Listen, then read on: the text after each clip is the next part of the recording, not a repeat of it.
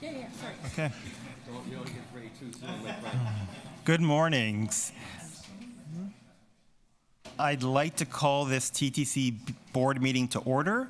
The clerk has confirmed that quorum is present, and I will begin with the land acknowledgement. We acknowledge the land we are meeting on is the traditional territory of many nations, including the Mississaugas of the Credit, the Anishinaabe, the Chippewa, the Haudenosaunee, and the Wendat peoples, and is now home to many diverse First Nations, Inuit, and Métis people.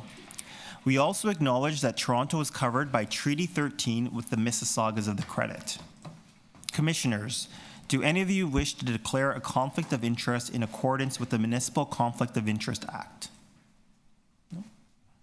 Seeing none, we will move on. The next item is the approval of the meeting minutes of the February 22nd and April 2nd meetings. Can I please have a motion to approve the minutes? So moved by Councillor Matlow, Commissioner Matlow. All those in favor by show of hands? Carries. I would like to remind you that this is an open meeting as we go through the agenda today. Those of you participating remotely will be required to submit requests to ask questions and to speak on items to the clerk. If you wish to submit a motion on an item, please email your motion to the clerk. We will take a 45-minute lunch recess at noon today and reconvene after the lunch recess in confidential session. We have an administrative inquiry on the missing video archive of the February 22nd, 2024 Toronto Transit Commission board meeting.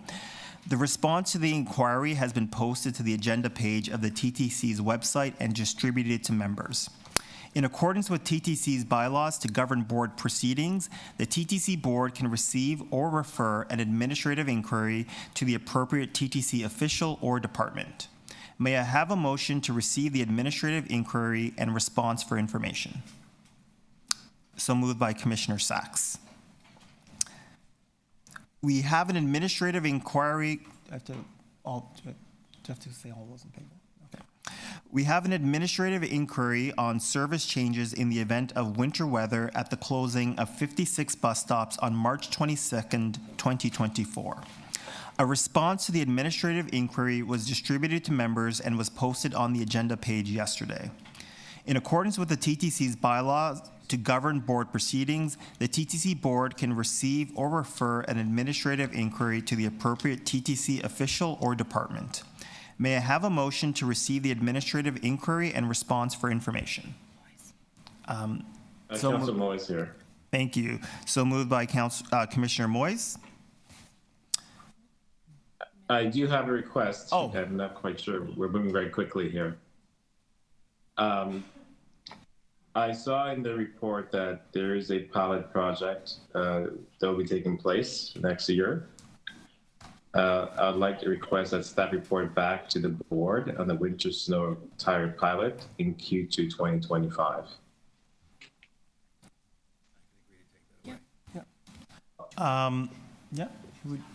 Rick, do you want to answer that?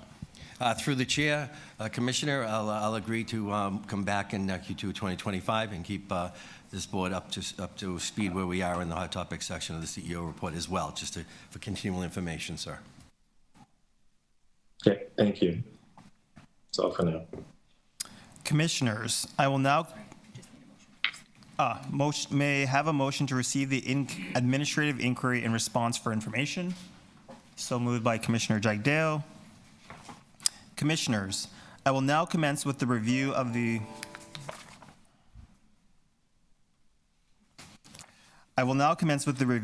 order paper, Chief Executive Officer's Report, April 2024. I will hold this item in my name for a presentation from TTC CEO Rick Leary. Policies to support the Revenue Protection and Special Constable Service Culture Change Program, deferred from the December 7th, 2023 TTC Board meeting, and 4A Supplementary Report. There are several people registered to speak on this item, so I will hold it in my name.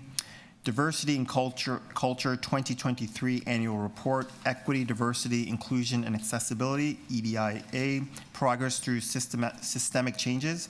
We have a staff presentation on this item, so I will hold it in my name. TTC Special Constable Service 2023 Annual Report. We have a speaker on this item, so I will hold it in my name. 2024 TTC Asset Management Plan. Would anyone like to hold this item? Thank you, Commissioner Jagdeo. Line 3 SRT and Incident Investigation and Subway Track Continuous Improvement Initiatives. We have 3 people registered to speak on this item, so I will hold it in my name. TTC's Draft Innovation and Sustainability Framework. I have a motion to refer this item to the Audit and Risk Management Committee. Can I have the clerk post the motion, please? Thank you. All those in favor? Carries. TTC and IAMAW Lodge 235 Collective Agreement Ratification. I will hold this item in my name for questions in confidential session. Non-union staff compensation review. I will hold this item in my name for questions in confidential session. Financial and major project updates for the year ended December 31st, 2023. Would anyone like to move this item? Commissioner Jagdeo, all those in favor? Opposed? Item carries. Easier Access Phase 3 Project Status Update, April 2024. We have a speaker on this item, so I will hold it in my name. Approval of public art concepts for the Bay, Castle Frank, Christie, Don Lands, and Lansdowne stations. Would anyone like to move this item? Okay, thank you. Commissioner Holiday, all those in favor? Opposed? Carries. Thank you. Procurement authorization, subway track rail milling services. Would anyone like to move this item? I'll move it. So I'll move it. All those in favor? Opposed? Carries. Birchmount Bus Garage bus wash racks upgrade and anti-slip flooring in fueling lanes area. Would anyone like to move this item? Thank you. Commissioner Osborne, all those in favor? Opposed? Carries. Making electronic participation for the TTC permanent update. We have a speaker on this item, so I will hold it in my name. Appointments to TTC Pension Plan Board of Directors. Would anyone like to move this item? Commissioner Jagdeo, thank you. All those in favor? Opposed? Item carries. City Council Transmittal EX 11.8 Rapid TO Surface Transit Network Plan. We have a speaker on this item, so I will hold it in my name. City Council Transmittal CC 15.1 Budget Implementation, including property tax rates, user fees, and related matters. Would anyone like to move this item? I'll move it. Mr. Chair, may I just on a point of order? Sure. Could you just help the board understand what we're moving? Is it just receipt of the transmittal? I believe so, yes. Is yeah, because I think the recommendations out of City Council were advisory to us. I believe so, yes. Okay, thank you for the clarity. Would anyone like to move this item? No? Okay. Commissioner Osborne, thank you. All those in favor? It carries. That concludes the review of the order paper. Before we begin, I'd like to propose that we amend the order paper to consider item 7, 2024 TTC Asset Management Plan, and item 8, line 3 SRT Incident Investigation and Subway Track Continuous Improvement Initiatives immediately following the CEO report, as we have a number of consultants in attendance today. We have the Ombudsman attending the meeting for item 4, and I suggest that we time the item for 3 p.m. All those in favor of amending the order paper? That carries. So the first item of business is the CEO's report, and with that, I'll invite CEO Rick Leary to address the board. Through you, Chair, and thank you very much, and I welcome the Chair, the Vice Chair, Commissioners, and as well as our YouTube viewers and all other participants to today's board meeting. Now, last month, the TTC, in collaboration with the Toronto and Region Chapter of the Conference of Minority Transit Officials, COMTO as they're referred to, and WTS Toronto Area Chapter, held a special event meeting at Hillcrest Complex for Women in Transit. The event focused on empowering women and female identifying employees and encouraging their professional development. Panelists included, many of you will recall this name, the former Deputy CEO of the TTC, Kirsten Watson, who's the current president of WTS Toronto Area Chapter.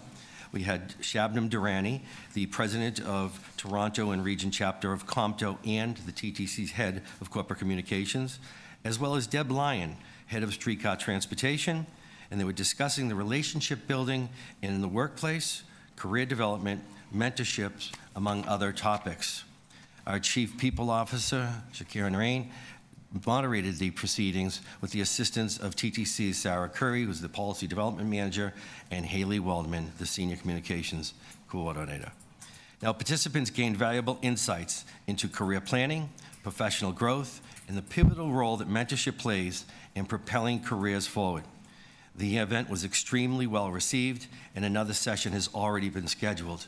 I'd let you know that we had approximately 70 women attend this event, and yet we had enough registrants to have 6 more sessions, so it's really about an amazing turnout, and I want to thank everybody for that. Now, Commissioners, I'm proud to have before you today on the agenda the TTC's 3rd Diversity and Culture Annual Report, and you're going to hear more from Keisha Campbell, the TTC's Chief Diversity and Cultural Officer, when you address item number 5. It's entitled Equity, Diversity, Inclusion, and Accessibility, Progress Through Systemic Change. Now, this annual report highlights the progress the TTC has made over the past year, while at the same time giving us a clearer picture of where we can make improvements.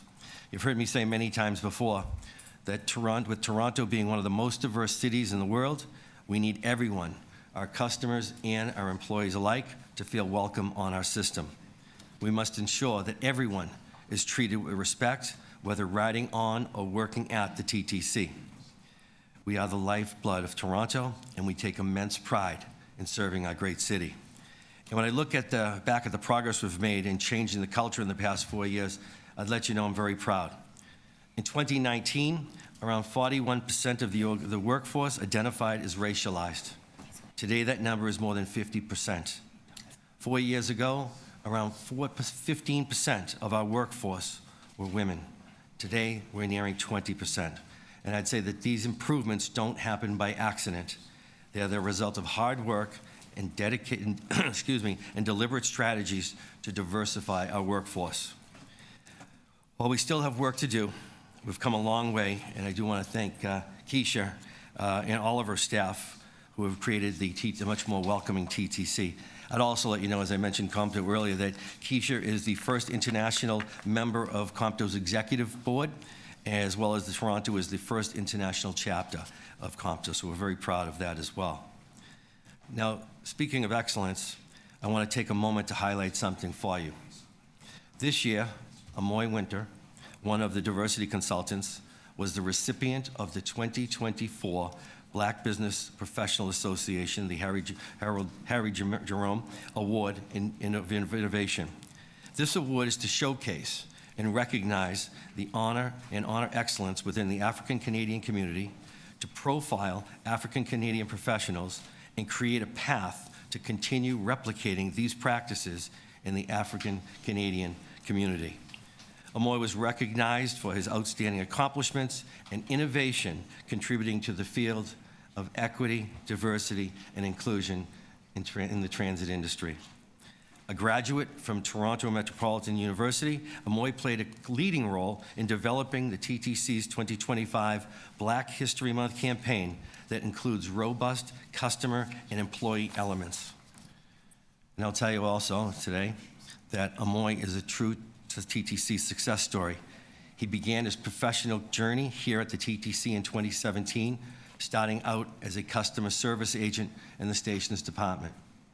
During the height of the COVID-19 pandemic, he played a critical role in the joint health and safety as a representative for the station operations, assisting the TTC in keeping our employees and customers safe while serving as a frontline employee. He played a pivotal role in the Black Transit Workers Association and was recognized by the TTC in 2021 with a Diversity Award. Amoy truly represents the best of us and is a wonderful example of someone who has taken the initiative to advance himself in his career here at the TTC, and he's making a difference So I'm pleased to welcome him here, and he's joined by his mom. So I'm excited for that, too. Thank you very much for coming here. It's a great pleasure. I'm going to ask if you could come up, if we could take a picture with him, Chair, if you wouldn't mind. Congratulations.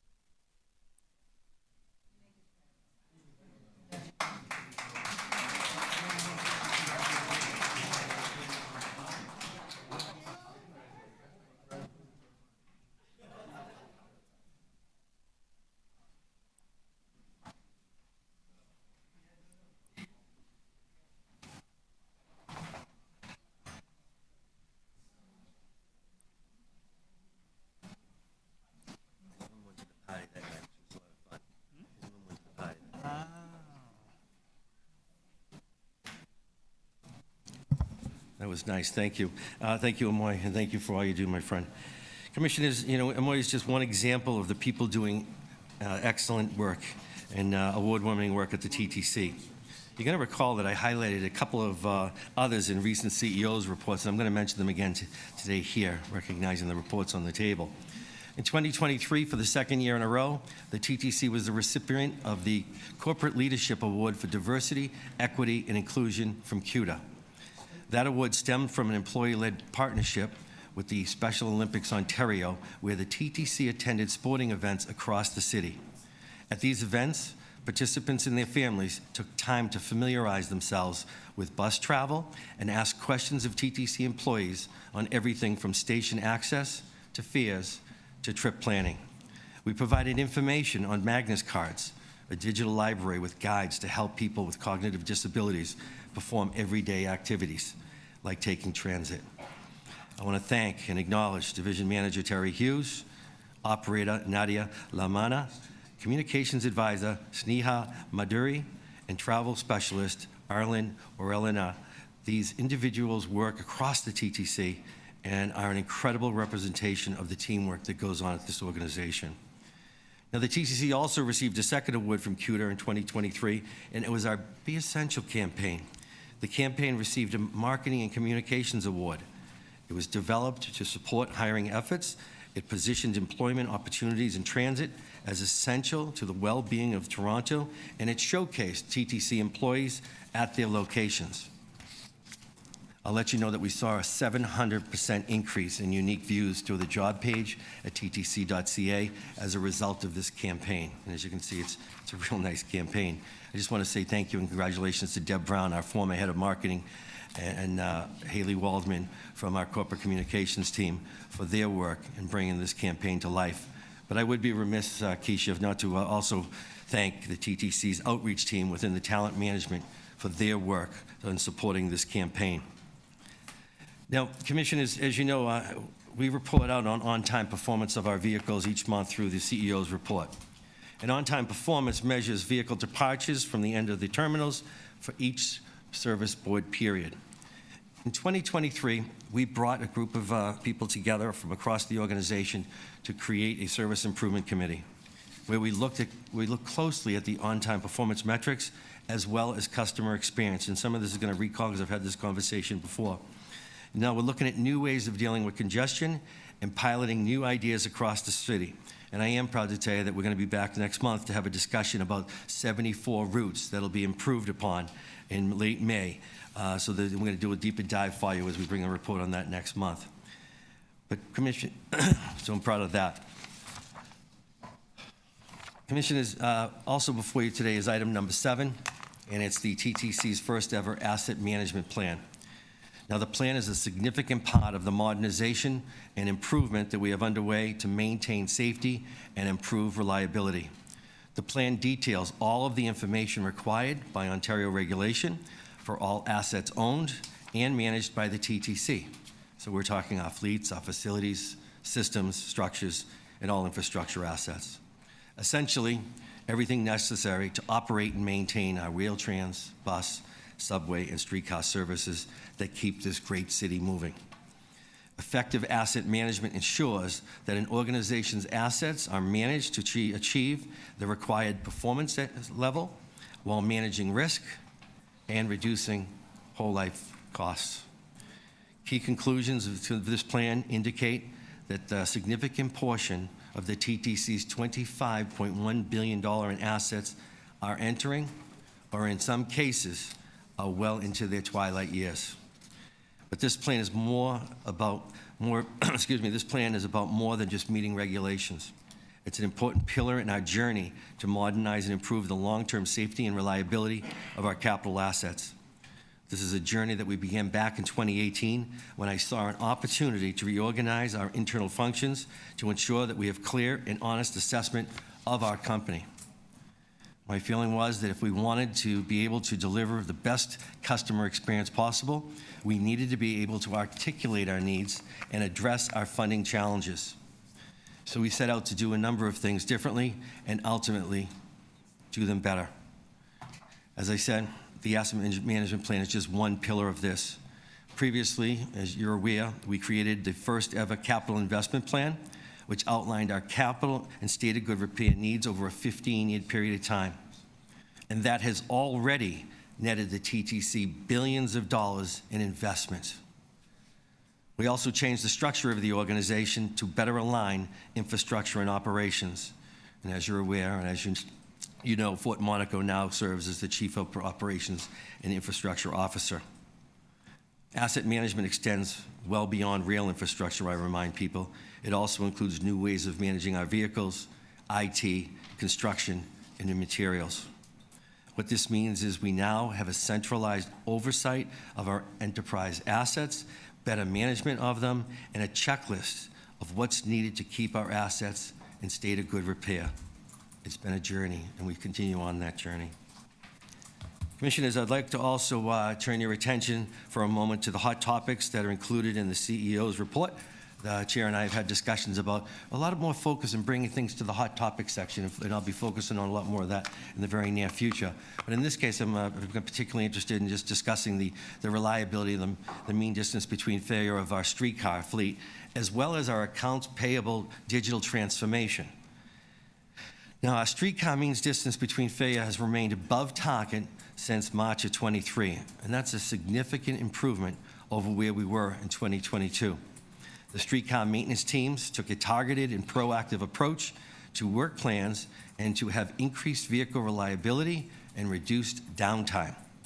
While our streetcar fleet is still considered relatively new, I'd like to remind everyone that the first accessible streetcar only entered service 10 years ago this summer. I also want to thank our finance staff. Since the launch of the accounts payable dashboard last July, staff have decreased the amounts of outstanding invoices, and I'm going to say last month by 40 basis points, so we're really doing a much better job processing our invoices, and I always talk about being a better partner, as well as capitalizing on available discounts. And in February, I was told we can close to 100% on our discounts. And so really, I look at this as, modernizing our financial management processes, really paying off and making us a better partner with our suppliers. Because early on when I took this job, there was a concern that they had, and we all realize better partnerships mean better prices as well. So there's a lot of positive there. I also want to just take a quick moment and remind everyone about the 2024 Wheel-Trans Community Feedback Survey. All TTC and Wheel-Trans customers, support persons, and those who support or advocate for people with disabilities are encouraged to participate. The survey is open until April 30th.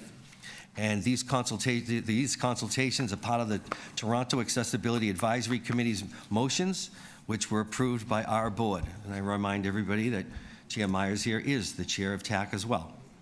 Interested participants can also share their comments on suggestions at 2 in-person meetings held at Metro Hall, the first on Tuesday, April 16th, and the second on Thursday, April 18th.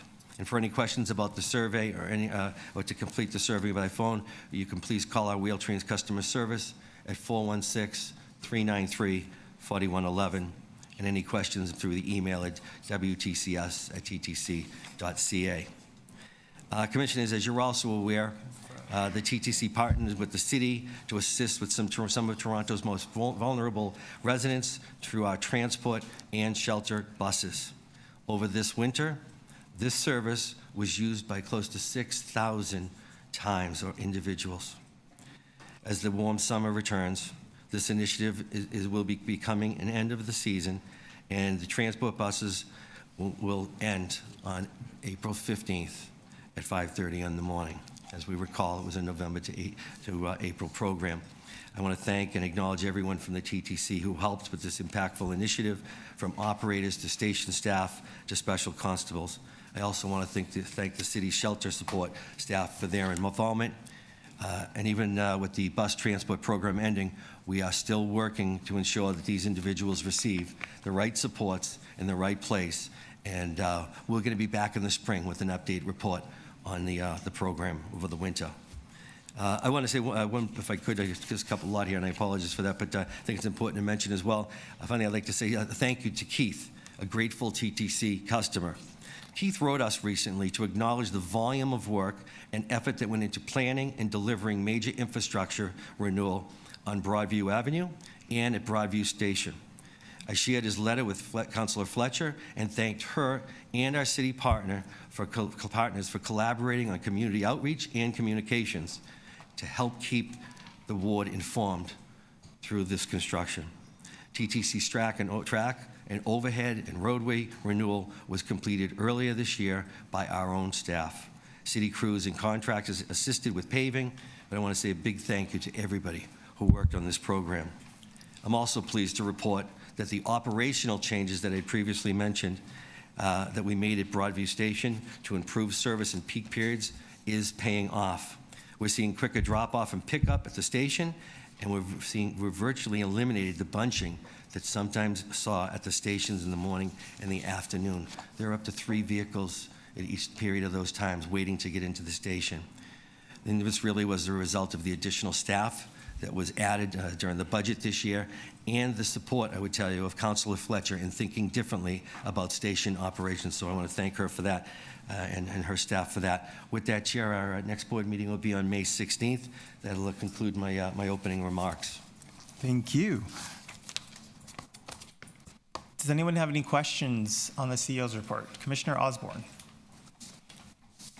Thank you, Mr. Chair. Yeah, I'm just wondering, Rick, if you could let us know what we should make of the ridership numbers in light of the recent review that was done by TTC staff and others on the fare evasion. And I'm wondering if what we have here are just taps. Just jump on. So through the chair, what you have are 2 things. You have the customer boardings, which essentially is the count that happens through our service planning area, which identifies individuals going on each mode through their journey. The ridership revenue numbers are taps. But would the boardings not also be taps? How do they know?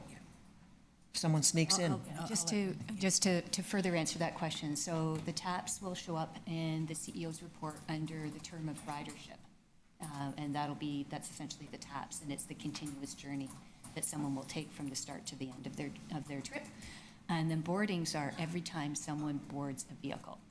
So this is a place where we can see actual use, irrespective, and it's decoupled from who pays. We have APC on all of our bus fleet. So it's called automatic passenger counter. Okay. So it's on every door of every bus. And so as passengers step on board, it counts them, and as they disembark, it knows how many people got off as well. So we're able to see who got on and who got off at which locations. That gives us our bus counts.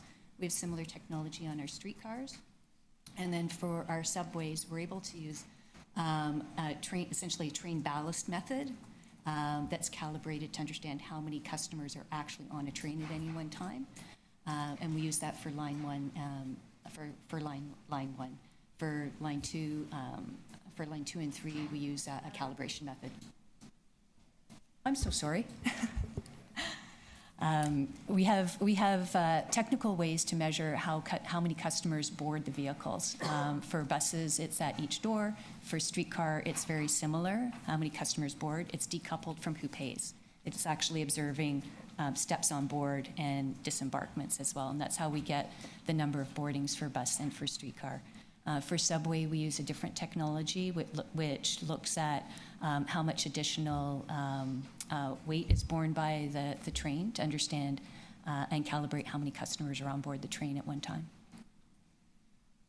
The reason I was asking is I'm happy to hear that, actually, because it's an insurance policy that we're where required, that we are relying on data that is reflective of actual usage. And I was thinking originally about our access to, for example, our fair share of the federal transit funds, if we were going to be submitting a lowball number. But what you're saying is we will be able to accurately reflect what the state of play is in our ridership. That's right. Okay. Through the chair, that's correct. We regularly rely on these two means and are regularly cross-referencing to understand the ridership patterns, and we can use the boardings to understand demand.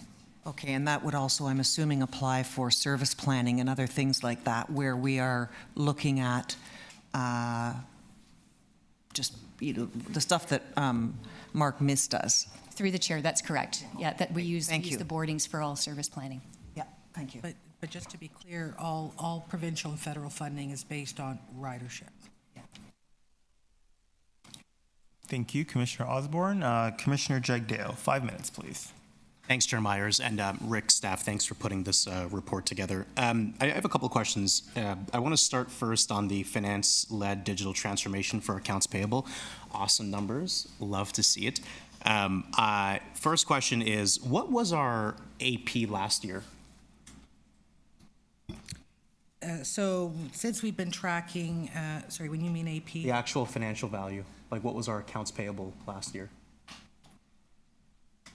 I don't know that answer. In terms of total invoices paid, or? So my assumption is that there's a line item in our three statements on accounts payable. What was that value? I don't know. I don't have that with Okay, me. No. well, maybe we can follow up on that after. I just wanted to understand that. And look, these numbers are great. Decreasing in invoices outstanding by 40% is fantastic. This may be a stupid question, but I'm going to ask it anyway. Obviously, we are an agency, but we're also still a business. And I wonder if this is going to have any impact on AP turnover ratios and cash going out of the business. Is there like an optimal ratio that we're trying to achieve here, despite the fact that we're paying this off faster? So we have the targets that we've set because the goal is to pay as fast as possible, Yes. right? We wanted to take advantage of the discounts. We want to get the vendors paid. And ideally, we do want to get everything under the 30-day mark and be able to then be able to maximize those. So we have set targets currently at about 85%. We're trying to get up to 90%. So, but this is the journey that we're on. So our goal is to get everything paid because we do want to ensure that cash flow wise, we do manage on the assumption that it's between 30 and 60 days, but our goal is to get to 30 and under. Okay, got it. That's helpful. Thanks, Josie. Question on and this was for the March CEO report. Is that okay if I ask a question on the March report? We started the one fare policy. I wonder if we're tracking that internally. And if we are tracking that internally, are there any early insights that we can share? I know it's provincial, but I imagine that we also are tracking. I'm through the chair, I'm sorry, but I'm not able to provide that information now, but I'd be happy to follow up on it. Yeah, that'd be good. I think it's important just to have an understanding of. Sorry, I hate this mic thing because you're behind me, but it would be great to get some more details on that. Absolutely. Thank you. Next question is around the e-bus mean distance between failures. And I know in February we had some fairly lackluster results. In March it got better. And I know that the rationale behind that number was around the availability of parts and the backlog of warranty campaigns driving down the availability and reliability of the e-buses. And I was wondering to know if that's going to be like a wicked problem for us around parts, or if that's something temporary that we can solve for from a supply chain perspective. Through the chair, I believe the industry is working to solve that problem. Parts are being standardized, so I don't expect that to be a problem moving forward. What we're seeing now is we have 3 different manufacturers, which was the pilot bus, and as the industry is moving forward to develop this technology, the supply chain is getting better and better. What we're seeing now is some of the support on the existing buses waning a bit, and that technology is now becoming obsolete as we move forward. So it's continuously developing, so I don't foresee it to be a big problem. It's part of the growing pain, I would say. Okay, that's helpful, Rich. Thank you. Last question's around safety and security on page 23 of the April report. I read it as the same actions as February, so I was wondering to know if there was any update on the progression of those actions.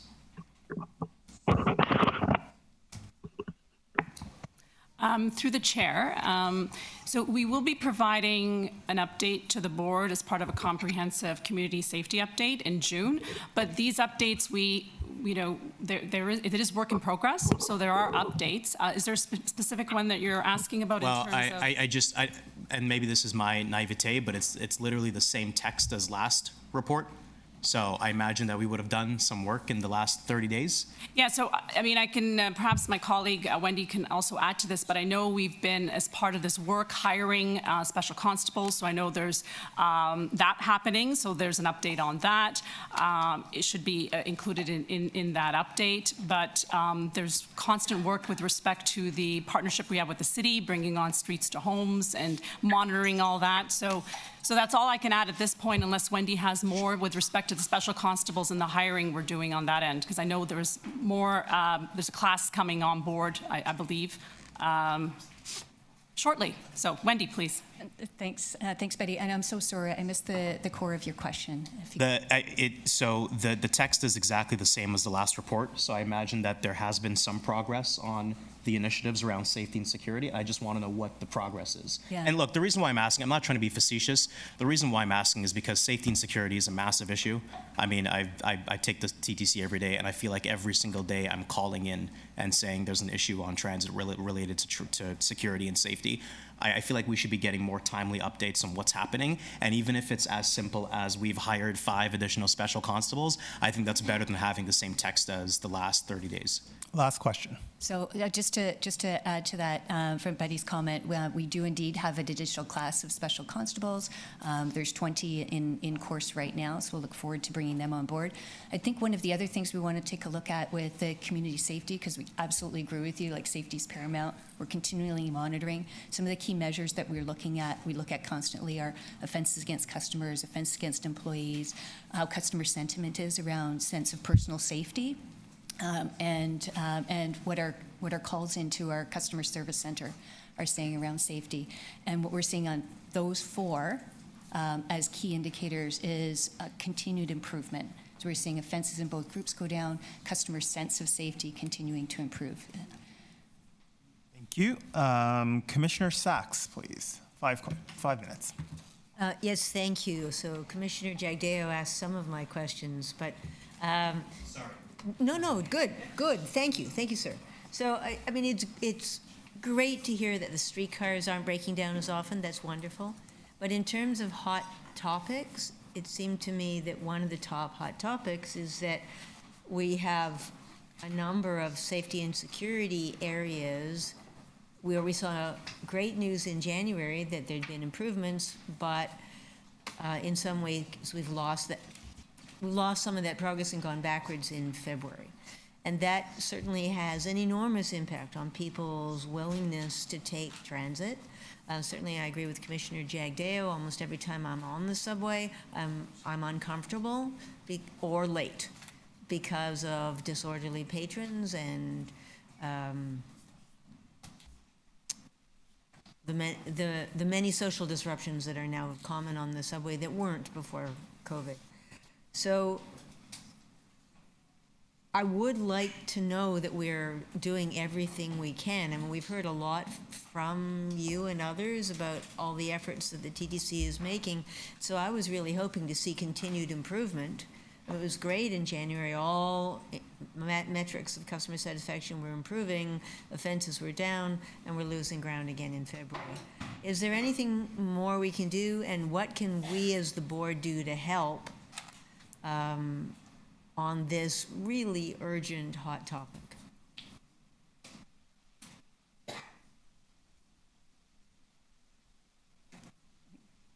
Sorry, Betty's right behind you. Through the chair, you're absolutely right. I mean, we have seen improvements over the year, but we are a little bit stagnant in the past couple of months. We've noticed that, but it's something that we're keeping a close eye on. And it is something that we have a table with the City of Toronto, as you know, and the police, and it's something that's on top of mind for everybody. So we're working together to see if there's any other solutions in terms of what else can we do to make improvements. And by all means, we will make sure to bring that to the board and ask for your assistance if there's something that we could see that where you can help us with. But at this point, it is something that we're constantly monitoring. It is top of mind for all of us. But to me, it's we did increase the visibility of we had, and thanks to this board for approving that in terms of the customer service agents that we put in our system. But I think we need to give that a bit of chance as well. It's only been in place of the 160 customer service agents we put in place in terms of providing that high visibility in the system.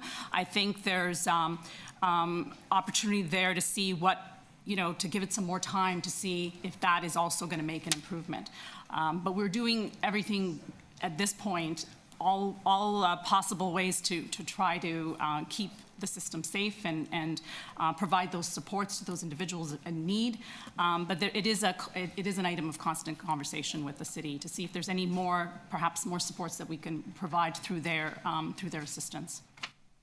So it is a hot topic for sure, and something that we'll definitely be keeping this board apprised of on a regular basis. And we'll make sure the numbers do reflect that in the next CO's report in terms of, or the stats or the updates to ensure that you have the most up-to-date information. Through the board, if I could, Commissioner, what we're looking at now is, as you're well aware, the number of buses have been increased to about 7 sometimes at night at Spadina. We know there's a number of issues that are concerning the neighborhood in the Spadina area. So what we're doing now is really taking a lessons learned from this winter. What would we want to do differently? Would we want to move those buses somewhere else as opposed to having everything consolidated in that area? We're looking at the numbers at the 407 station, for instance, where we know that GO was focusing on some of the others. So what I'm actually looking at now is asking them to come back. And I thought we'd do in June a report to give a synopsis of this entire winter, locations, time of day, number of people, and all the lessons learned so we can get prepared to ask the board for what's necessary for next winter. All right, and I would like you to have a meeting in the Spadina area because the people there are being very adversely affected. Yes. In following up on Commissioner Osborne's question about the fare evasion study, one question that was put to me is how do we certainly saw in the videos many people not tapping. The question that's been asked to me is how do we know whether those people had transfers? Last question.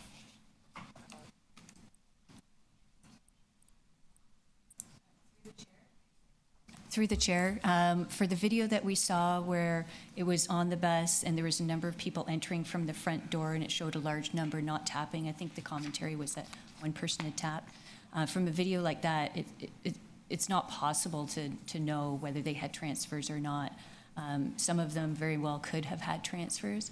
I think the video itself was used as an exemplar of that some of the behaviors that we're seeing on our buses.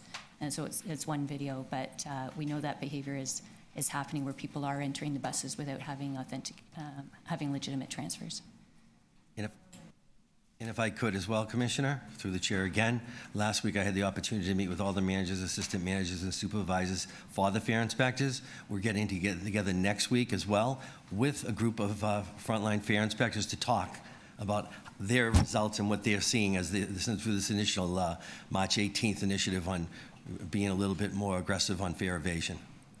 So I'll be able to give you more, my hope is next month, on the feedback. I've learned a lot from the frontline employees right now, but I'll give you more feedback next month.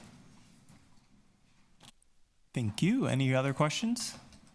Nope. Seeing none, I'll just ask a quick question. So at the board education session that we held on April 2nd, one of the topics that came up was that we would like the CEO's report to be more focused on the hot topics rather than sort of the numbers and statistics.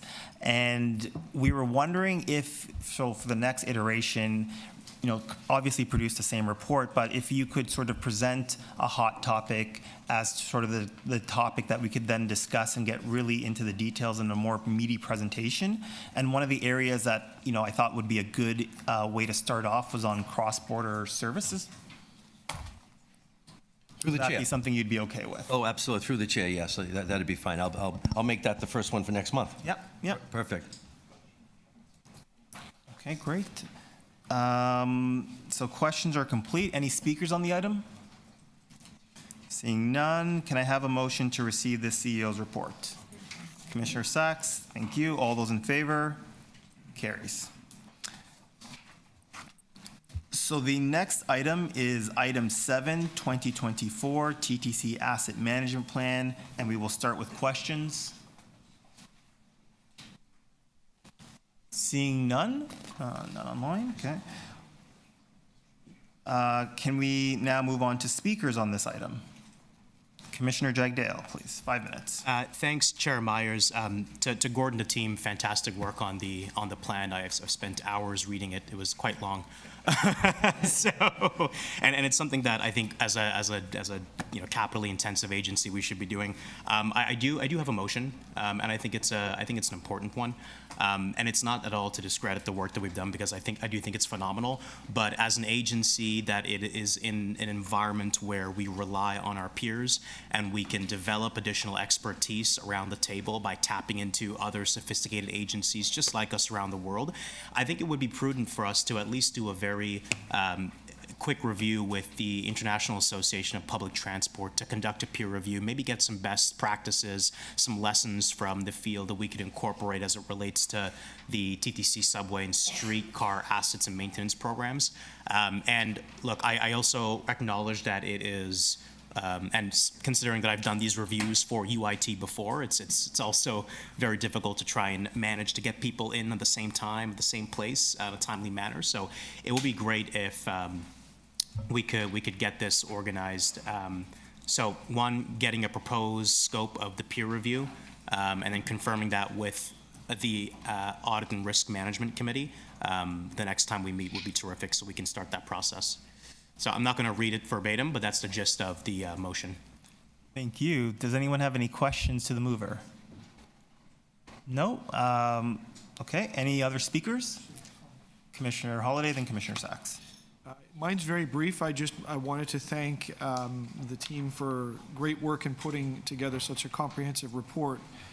I would make the comment that it helped me think about the system that we have before us, which is very, very complicated, and I like the way that the subparts were broken down into pieces. So we had linear rail systems, and there's different kinds. There's vehicles and different kinds of vehicles and rolling stock and signal systems and communication systems, mechanical systems, and so on and so on. My only open ask would be, as we discuss reports and as we look at decisions and matters before the board, if we can continue to use the language in the categories of the report. is helpful when we're considering a contract or a proposal or so on that discusses, say, the communication system. And just to inform the board, we're looking at this part of the system. I know they all work together, but they also function independently as their own pieces. And I just found it a very helpful way to describe the complexity that we have before us. That's all, and thank you, Chair. Thank you, Commissioner Holiday. Commissioner Sachs, please, 5 minutes. Yes, thank you. Again, thank you to staff. I will say that when I was the Environmental Commissioner, I worked with the Ministry of Infrastructure on the development of this regulation, and I'm delighted to see the report starting to roll out, because the point is to force organizations like this to get serious about the state of our assets. And there's no surprise to anybody here that we have critically important assets in critically poor repair. But it's really helpful to have a methodical outline, again, of why we need the money, what the consequences are if we don't look after it. And it's a really helpful tool, both in prioritizing what we do, which I know staff do to the best of their ability, but also to think about the longer term. That was the point of the asset management plan, was to force organizations to think about the longer term and not just the short term, and to have a plan, which I know all the engineers here want to do and are constantly forced back for lack of resources, but this is a really useful tool. Second thing I wanted to say was, of course, to thank my colleague, Commissioner Jagdeo, for adding to the work of the Audit and Risk Committee. But I do want to invite the unions and TTC riders, as well as staff, to be proposing what are the key questions we should be asking on this peer review. We can't ask them to peer review the entire system. We need to, if we want a useful result, we have to ask focused questions. So I would encourage staff, members of the public, and the unions in particular to send us your key questions. Where do you see the biggest problems where we might be able to learn something valuable from other organizations? And we'll see what we can do. Thank you. Thank you, Commissioner Sachs. Any other speakers on this item? Nope, seeing none. Can I have a motion to... Yes, a motion to adopt the motion. Yeah, that's what we're going to do. Okay. So can I have a motion, or sorry, can we have a vote to adopt Commissioner Jagdeo's motion? All those in favor? Opposed? Item carries. Item is amended. All those in favor? Item carries. Great, thank you. We will now consider item 8, line 3, SRT Incident Investigation and Subway Track Continuous Improvement Initiatives. And we have 3 speakers on this item, beginning with Marvin Alfred. A reminder that you each have 5 minutes.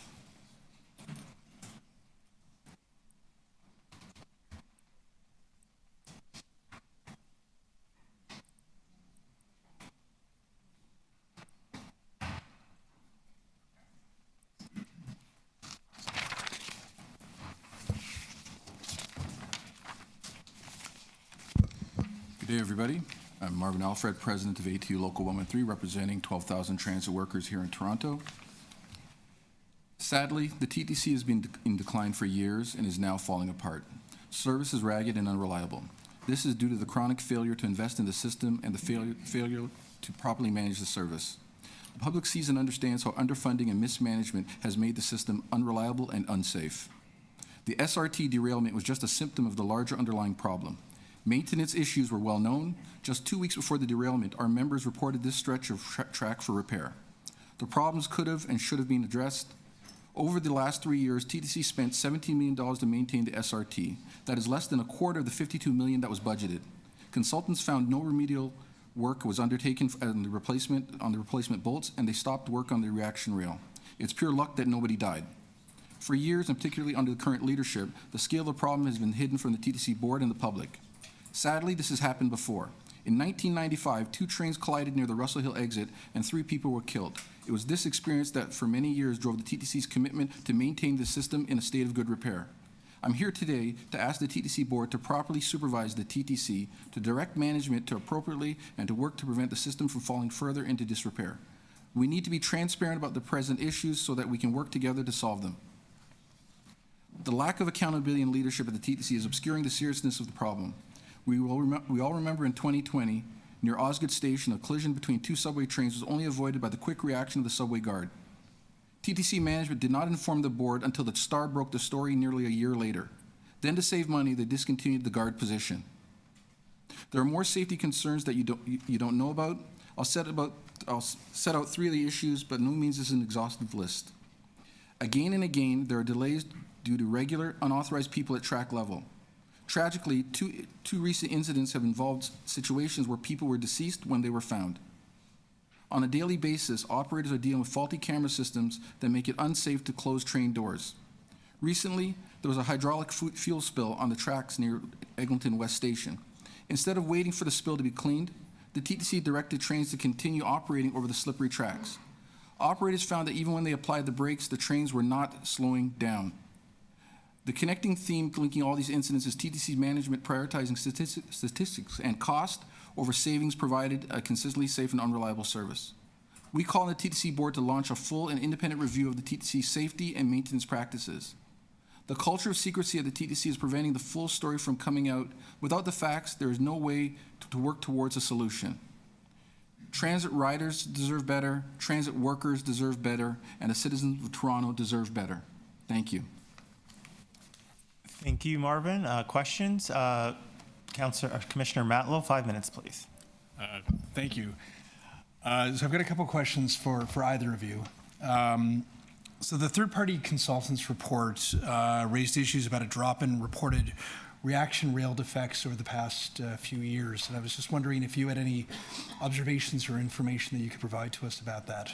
Okay, I'm here with Ian Fellows, one of our person that's done the investigation. Thank you. Yes, we've looked at the report, and I looked at the TTC report that you're considering today, and it seems to us that the reason reaction rail defects appear to have dropped aren't that the system had become more reliable, which is suggested in the report, but in fact, the TTC did things that made those bolt problems harder to discover. So in the past, the reaction rail was painted such that whenever a train undercarriage came in contact with the rail, you would see that there had been a contact. Sometime in the last few years, the TTC stopped painting that reaction rail. It meant it was harder for the patrollers to find the defects. Defects were there, more difficult to find. I note that the report from the consultants also indicated that when they did their review, they found scraped paint on that reaction rail all over the line, and every single vehicle that was examined had damage or marks on the undercarriage of where it had come in. So it seems to me there was an over-reliance on the fact that defects hadn't been found. The defects were there.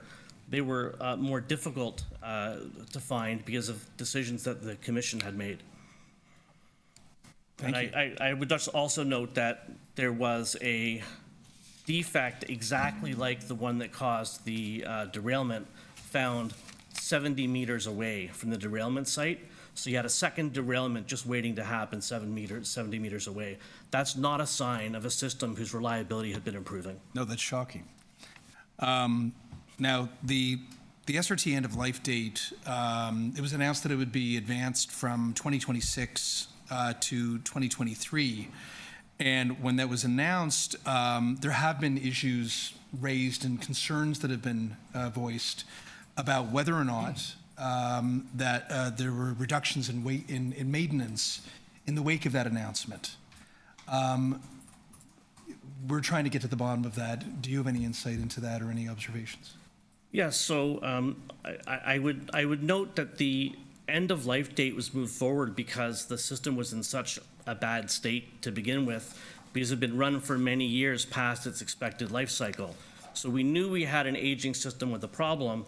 $52 million on the SRT life extension program was not spent between 2021 and the end of 2023.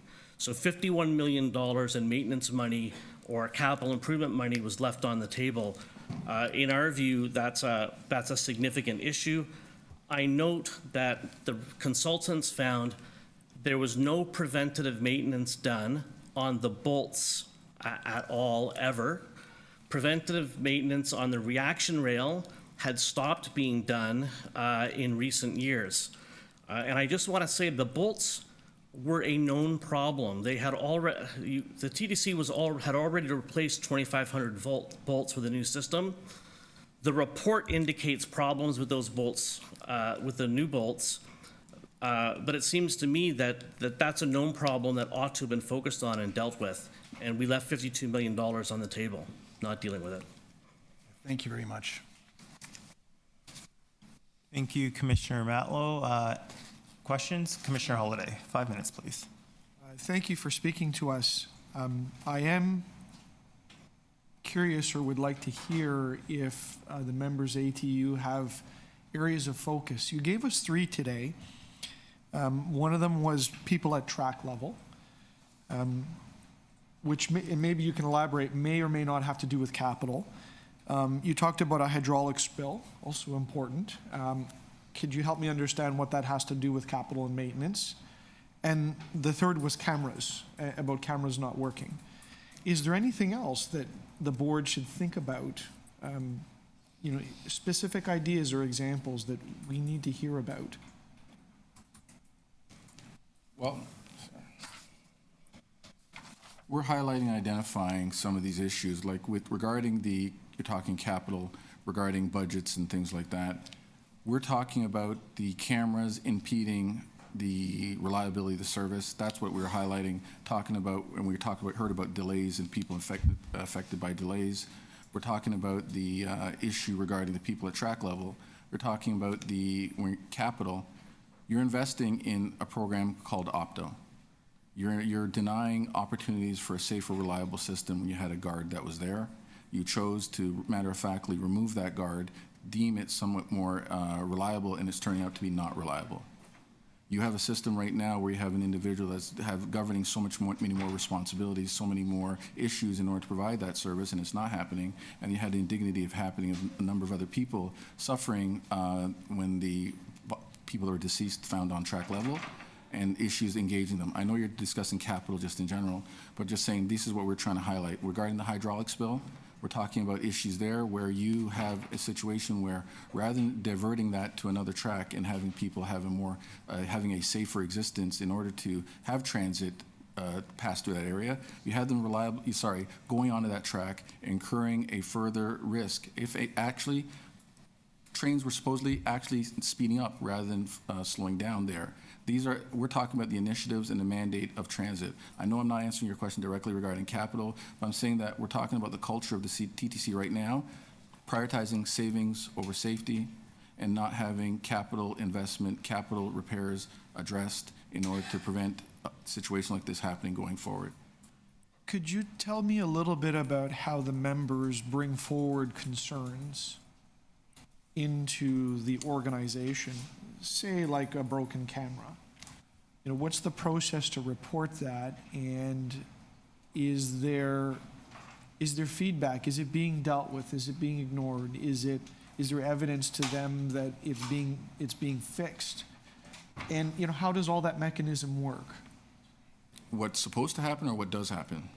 Well, let's talk about what does happen, and then compare that to what is supposed to happen. Ideally, a situation is reported you're supposed to report it through health and safety. You bring it up to your management, whether you're a 4-person, your supervisor, you go through your health and safety committee. It's supposed to be reported and acted upon authentically. But unfortunately, a lot of members feel that many things that they report are not addressed, and feeling at times that prioritizing safety or, we'll get to it, is not that much a high priority. And then you have report fatigue. Members repeatedly report issues that, again, repeatedly keep being reported, and they don't think anything's going to happen. So if you then the TTC may claim that they're not getting enough reports to address concerns, when it turns out the members are still highlighting and addressing these concerns, but they're not acted upon. Being human, you only have so much energy to keep reporting incidents, things that are hazards, bathrooms, issues regarding threats to safety at subway stations, reliability of having access to people providing, I don't want to say, not necessarily security, but just reliability of a station in order to protect the citizens that are there. We have a situation regarding there's issues regarding COVID, underhoused, things like that. We want a safe, reliable system. We want things and issues and threats addressed to be reported on and acted upon. But if they're not, people get fatigued and they get dissuaded from actually reporting it continually. That's a system and a culture. You have a huge culture problem, and we want that to be addressed. People want to know that if they're reporting something that's going to be acted on, or at least get the feedback that it's being acted upon, and that it's going to go through the chain of command, or trying to get it addressed. I was on health and safety before I became a union rep, and I can tell you at times it is frustrating when you repeatedly report things. All you get is an update that we'll get back to you, and we'll get back to you. And we have members bring it to their health and safety committee trying to get these things addressed. So the system needs to be addressed. People need to be encouraged to report things and have things acted upon. But that's where you can control it, or the TTC controls things acted upon it. We report it, the TTC is supposed to address them. Okay, Chair, I'm not sure of the time, but maybe I'll just do sort of one simple wrap-up question. Sure. Could you just tell us how it works if I'm a frontline employee and I see something that's not right or I'm concerned about? I report it, I think, to my supervisor. Was that the protocol? And then what's the feedback mechanism? What's the experience? How does that work? So we do have a health and safety committee, but at the same time, the member can follow up. If I'm bringing up a hazard to the employer to address it and it's not being addressed, you can bring it up to the chain or have your health and safety committee follow up on it. But again, if there's a barrier to it being done, we can possibly go to the manager or whoever is the department, whoever's in control or manager, but at the same time, we keep reporting it and it's not heard. So if there was an outlet or sort of like someone that we can have over and above, we had our own health and safety liaison or representative through our own health and safety through our ATU, and that person had a voice and actually had channels to go through around the system to get a more direct, authentic opportunity to have these things addressed. But that was ad hoc that we provided and paid for on our own. So we had a representative of ATU that was out there who's now moved on to the international union, but that kind of system is not in place. There's no rules or protocol, but it was adopted and shared and mutually worked with the employer. We now need that system, shouldn't have to take that system that the union have an extra representative to get things done, but that's what it took. Thank you. Any other questions? Seeing none, okay, we'll go to a second round. Commissioner Matlow. Just a question just occurred to me, and I haven't spoken with anyone who's been able to tell me that they have ever seen a precedent for this before, and I wonder if you have. We're talking about, I think it's fair to characterize this as it was only mere luck that this wasn't a horrible tragedy, and there are now competing reports about exactly how this may have played out. Have you ever seen a third-party report, or any report for that matter, of something this important posted on the website of a decommissioned line late in the year without any public notice about it? It just seemed, I'll use the word odd to me, to be diplomatic. If I can come in on this one, yeah, it was odd. We had been waiting for the reports since the initial discussion in September of the accident or the derailment. And we were surprised in September when we heard that it was not possible to detect a bolt problem or the type of problem that resulted in this. So we were waiting for that report and waiting and waiting. I will confess, we didn't go digging deep into a place where we didn't think it would be. Would you know? But the concern, I can tell you the concern that we have, and Mr. Alford referred to it a moment ago, is we believe our patrollers picked up that very problem, that exact space that caused the derailment 2 weeks beforehand. We don't see that reflected in the reports. We think that's because the nomenclature the TTC uses when they enter the data in the computer is different than the nomenclature they do when they write it down. We think the consultants may not have been aware that the defect we picked up 2 weeks beforehand, which was reaction rail raised facing the direction of travel of the train, raised by 1/2 inch. And 1/2 inch is not nothing. That actually is enough to cause the reaction rail to come into contact with the train or be within 2 millimeters of contact. Our information, TTC was actually aware of this reported defect. They were aware that that was there. And I guess our question is, has this been looked into? Did the consultants know about it? Did the TTC know about it? And when we reported the defect 2 weeks ahead of time, was it fixed?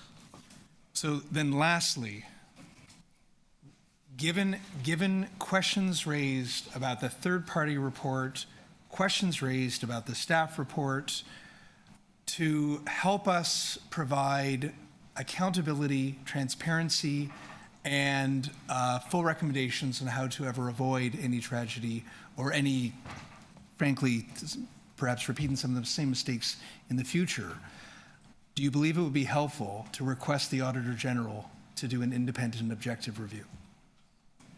Yes. Thank you. Absolutely. Thank you. Thank you.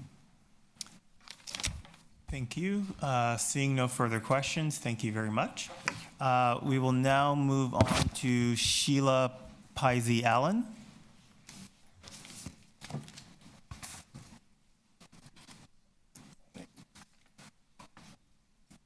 Just have some slides to set up, so I'll take a second.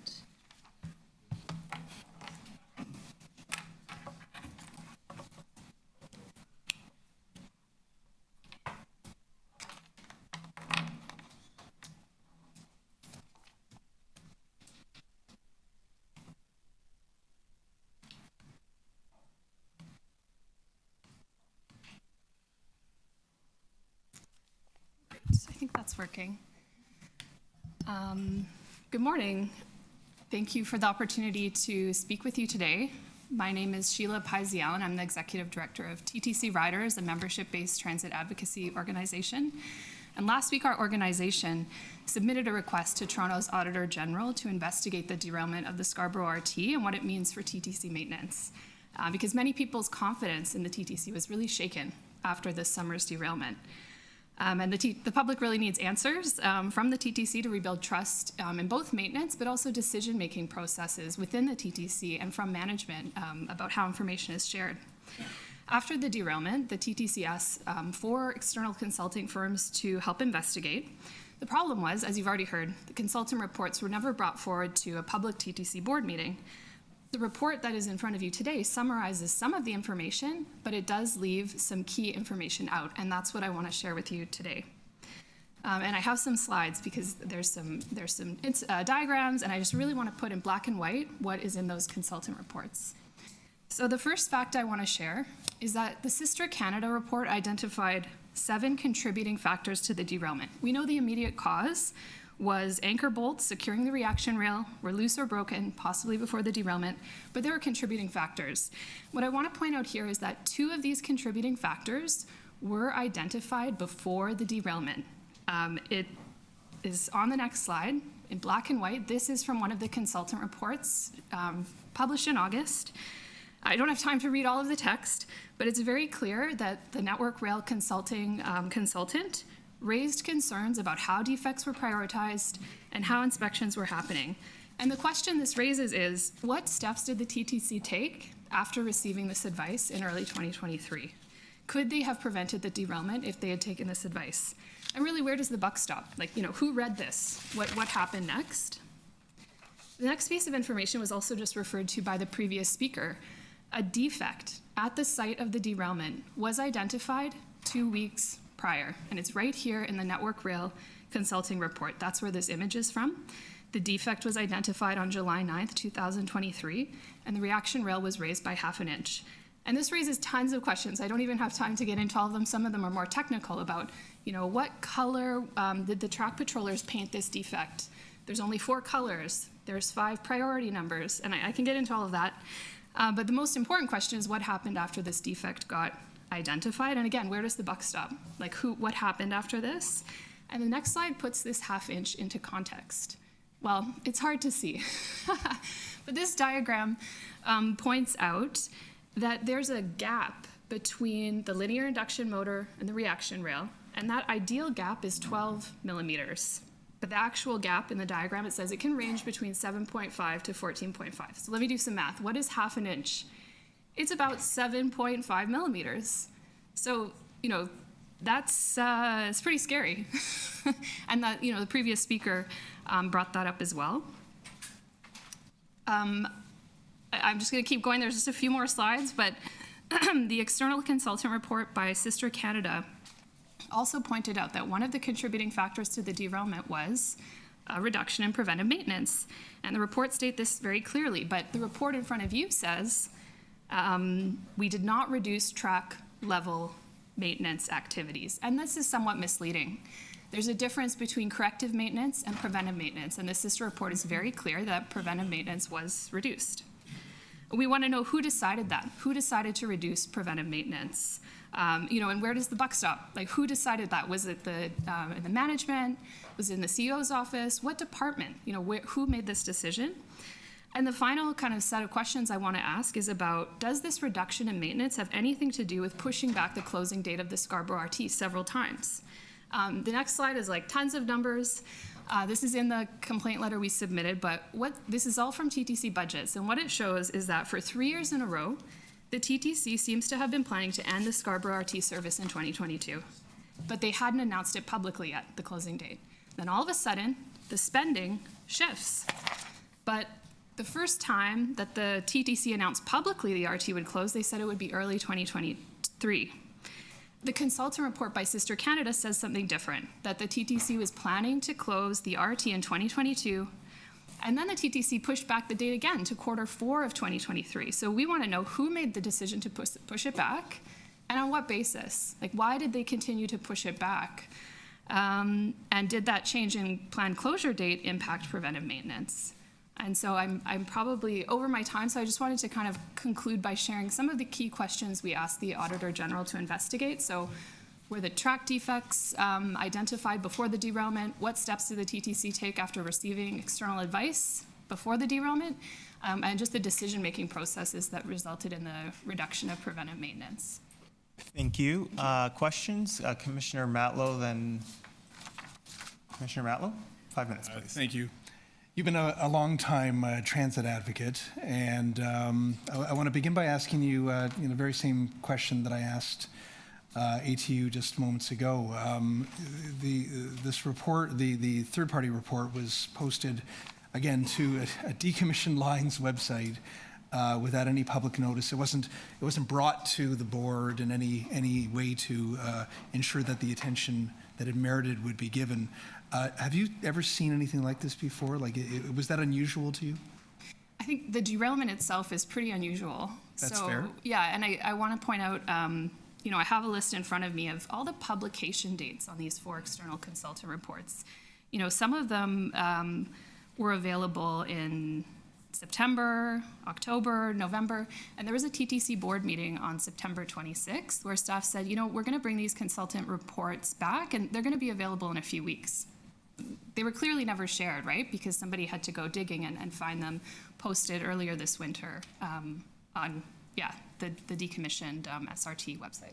Is one of the reasons that you believe that it would be helpful to request the Auditor General investigate is because there is conflicting information, conflicting perspectives, and we just don't know all the facts yet, and it would just be helpful both for accountability but also to help us, do better to ask the AG to do this work.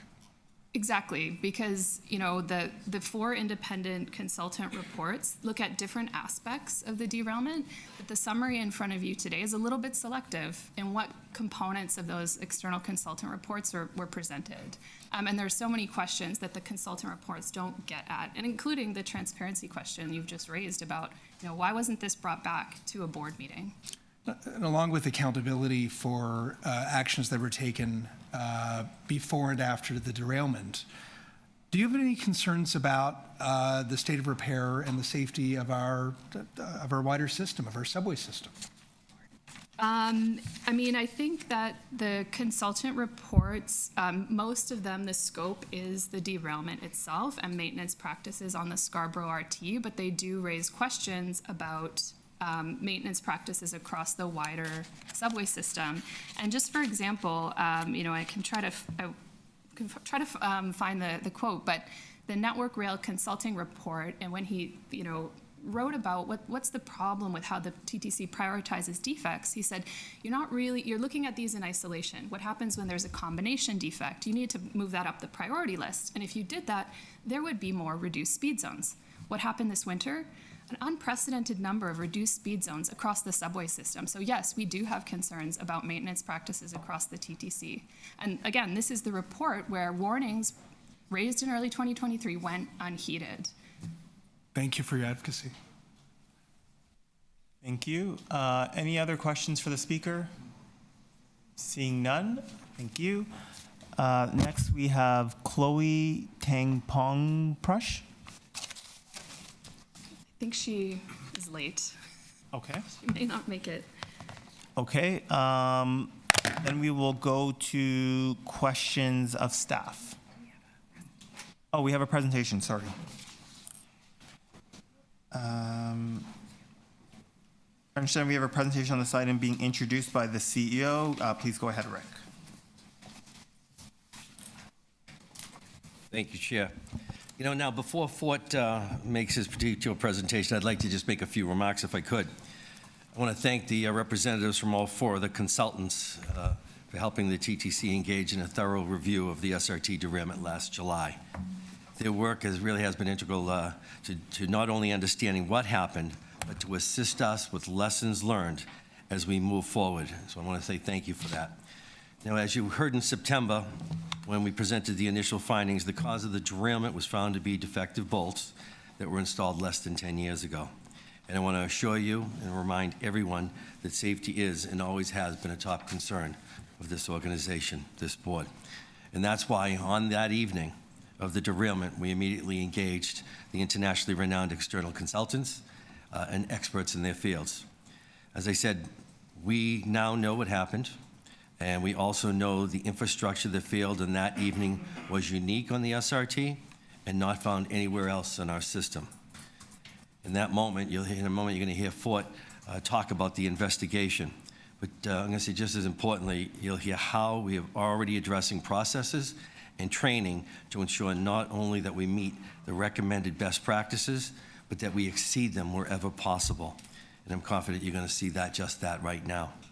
For me, it's about the journey of modernizing our system and practices to ensure that we stay ahead on repairs and upgrades.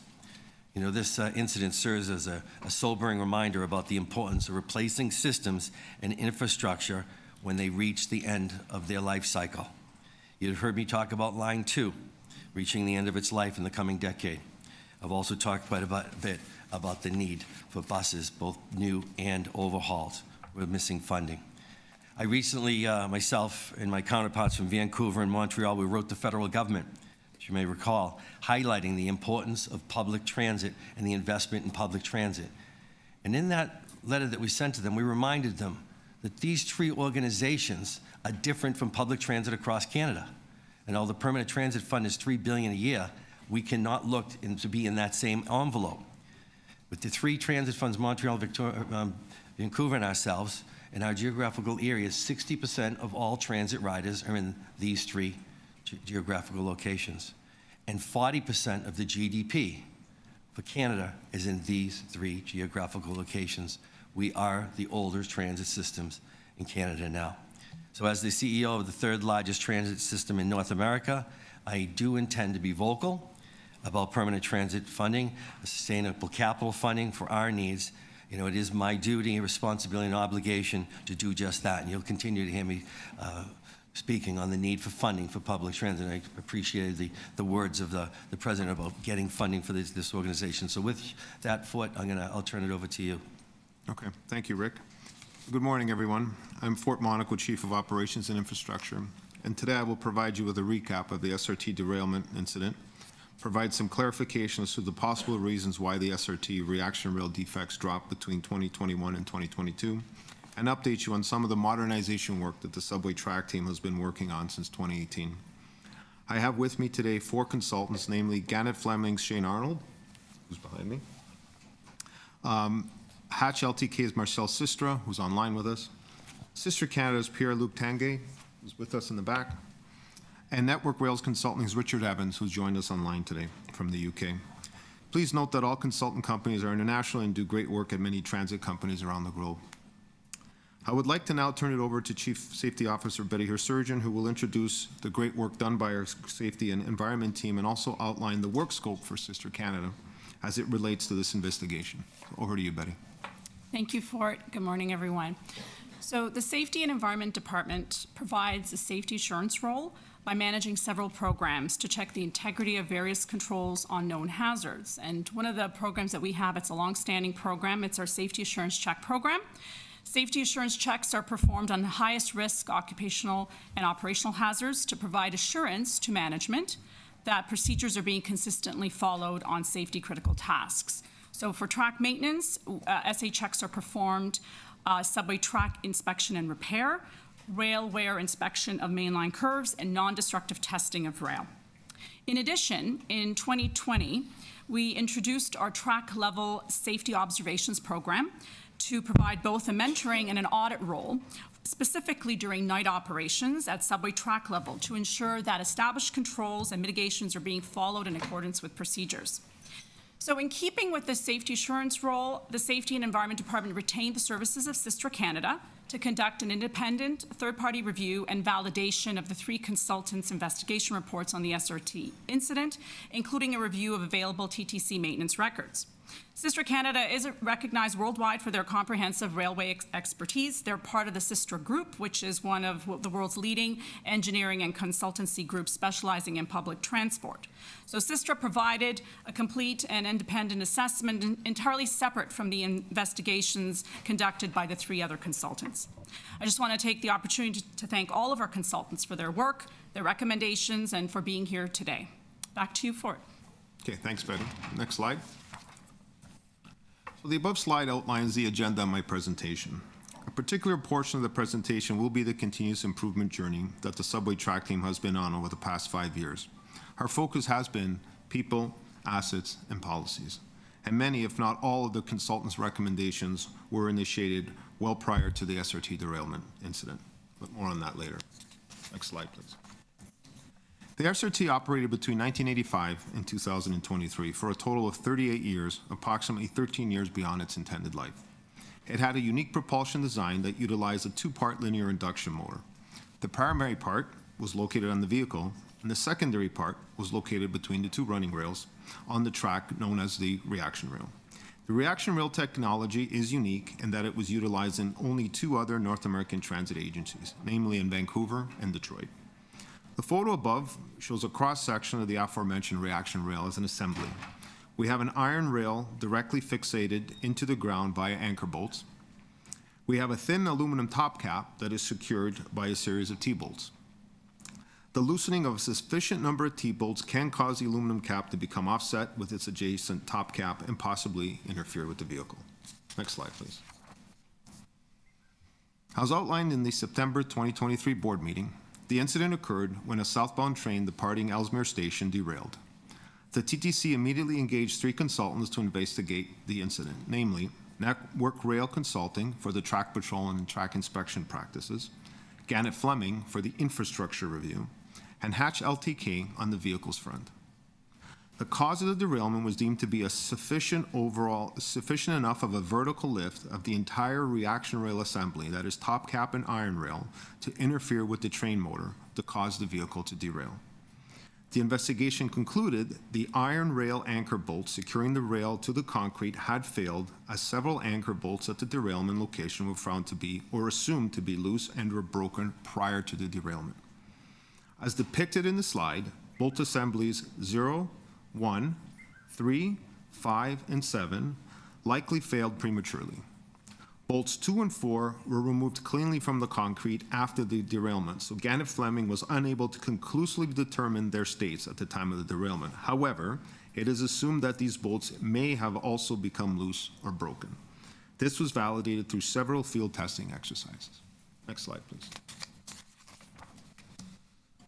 Upon the conclusion of the investigation, recommendations listed on the slide were developed, and each of the recommendations again centered around people, assets, and policy.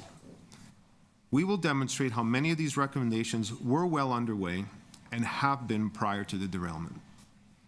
Item 5 in particular, the engineering design review process, is a relatively new recommendation that we have commenced working on across all infrastructure engineering groups to ensure that all equipment or asset design changes are properly documented and captured and available in archives. Next slide, please. I would also like to point out that the consultants did witness some good practices at the TTC, and I have listed some of them in this slide. It does highlight the diligence and commitment of our track patrollers, the overall good quality of the SRT running rails, and that best practices were observed in performing the work, ensuring compliance with all established safety rules. We do have outstanding and committed frontline employees that do great work day in and day out for the TTC in a very unique and challenging environment. That all said, this incident has allowed us to discover a critical shortcoming in an asset believed to be in good overall condition when in fact it was not. And our 72-hour visual inspections alone were not sufficient to pick this up, and the consequences of not doing so could have been catastrophic. In hindsight, our reaction rail maintenance standard should have been reviewed and updated during the SRT life extension work to ensure more preventative maintenance was introduced on the reaction rail during non-revenue hours. So this concludes the first part of my presentation, and now I would like to move into a review of why the SRT defects may have dropped over the last 2 years of the SRT's operation. One main question that was raised at the February 2024 board meeting was why did the reaction rail defects drop so drastically from 21 to 22? So we reviewed our data and have concluded that the noted decrease in defects on the SRT is likely correlated to an overall increase in track asset reliability resulting from the work performed on the SRT life extension project, along with the ongoing time-based maintenance activities that continued right up until the permanent closure of the SRT. Although there may have been other contributing factors, including the 2022 migration of an old defect management system to a maximal asset management package, the reality is that the identified at-risk assets were replaced, leading to a greater asset reliability. Next slide, please. So what was the SRT life extension program and how did it come to exist? In 2015, the TTC was asked to continue operating the SRT service for an additional 10 years. Beyond the Pan Am Games up until 2026. And as such, a project was created to extend the life of the SRT vehicle and infrastructure assets. Upon approval of the program, TTC engaged Bombardier Transportation to perform a track asset condition assessment on all of the noted items in the slide above to develop a project scope of work. All track at-risk assets were targeted for repair and replacement under this program. Between 2016 and 2021, work was done on all the noted items, including various segments of the reaction rail assembly at numerous locations. This did include the introduction of a new style reaction rail anchor bolt to replace the original and retrofitted bolts that had commenced failing after more than 30 years of service. Next slide, please. In 2019, the TTC performed another asset condition assessment, and the report demonstrated a significant improvement in the overall SRT track asset conditions. All noted 2016 and 2019 assets were subsequently replaced and repaired by the end of 2021. In total, the TTC invested more than $9.5 million in the track infrastructure during the 2016 to 2021 period in its attempt to operate the line to 2026. I will say a special thank you to the TTC boards for supporting the TTC through the execution of this 6-year SRT life extension program, and again to those hardworking frontline employees that executed the work. Next slide, please. Moving on, the TTC continued with its maintenance activities on the SRT line after the February 2021 board approval to cease SRT operations by November 2023. As the chart above demonstrates, all of the TTC maintenance activities continued on the SRT line, like all other subway lines, including all track inspection and testing in alignment with APTA standards. In conclusion, All work done on the SRT Life Extension Program, coupled with our ongoing inspection of SRT assets, led to an overall increase in track asset reliability and availability. As outlined in the report, not only were the SRT reaction rail defects down from 21 to 22, but were so all the SRT track defects. From an asset reliability standpoint, in 2018 and 2019, the average SRT delay count associated with track asset failures was 8, amounting to 200 average delay minutes. In 2022, the last full year of SRT operation, we accumulated 1 single delay incident associated with track asset failures for a total of 33 minutes. This concludes the second part of this investigation, and next I would like to give you a glimpse of our 5-year journey to modernize subway track and what we are committed to do to continue providing our customers with safe and reliable service. Next slide, please. As mentioned earlier, during the process of the investigation, consultants made recommendations on areas of improvements for the TTC that centered around people, assets, and policies. Many of these recommendations offered up by the consultants have been well underway since 2018. Between 2018 and 2023, the TTC has partnered with various internal and external stakeholders to review our training, asset conditions, and supporting policies and governance. In 2018, the subway track section commenced its modernization journey, starting with engaging Network Rail Consulting from London, England, to perform a preliminary asset condition on a small sample set of Line 1, along with a preliminary review on the track team's practices and procedures. Given the results, the TTC restructured its operations, and by Q4 of that year, the first ever Chief Infrastructure and Engineering Officer was hired, focused on developing the strategy centered on people, assets, and policies. These decisions were validated as necessary by Network Rail. Along with that, the group also continued on a commitment to utilizing technology to enhance its approach to traditional visual inspection-based maintenance, as outlined in the slide, by introducing real-time noise and vibration monitoring and the rail milling technologies. Next slide, please. In 2019, we improved our inspection processes across all lines, including the introduction of a more rigorous switch inspection process via the creation of a new dashboard and inspection regime that is in alignment with APTA standards. We also continued on with the ongoing development of the track inspection vehicle, meant to complement the 72-hour inspections performed by our track patrols, along with performing a staff technical competency assessment.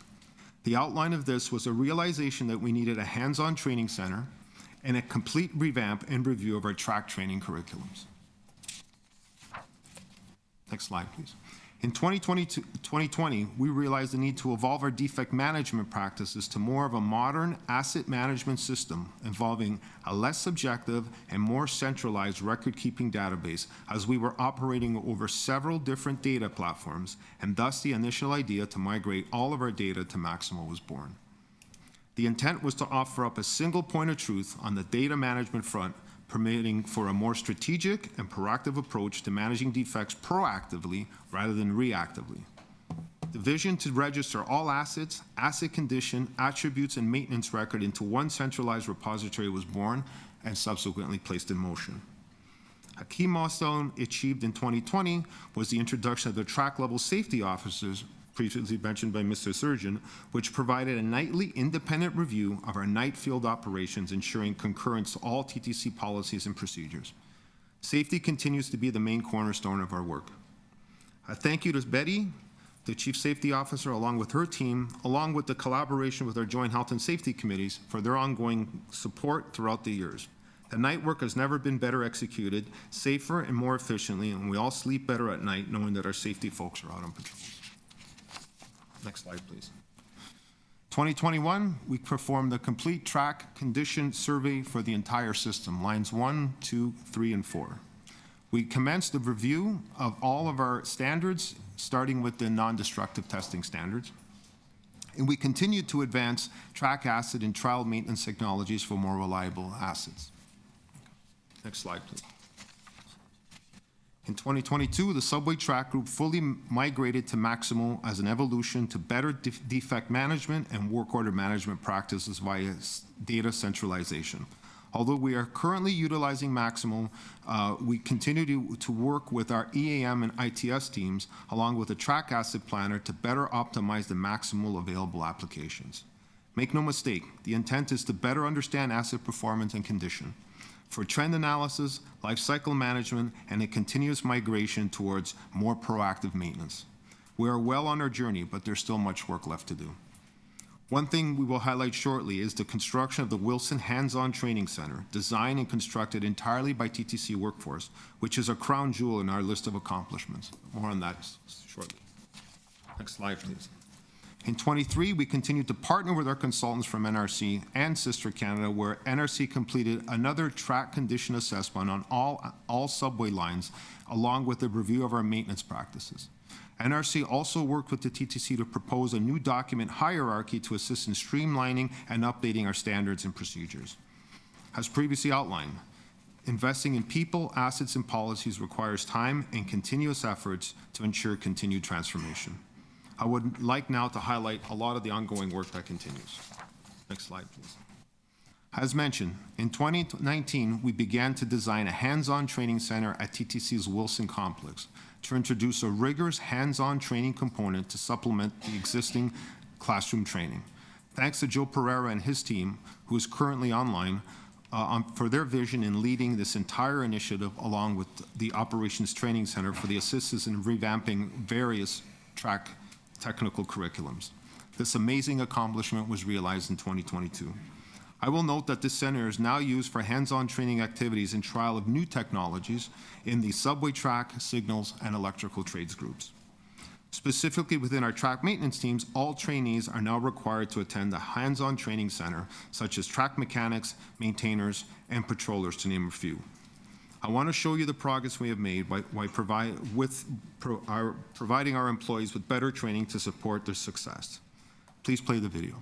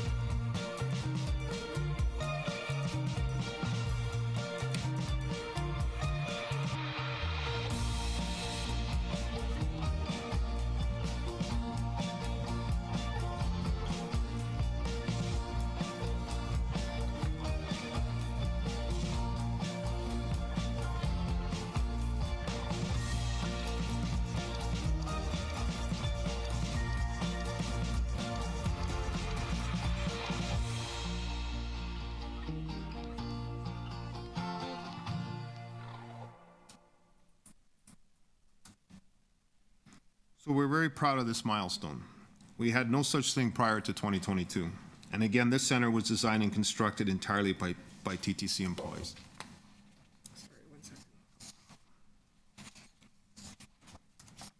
I always say, as we sit here today, approximately 70% of all our subway track unionized employees have attended this training center at least once, and 10% of our staff have gone through this hands-on training center at least once.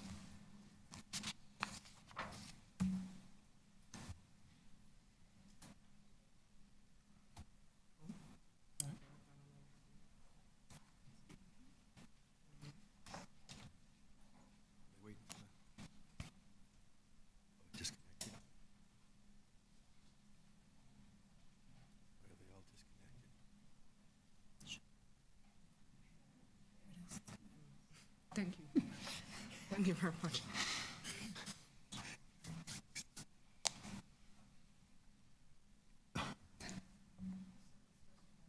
Yeah, we're supposed to go back to the presentation.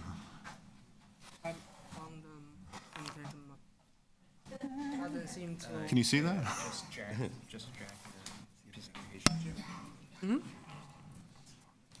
Come back. Can you drag your window to Sorry.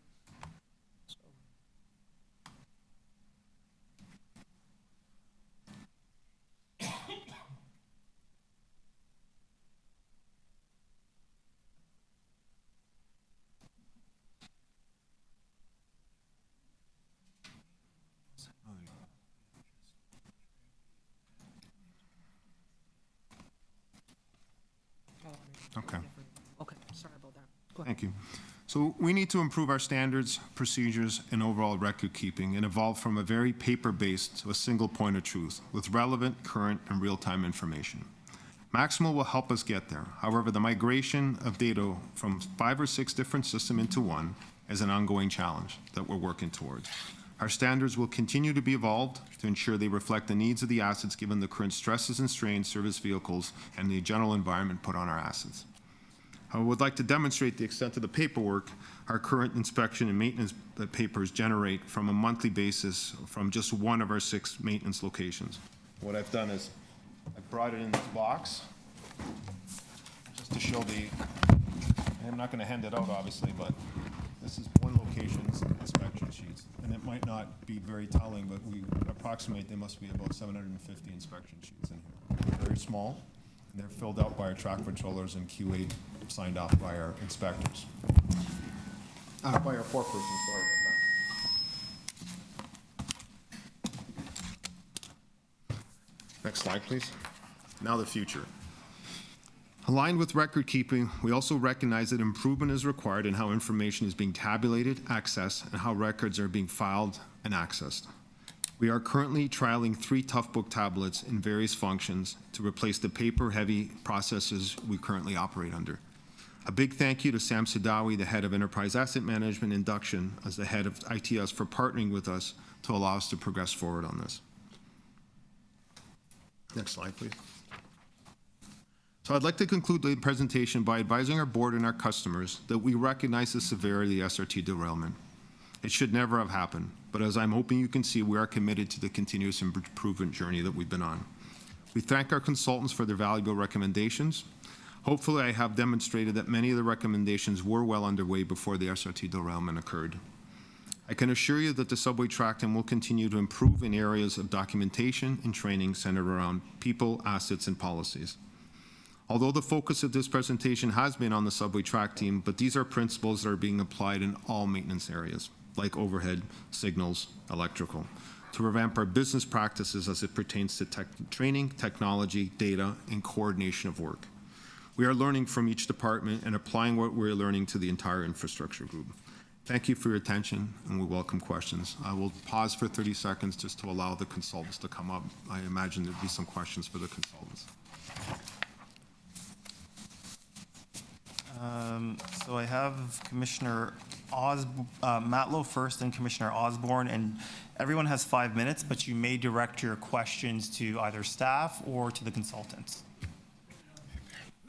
Thank you, Mr. Chair. So my first question is to staff. Sistra concluded in their report that some actions linked to preventative maintenance were no longer carried out once the line was announced to be closing. In other words, they concluded that there was indeed a reduction in preventative maintenance.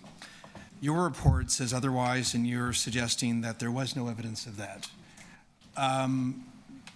Did Sistra get it wrong? Why is there a conflict in conclusions on that? So through the chair, Commissioner,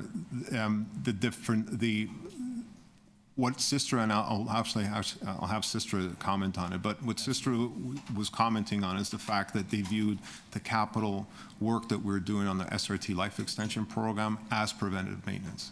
And that, as I mentioned, we did stop after 3 asset condition assessments, but our maintenance work never stopped. We continued to maintain, we continued to do all the visual checks and all the work that we were doing on all the other lines on the SRT. I think it's just, there was a definition in terms of, they believe that preventive maintenance is capital replacement work. Okay, I'd like to thank you. I'd like to hear from Sistra as well. Yeah, I agree with the statement. This is our review. When we asked TTC what preventive maintenance they did, they said it was done through the capital investment, which is mainly the life extension that ended in 2021. So from there, we judged that the preventive maintenance program ended in 2021. Did you not write that the anchor bolts themselves were not subjective to preventative maintenance? I don't.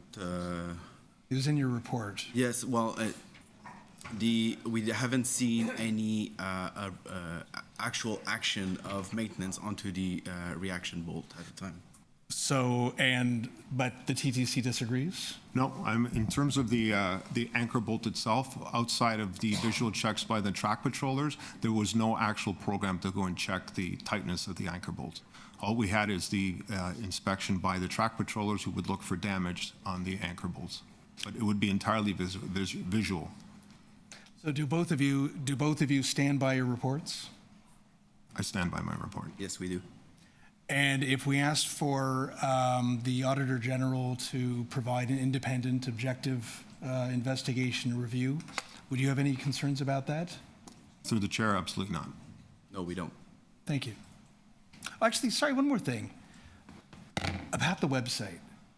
I still don't understand this. Why would a matter so important, why would the report simply just be put up on a decommissioned Lines website without any notice, public notice, any effort to bring it onto an agenda? Like, why was it done in that way? You've heard that others, including myself, just find it bizarre. Through the chair, I'll take that. In September when we reported that, I believe we had 2 of the 4 just about completed. The 3rd was right around the corner. And I believe that we had told the board that we believe that the 4th one would be coming at the end of the year and that we would post it on the website. We sent a briefing note to the board, but obviously we didn't publish it publicly. So you're absolutely right, sir. In September, Why not? It's a good question. Thank you. I don't have the answer, right? It's because you asked, right? And we said that we'd be back this year with an overview once we got all the reports and I believe it was late December, it was finalized. We finalized the 3 consultant reports of my colleagues here in November, and the sister report, it was in December. And November was when all the other reports were finalized. Okay. So sister's report was finalized mid-December, Commissioner. Okay, thank you. Thank you. Commissioner Osborne, please, 5 minutes. Questions for staff. I think some of the deputants today left me with the impression that the defect numbers were falling because of either inspections not performed or some kind of obfuscation or something. And what you're saying is that the rail was overhauled or replaced, and so that would account for a dramatic reduction, and that there's a perfectly logical explanation to the change in the numbers. Through the chair, yes, and we validated that by condition assessments. Okay, and then the second thing, you showed that box with 750 inspections. Are those inspections that are a combination of routine, we did it, there's nothing wrong, and inspections that revealed problems, or is it just problems? These are the inspection sheets from our 72-hour patrols. And so all of them? It's basically the entire month's worth of the inspection of the entire system. And then you have to manually dig through them and find the ones that are the problems. Is that the case? So through the chair, what we do is we actually have the patroller input this into our Maximo system. And then they are in the Maximo system, and then from there, based on the severity, they get a certain level of priority for scheduling purposes. Because this is actually where I was going with my line of questioning, was with this Maximo system, because this sounds eerily familiar. We had a report from the Auditor General with the overhead for the subway, whatever that's called. Streetcar, yeah, the overhead, yeah. The streetcar line. And the difficulty was actually getting all these little pieces of paper converted into Maximo. Yep. Is this the same? It's identical. Okay. And what is your expected timeline to get this process now more automated? So through the chair, Commissioner, I'll say I'm going to align very much with the Enterprise Asset Management Plan, because a key component of that is the technology enablement. What I will say, though, is that the subway track has taken the first step to actually proactively migrate themselves to Maximo in perfect, I don't want to say perfect, but very much in alignment with now the Enterprise Asset Management coming on board. So I think that's part of the overall plan on the asset management side, that we should be able to see some significant strides in the coming years. Years? It's a bit of a process, so I think what we want to do is, I don't have a Gantt chart laid out for you, but there certainly is stages that we will continue to make this evolution to the actual program or probably execution that we want to see. But in the meantime, you're saying that the system that we've got as you transition has a mechanism to flag identified problems. Through the chair, yes, it does, but it's still very manual, and it still requires sorting through stuff, and it still requires making sure nothing gets lost, and it still requires someone to accurately take what's in the paper and put it into the database, because there is option. So if you have a tablet, you can do that right in real time, zeroing in right on the asset. So in the meantime, yes, we have a process, but understanding the shortcomings of a paper-based process. Thank you. Thank you, Commissioner Osborne. Commissioner Holiday, 5 minutes, please. Thanks, Chair. I just beg your patience because there's a few things I got to ask about. So I think, Ford, I'll ask you, and although it's the consultant's report, help me with this. So page 14, 15, 16, sorry, even before that, 13, 14, 15, 16, it's got a bunch of different photos and diagrams. I don't expect you to see it from here, but the first diagram was the one that you showed us. It was kind of a sketch, an angular sketch. And then you go through the other diagrams, and I see the photos don't match the pictures. And I also see that it seems like the retrofit rail pieces are very different in terms of the steel channels and things on the bottom. Do we know the section of rail that failed, what it looked like? Like, which one was it? Did it have these big L channels down the side, or did it look like that drawing you showed us? I don't have the report in front of me. I'm sure, yeah, it's detailed, right? This doesn't look exactly. I need it in front of me, otherwise I can't ask you the question. He said this doesn't look exactly like this one. So I think that's a California. Okay. So you know what I'll do, Commissioner? I think I'm going to refer to Gannett Fleming. I'll have Gannett Fleming, because these are pictures that were taken by Gannett Fleming and included in their report. So I'll turn it over to Thank you. Yeah, I can take that one. So looking at the photos now, yes, the figure 13 was one that we found. So that's a typical reaction rail assembly. And so what we saw on site will match figure 14, which was what we received from TTC and is specific to the investigation. So that one did match everything we saw on site. So yeah, if you had your bracketed reaction rails and then your assembly on top for the limb rail itself. And so it did match. So figure 13 was just a typical, and then figure 14 is actually what TTC uses. So 13 doesn't exist, because it seems like it's missing parts, especially the longitudinal pieces of steel. Yeah. Okay, So all right. Yeah, so we did label it a typical assembly, and so Wherever it came made from. that clear. Okay, so down the page, down you go. I see, 16 makes a lot of sense to me, right? It's consistent with what we talked about. It's got two angular steel channels, and then I guess there's some sleepers, but you can't see it in the picture. Then you get down to the bottom of the replacement section, and it's like completely different. It's got like an inverted steel channel. What I'm getting at is there seems to be a whole bunch of different types of rail that are put together into this system. At least the pictures don't match, and the diagrams certainly don't. So is that my takeaway, that it's not all uniform? So through the chair, I mean, I'll get Shane to answer it, and then I'm the author of the report, so I'll finish off the conversation. Go ahead. Yeah. So yeah, I guess to clarify, so the reaction rail does have two different assemblies. There is the portion where the derailment happened. That is the more reinforced segment. So it's designed to take additional load from the vehicle because you're undergoing acceleration. And then in slower parts, you will have a slightly different assembly that doesn't have these laminated rods. So you will see a difference between the two. And the inductors, are they fused to the assembly at all, or do they just sit underneath the aluminum cap? I cannot answer that one. I'd have to double check with our lead Okay. engineer. The piece where the failure was, I think it says here it was a replacement section. Wasn't part of the original. How long was it? So through the chair, we don't have really good data to say exactly when that piece was replaced. No. How long was it? How long it was there? How long was it? The length. Because there's a picture in here. It's like a really short section that was replaced. That's the photo, but I don't know what we're talking about with the incident site. Was it like a big section? Okay, I'm asking you some really detailed stuff that it's not fair.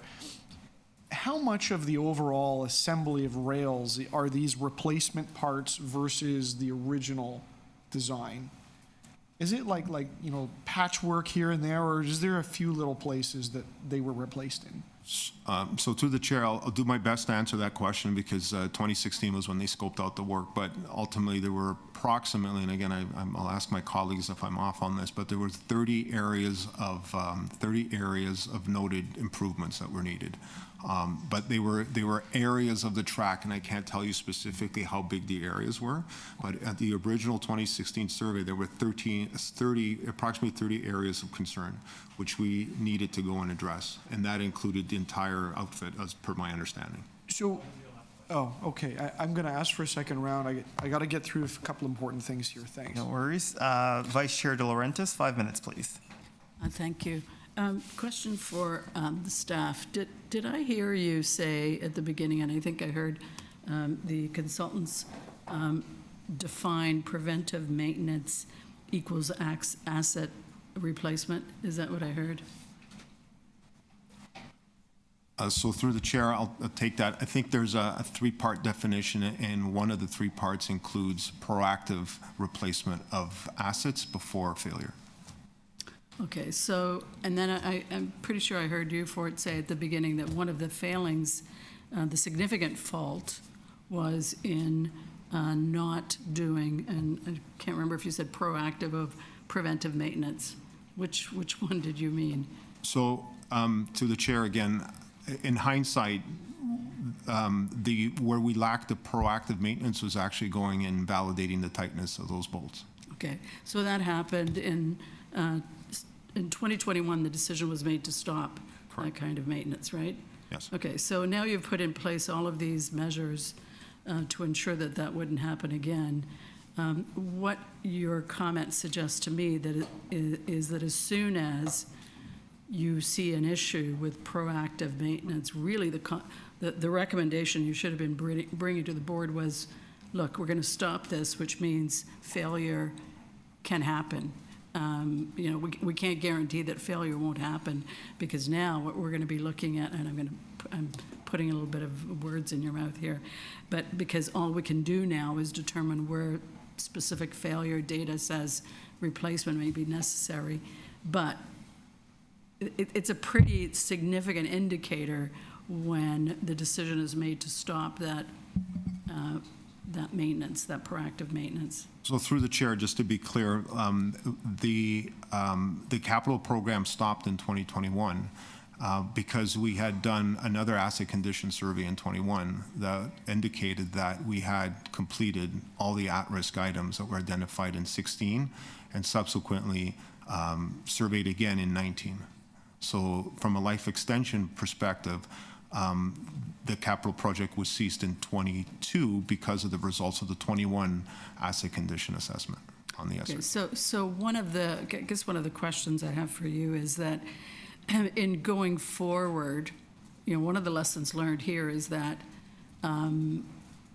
there needs to be a very careful assessment made, and in retrospect, there probably should have been a recommendation coming earlier than it did, that SRT was done. It should really be stopped, as opposed to waiting for the for the derailment. If we could all go back, that's what would have happened.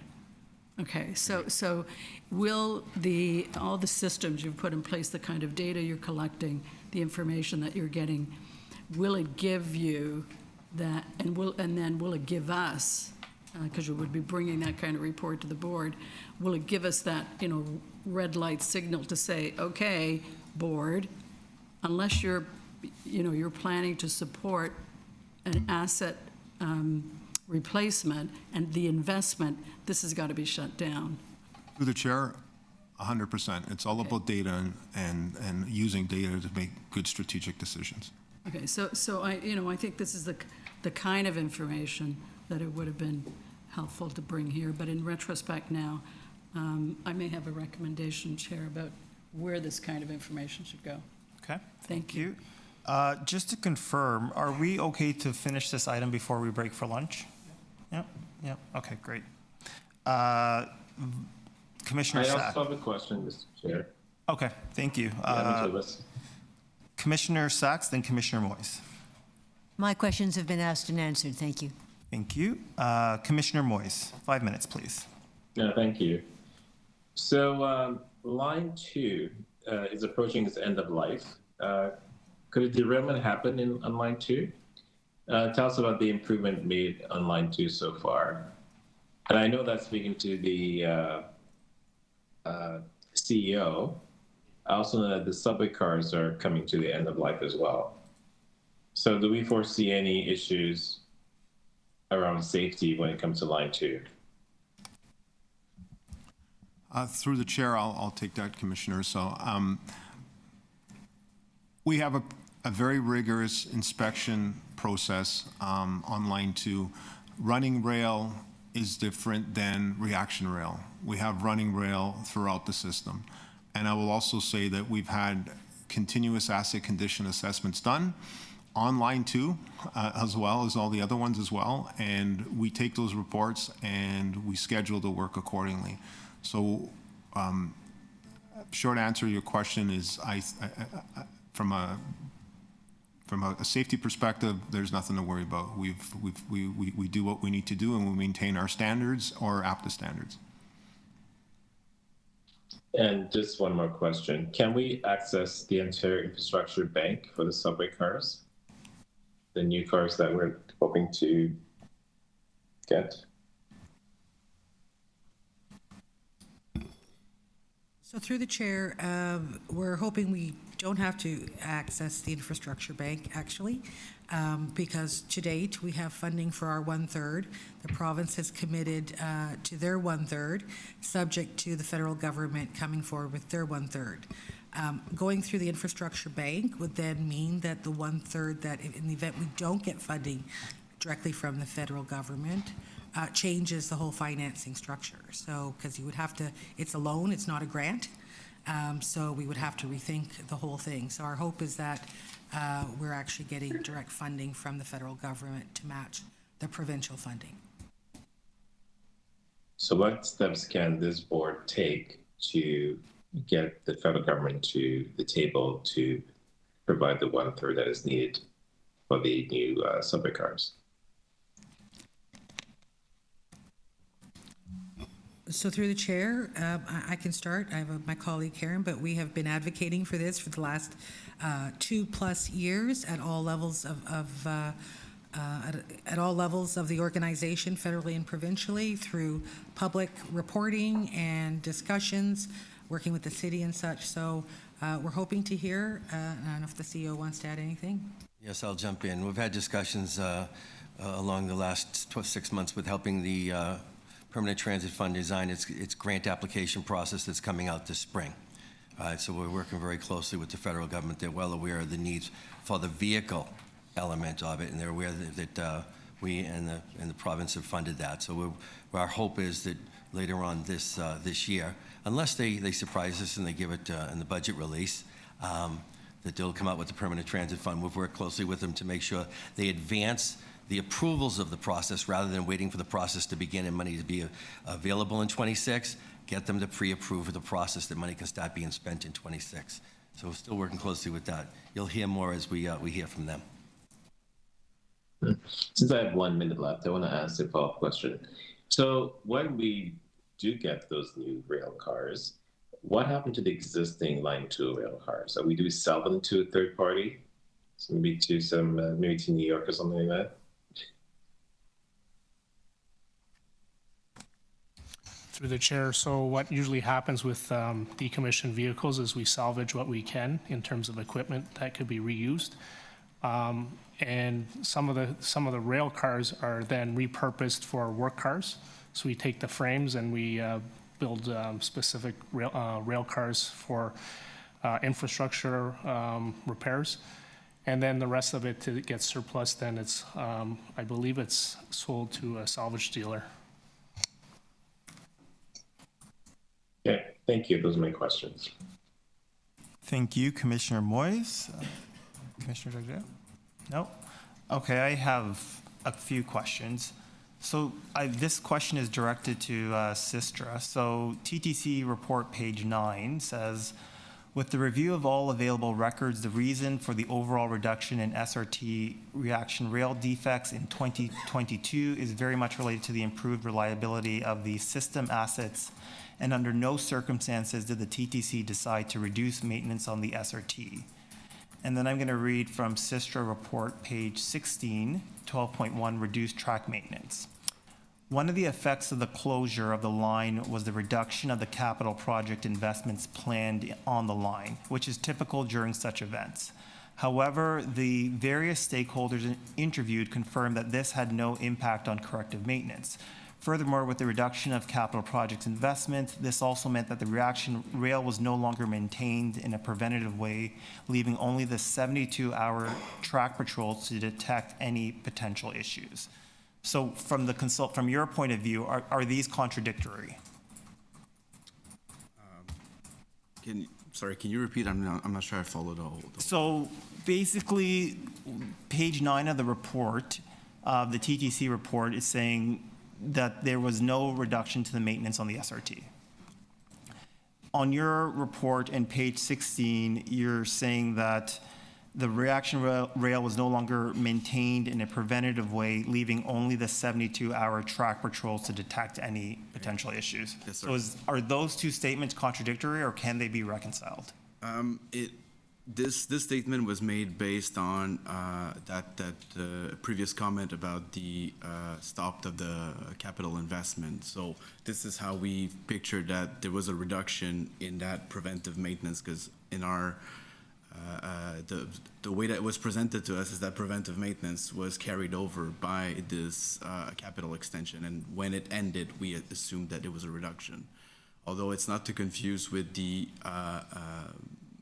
corrective actions, the 72-hour track patrol, and any work that was being done on a regular basis on Line 3. Okay. So, and just to confirm, are you confident that the TTC report accurately reflects your report? Well, the TTC report has additional information that was not available to us when we originally published our report back in December. So more evidence was presented to us that seems to agree that there might have been an improvement in the overall infrastructure condition. So that's a yes? Yes. Okay, great, thank you. My next question is to staff.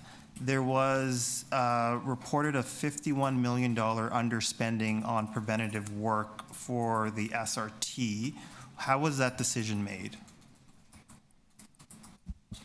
Through the chair, you are the chair. So the initial time frame for the SRT Life Extension Program was a 10-year, 11-year program. And that program, I guess, was altered and when the decision was made to cease operations in November of 2023.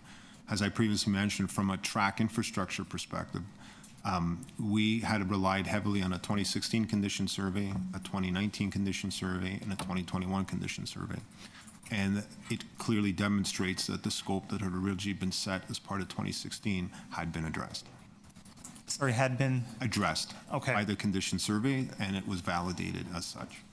So does that address the full $51 million? That I can't comment on. I will give it to Rick because that also includes the vehicle component of it. So I'm just speaking on the track infrastructure, so that's what I've looked into. Right, thank you very much for through the chair, because as many remember that the decision to shut the SRT was vehicle related at the time because the obsolescence of the vehicle and the continuation of failings of the vehicle. Went from 7 to 6 to 5, so it went down. Josie, could you tell us, do you have any other specific numbers on what elements were related vehicle? Through the chair, based on our capital project for this, we had a total budget of $107 million, of which $91.5 million was spent. 51 of that was for vehicles, and the balance, $40 million, was spent on facility infrastructure items. We ended up in 2023, $15 million underspent, of which we reallocated 12.2 towards the new busway. Thank you. Final question, I believe it was Ian had brought up that there was a work order done in the exact area of where the derailment occurred, the raised bolt. For the consultant, did that work order that was, I'm assuming, wasn't fixed, was that the cause of the derailment? That specific bolt that had been noted by the employees? So Chair, maybe it's best that Network Rail provide that initial assessment and then validated by Sister. So we have Richard Evans online from the UK. Richard, can you hear us, and did you hear the question? Good afternoon. I did hear the question. So, through the chair, the fault was for a top cap fault, which has been proven already isn't the same as the steel iron coming up. Half an inch is 12 millimeters. We've already proven in the video when they did the testing that a half an inch lift of the top cap itself wouldn't derail the train because it's just an aluminium top. I can't hear. Yes. Richard, we're having trouble hearing you. I am 4,000 miles away.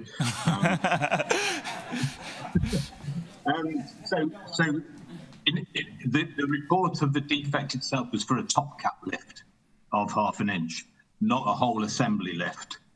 So we proved in the video when they did the reconstruction of loosening the bolts that half an inch lift of the top cap wouldn't derail the train because the top cap is only made of aluminium and would just crumple. If that report was 2 weeks prior, it was walked another 6 times in that period, and it wasn't reported again. And it was actually walked on the morning of the derailment also, and there was no new report of any worsening of the defect or whether it was still there. Okay, thank you very much. Second round of questions, Councillor Holliday, Commissioner Holliday. All right, take a deep breath before I get in trouble here, running out of time. I'm going to go quick. What we just heard from the consultant for it, the report was about a top cap lift, not the entire rail assembly. And that matters. There's two different things, two different concepts. Okay, back to the original. So a bunch of patches have been done to the traction rail. Who designed those patches, and who designed the preventive maintenance for them? So through the chair, I'll check with my colleagues as the life extension program predates me, but I believe that our track team, I'll pass it over to you because she's done a little bit more work on this. Because essentially they chopped out a piece of that and then they put a patch in there. So who designed all that? Through the chair, can you clarify that I'm talking about the piece of reaction reel that is removed? There are replacement sections, and the subject site is a replacement section. Somebody engineered that. Who did it? Was it Bombardier or was it us? It's TTC engineer, so Bombardier only supported us with the assessment, and then the TTC engineering. So who designed the original preventative maintenance requirements of the original system? In 1985. It was installed, yeah. So assuming a manual came with this and said, you need to do this to look after it. Did we do that, or did Bombardier? Well, it would have been whoever predated Bombardier. It wouldn't have been Bombardier. So I'm gonna, again, I'll go back and double check this, Chair, but I believe that based on the OEM manuals, and we developed the standards, okay, particularly for the reaction rail because of the uniqueness of the reaction rail. So to answer your question, those standards are what is born out of a preventative maintenance program. Okay. So did anyone specifically engineer preventative maintenance around the patches or the replacement sections? Because they're different, right? They're physically connected different. Some of them are structurally different. Did a consultant do that? Through the chair, that's TTC engineering, so okay. Yeah. Okay. Maybe just a general question. I'm going to squeeze a couple in here. Just keep an eye on my time. Is it fair to say that there's a difference between capital work, right, which is investment to extend the life of something, preventative maintenance, which is a thing, inspections, And finally, fault detection and resolution, right? Like a break fix. Are they fair to say those are all 4 different concepts? Through the chair, I agree with you totally. Has the conversation today kind of involved crossover of those different concepts? Through the chair, yes. Okay. I got to go back to something completely different here that's important. The deputation from Mr. Alfred talked about people at track level, cameras that are not working, and a hydraulic spill. Can I ask staff to react to those 3? And can I ask staff to react to my general question and response of Mr. Alfred about how an employee raises something that's concerning, how that's dealt with, how that's recorded, how it's reacted? I need to know that as a board member, right, that we have a system in place. Can you tell me generally about that? And then I'm going to stop there, Chair. That's a lot. So let me start by trying to answer your first question, or maybe I'll start with your last question. So last question from our division, the expectation is raised with staff. It can be raised, the safety issue can be raised on the day of. There's monthly safety meetings that occur, and if issues are not addressed, then there's the joint health and safety committees. These are tracked through KPIs. The project or the committee sponsors are involved if issues require further escalation. I'm going to jump in if I could, Chair, just to give a little bit more, if that's okay with you. You know, the staff in the field, right, have direct contract with the control center. So let's take the cameras, for instance, on the vehicles. I know so we've spent some time looking at that. We'll have to get the stats back for you. But when a camera on a vehicle goes down, the train is unloaded immediately and it's moved on. All right? Notifies control center. All right? We don't take anything that would be unsafe and keep it moving. That's just an example there. You talked about spills, and I'm not familiar with the incident. It wasn't brought to my attention.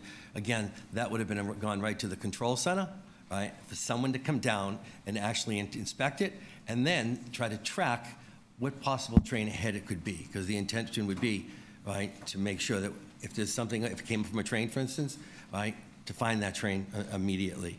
There was a question about maintenance times on the right-of-ways. But we do have staff walking right-of-ways during operating hours.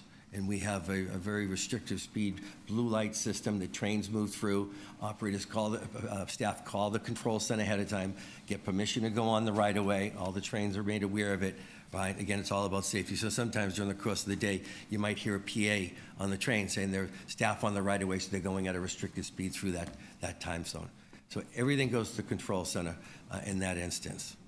Anything that an individual has personally, they could bring it, as the president and the others have said, joint health and safety, and it gets moved up. Should there ever be a crisis situation, anybody has the right to say, I think this is unsafe, I'm calling the minister, I'd like the ministry to come in. Thank you. Thank you. Anybody else for second round? I just had one follow-up question on the hydraulic spill. I know, Rick, you said you didn't have knowledge of that. Does anybody have knowledge of that particular incident and what occurred? So through the chair, I don't have specific knowledge to answer any questions at the moment on that hydraulic spill. Okay. Can we get an answer at the next board meeting on that? Absolutely. Thank you. So it was a work car. It was work car overnight. There was a filter. The O-ring in the filter failed. So it was traced back. We believe it was like a material failure because it was replaced as per the life cycle. The filter was replaced on the frequency of the life cycle. So then tracing it back, it wasn't a workmanship issue. It was more of a O-ring material failure. So the pressure built up and the O-ring burst, and then we had the hydraulic failure. Once it failed, the track crews did go down there and cleaned it up, and it was determined that the cleanup was good enough to resume service, but a further cleanup was needed after hours. So on a more fulsome cleanup after service of that day. So did that affect the ability of the train to brake, having that hydraulic fluid on the track? No. If it did, we would have had overshoots, in which we didn't have overshoots at that time. So. Okay. It does. You do have a lessening of the coefficient of friction, but. What does that mean? So coefficient of friction is your ability to two mating surfaces. There's friction between it, so it does reduce the friction between it. So, it potentially could slide. I didn't hear of any reports of overshoots that day. So Okay. we relied on the crews at that time to say that, they did an initial cleanup, and then basically a further cleanup was needed after hours.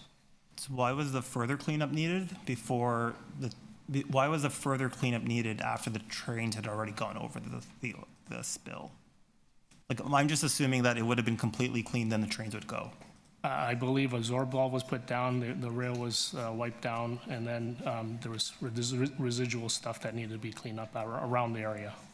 And that residual stuff didn't affect the safety of the safe operation of the train, its ability to brake? No, not at that time.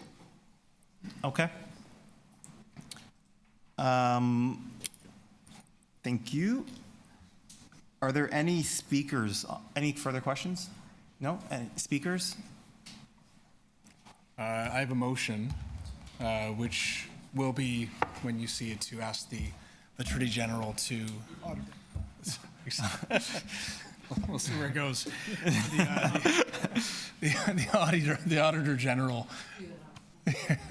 to conduct an investigation. And first of all, as you could hear, both TTC staff and third-party consultants welcome that opportunity as well, given the questions that are still being raised, and in some cases even the conflict in conclusions that were arrived at. And we're still, we're hearing everything from even, some conflict in even some of the terms that were used between preventative maintenance and proactive maintenance. And, ultimately, I think a reasonable person might conclude, based on everything we heard today, that either there was in fact a lack of proactive or preventative maintenance done, or the way that we do maintain isn't good enough, because trains don't just jump off the tracks for no reason. So we need to get to the bottom of that. The questions that I heard from all of my colleagues today were incredibly thoughtful and incredibly detailed, and really tried to arrive at the bottom of really not just what didn't happen, but also why exactly it did happen, which we still don't know fully. And we need to get to the bottom of that as well. So, when I was a kid, my dad would always tell me that one doesn't fix a problem until you recognize that you have a problem.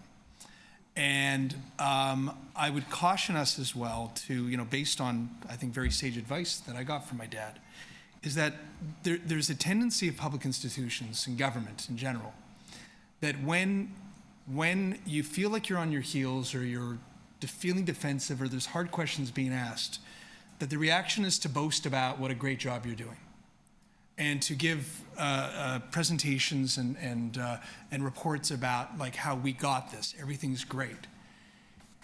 The reality is everything can't be great if we have a train derailed. Everything can't be great if there are questions about, and this has been raised before, that given that the subway plan for Scarborough was promised with the commitment that the subway would open the day that the SRT would be decommissioned, that given the delays that occurred, were there figuratively Band-Aids and duct tape, sometimes for real maybe, put on the vehicles in the tracks themselves to keep that thing going until the subway could be ready.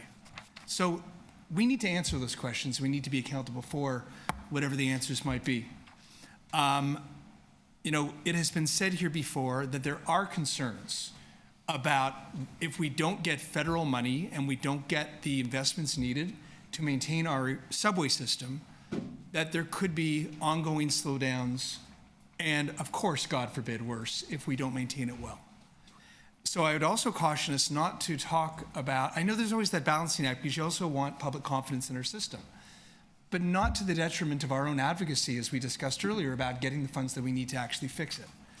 So I think it's important to say yes, we've got competent professionals who are working on this, that yes, we should not be using antiquated paper-based systems, like we got to get on that.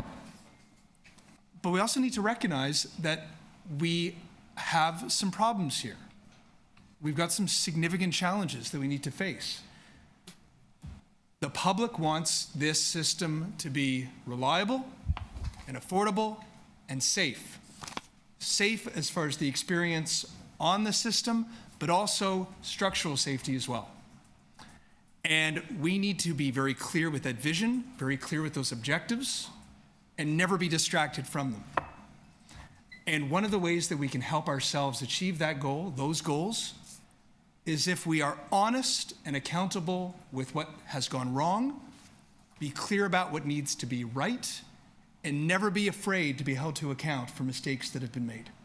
So therefore, I welcome the AG's report eventually, and I look forward to working with my colleagues and staff to make sure that we are honest and accountable for what's happened and make sure that we never allow any even possible tragedy from occurring in the future. Thank you. Thank you. Are there any questions for the mover? Seeing none. Next speaker is Vice Chair De Laurentiis. 5 minutes, please. Thank you. I think the lessons we've learned today also, though, go to our governance, our role as a board, and we do have an audit and risk committee. Clearly, the state of good repair, capital investment, all the things that we've, talked about this morning, and we talk about at every meeting. The risk-related issues around those, I think we need to delve deeper into them. So I think we need to put management, we need to give management the task of bringing much more detailed reports to the Audit and Risk Management Committee. I think we have to understand what's behind the delaying capital investments, and it's got to be the bad news. The bad news has to be brought to the table a lot earlier, because we can't discover that I'll support your motion, Councillor, but in essence, it's we're continuing to study the issue as opposed to think about how we are going to deal with the issue. So I think number one is that we are aware very early if extending the life of various parts of the system, which we do all the time, and there are all sorts of good reasons, political reasons. There are, all kinds of also just lack of money reasons. But I think we need to deal with that. We need to understand what that is as a board, as a committee. The Audit and Risk Committee exists. I think I would encourage, I think we probably need to expand that committee. I think we have to review the mandate. I don't know whether we need a motion for that. We don't need a motion for that, is what I see Chris Ann nodding. Not at this meeting. But I think we do that, and then that gives management the opportunity to say, this is where things sit. In 2021, that report to say, look, we're going to stop this type of maintenance, and as opposed to get confused with definitions. I think those are not good excuses, right? They do nothing to solve the problem. So that information can be brought to the committee to say, look, this is what we're dealing with. This is the life expectancy of this piece or that piece. These are the consequences. And the safe thing to do is to shut it down, and then this is the implication from a funding point of view. And then we can put that information before council, before the provincial government, before the federal government to say there's a choice to be made here. So that's where I would land here. Thank you, Vice Chair. Any other speakers on this? Commissioner Holliday, 5 minutes, please. Thanks, Chair. I'm just going to make a brief comment that I believe this is a very important conversation. I'm going to support Councillor Matlow's motion to make a request to the Auditor General, but I hope that the Auditor General scopes it appropriately. We've heard a few different things, and in fact, our deputations were very broad in what they said and what they may even have suggested. But to draw a simple analogy, if you own a car and you're driving along and all of a sudden the tire bursts and the car veers off and slams into the side and the car breaks, catastrophic event. But there's a very, very big difference between replacing the tires every 150,000 kilometers, right? It's essentially a capital improvement. You're replacing those tires, creating new life for the car. It's very different than the preventative maintenance of, filling up the air, you switching them out maybe in the summer and the winter. It's very different than inspecting the tires every now and then and say, hey, is there any holes in them or things that are stuck in them? Does it look flat? And that's also very different from saying, hey, I hear this noise, or the car's tilting a little bit. I should react to that right away. They're all different concepts. What I am concerned about is that we ever get into a situation where we mix up the decision not to replace the tires because we're selling the car anyways, with a lack of doing those other things, because they're very, very different functions. We didn't get a chance to get into the depths of that detail today. This is also a very, very complicated engineering situation, and there's pictures here that even conflict each other within the report. But I'm okay with having the Auditor General take a larger look at it. I think as a board, we have to look at the overarching situation where we've got concerns expressed from different people, and perhaps maybe there's a question about confidence in the system and the transfer of issues that may have been at this location to other locations in the TTC. We should resolve that. I don't know how we resolve it, but with time and information, maybe we can do that. But I want to make sure that we treat those different concepts with distinction, because they shouldn't be allowed to be crossed over to each other, because they're not the same thing. That's not fair. And that investing in one of those activities doesn't necessarily mean that the other activity wasn't met or shouldn't be done or has to be done. Anyhow, I hope those comments are helpful, Chair, but I look forward to continuing to work on this because it is important. Thank you. Thank you. Any other speakers on this item? No? Okay. I will just make some very brief comments. I just want to say I also thank Councillor Matlow for his motion. I think it will be very, very helpful. And I also want to reiterate what the Vice Chair said, of really making sure that we get the bad news quickly, and that there is the Audit and Risk Management Committee that is set up to deal with these issues before they come to the board, so they can really be looked at in depth. I think it's clear from the conversation and the level of interest that there is a high priority at this board on safety. Everyone, and the staff as well, everyone's concerned about safety, and I think conversations like this are really important to make sure that we give riders, employees, and just the general public confidence to know that when they ride the TTC, they'll come home safely. And that's something that I think we're all committed as a board to making sure that we get right. So thank you very much to everyone who helped draft the reports, including the consultants. And I will now make a motion to approve Councillor Matlow's motion, which Chris Ann is putting up. All those in favor? Opposed? Motion carries. Item as amended. All those in favor? Opposed? Carries. We will now break for lunch and come back. Huh?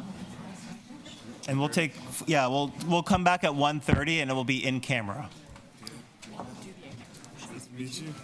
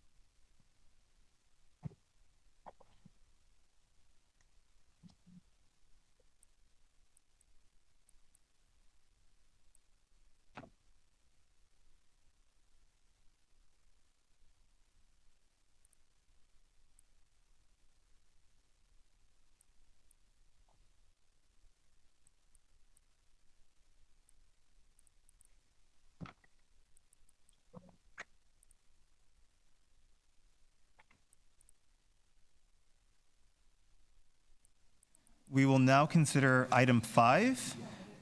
We had a presentation, but we're gonna skip the presentation. Does any member have questions?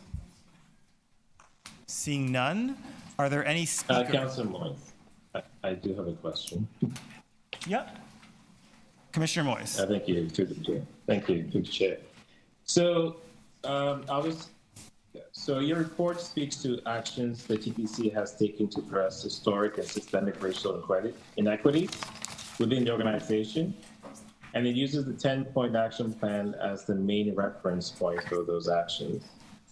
But the TTC has also committed to adopting recommendations stemming out of numerous reports that further detail the depth of systemic inequities at the TTC.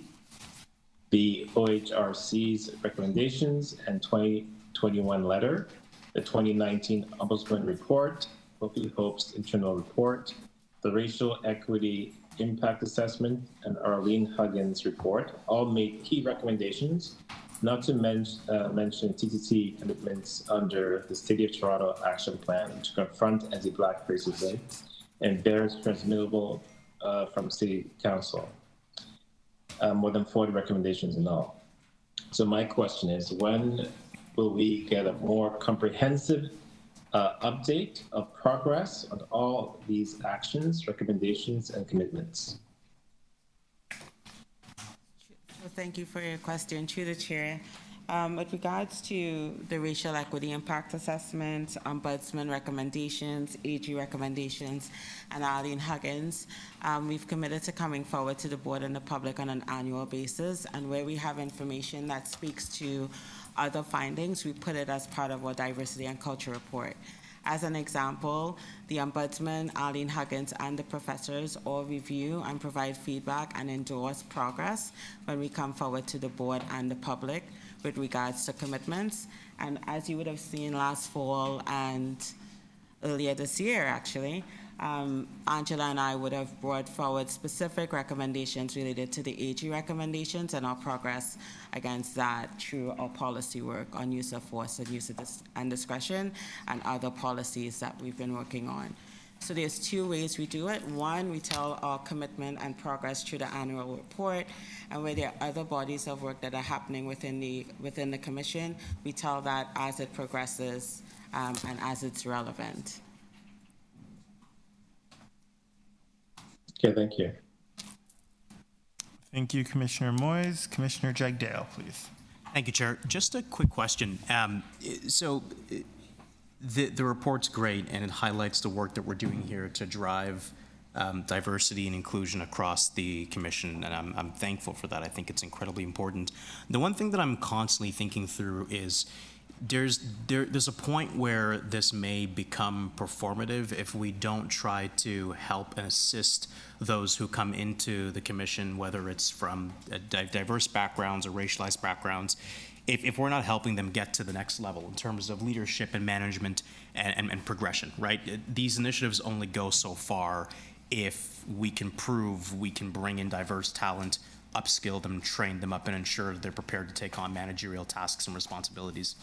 So are we thinking through any initiatives or training or ways to upskill the force so that there's at least that line to management, so that it's not just a, look, we've brought in all these great diverse members of the team, but it only stops at entry level, or it only stops at lower management?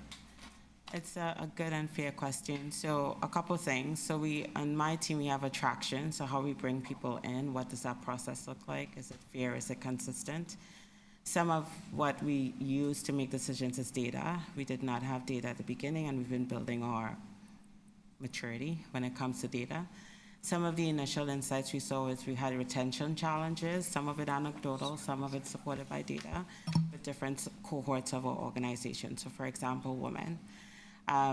Further to conversations we've had earlier, we know for women, things that are really important is career progression, flexibility, mentorship, and benefits. And there's work going on in the organization with regards to all of those pieces. The other conversation we're having is, what does the representation of our team look like when you look at all the levels? We are very diverse when we look at our junior levels. We do have some opportunity, again, as we continue to build our data maturity around senior levels of the organization.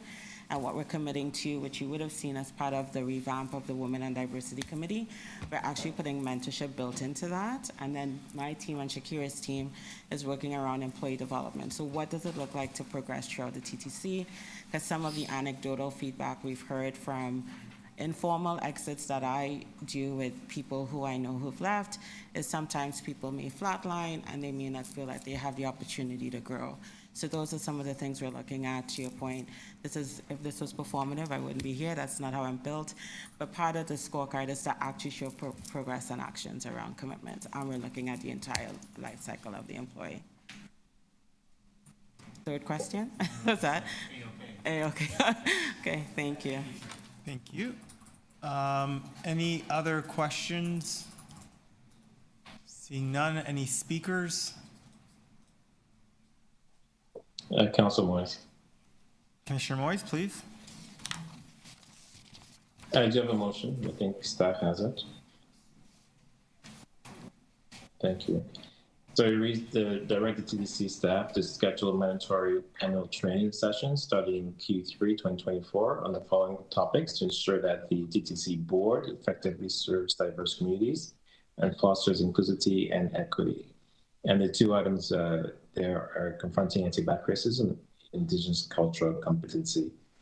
In regards to my question earlier, I do hope when the report comes back, the progress report comes back, it comes back collectively. As you may know, I do chair the Board of Health, and we've actually had training on the two items listed here, confronting anti-Black racism, and at our next session, we're going to have Indigenous cultural competency training as well. And this morning, I was at the soon-to-be Sankofa Square Board, and I had a similar recommendation there as well, that this training take place. This is not unique in the sense that all of city staff and boards and commissions staff actually take this training. And based on my feedback, based on staff's feedback, 80% of the entire organization here in the city, staff organizations, actually have had this training already. And so I feel that the TTC should be no exception, that this training should take place as well. So I do hope that's something that my board colleagues, my commissioner colleagues, board colleagues will endorse and accept. And those are my comments for now on this item. Thank you. Thank you. Does anyone have questions of the speaker or the mover? Commissioner Osborne? Councillor Moyes, Commissioner Moyes, are you referring to training for the board, for the staff, or for both? The board already has the training. It's been mandated that they take this training. This is for, sorry, the staff has already is taking this training. I think 80% of the entire public service has actually had this training. The board has not. The TTC board has not. And so this motion is specific to the board. It was annual. Yes.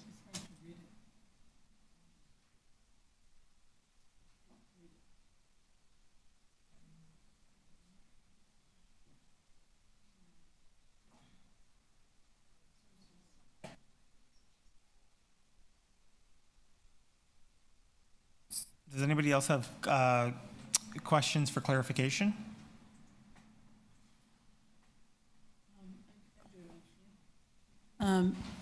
I'm just wondering if this is, just so that we're clear, whether it's a recommendation that should just go to the HR committee. There's some questions of staff that I would have in terms of what's available. You know, I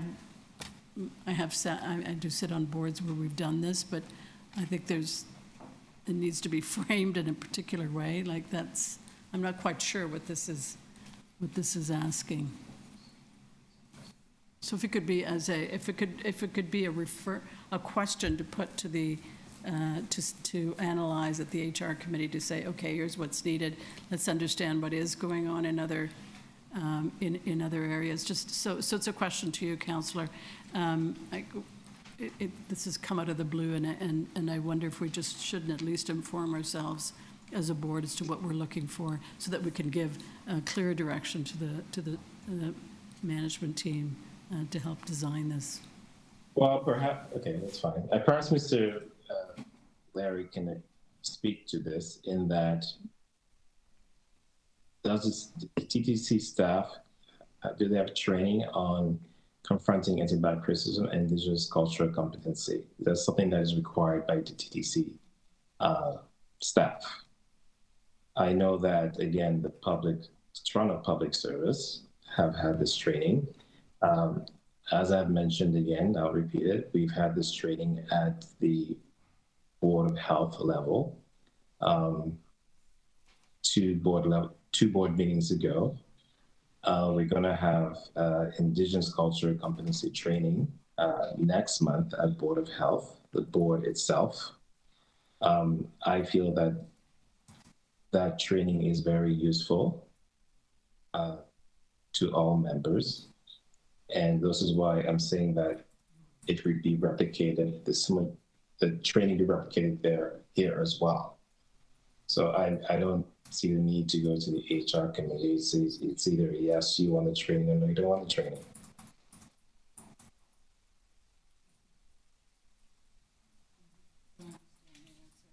So I have a question. Is it your intention that, for example, the same training that was done at the Board of Health would be done at the TTC Board? The same training, basically the same course. We would just do it by Q3 2024. That's correct. Yes. Okay. Okay. First of all, how long is this training? Well, I know that the confronting anti-Black racism is the training we've had at the Board of Health has been condensed for the board itself, and it's in 2 parts. We actually had the first part 2 meetings ago, and the second part will be, and it was about, I believe, 2 hours. And I believe the second part of it is also about the same length of time. The Indigenous training we will be having next month, I think, is probably about similar amount of time as well. Right. So given that board time is already very constrained, and that we're not getting through a lot of the issues that we're dealing with, well, here's another thing. Are you open to a friendly amendment to make this training about all forms of racism and discrimination and not just the groups that you've identified?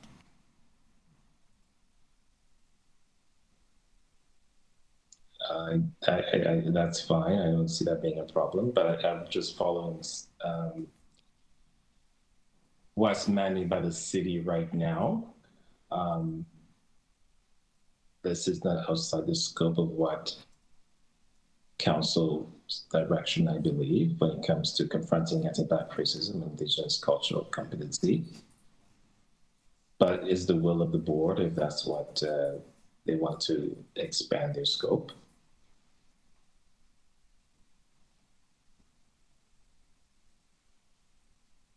Okay.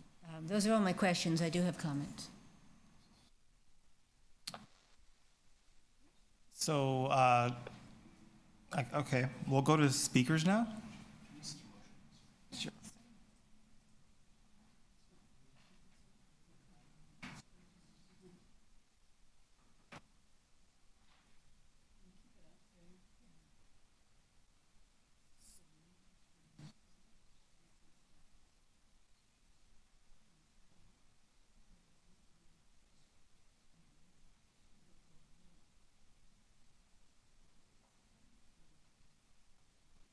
So are there any speakers on this item? Commissioner Sachs and then Commissioner De Laurentiis.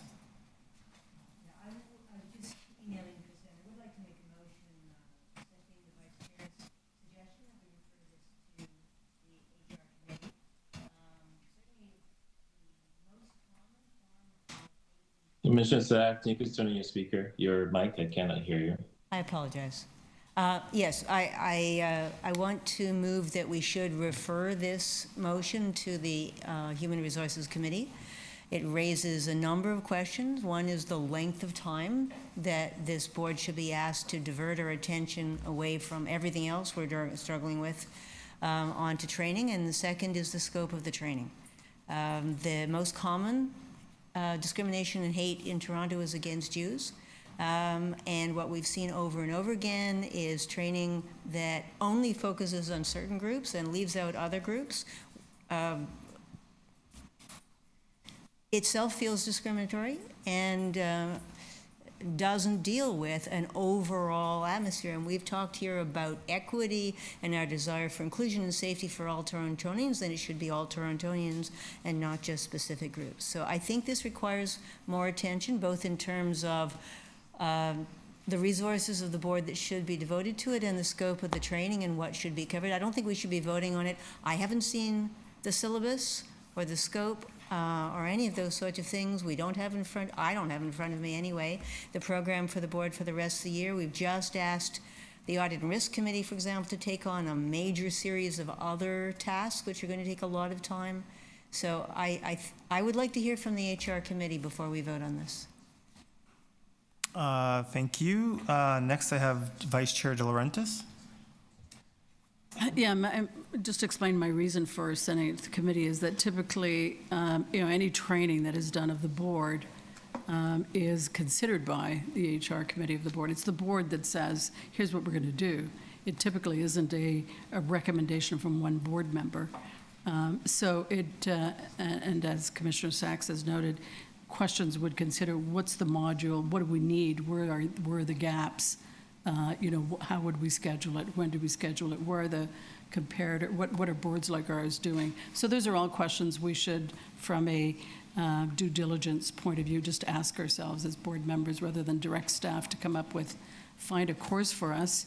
And then I wouldn't be surprised when the course was found, we'd have all kinds of questions back to the staff to say, why did you pick that one? What about this other piece? So I think it's our duty as a board, and we have a committee, that we take that on first as a task and come back with a recommendation. So that was my rationale for suggesting a referral. Thank you. Any other speakers on this item? No? Okay. I will speak briefly. I just want to thank Commissioner Moyes for his proposal. I agree that this type of training is necessary and it will be helpful to board members. I also agree with Commissioner Sachs that there's no reason to limit to the groups that we have just identified. In general, anti-racism, anti-discrimination training is helpful for everyone in our professional capacities, both as board members and just as public officials. So I will be supporting that, and I committed, along with my vice chair, to studying this issue at the next one of our HR committee meetings and making sure that we come back to a recommendation to the board and to how we do this properly. So yes, thank you, Commissioner Moyes, for moving this, and thank you, Commissioner Sachs and Vice Chair De Laurentiis, for your thoughtful comments. May I have a recorded vote on referral, please?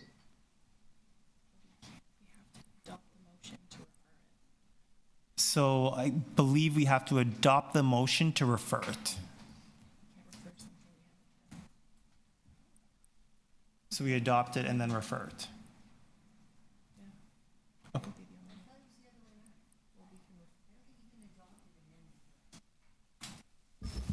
You don't have them. You don't have them.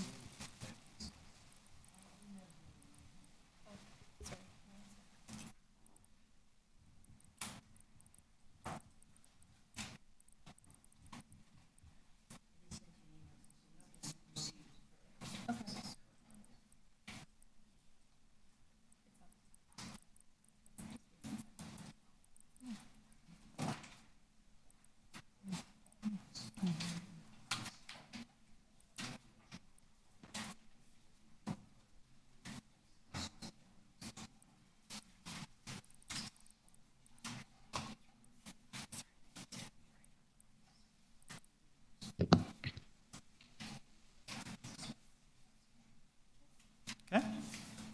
So, record it. Referring it to the HR committee. Yeah. Sorry.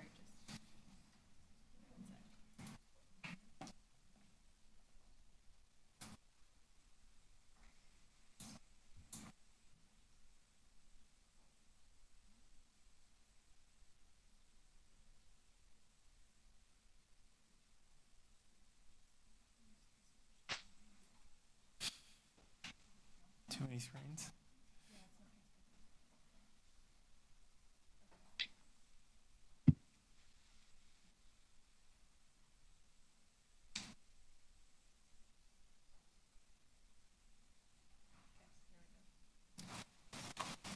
Thank you. So this will be a recorded vote, correct? Correct. To refer it to the HR committee. Commissioner De Laurentiis. In favor. Commissioner Holliday. In favor. Commissioner Jagdeo. In favor. Commissioner Matlow. Commissioner Moyes. Opposed. Commissioner Osborne. In favor? Commissioner Sachs. Commissioner Myers. In favor. Motion carries. The vote is 8 to 1. Sorry, 7 to 1.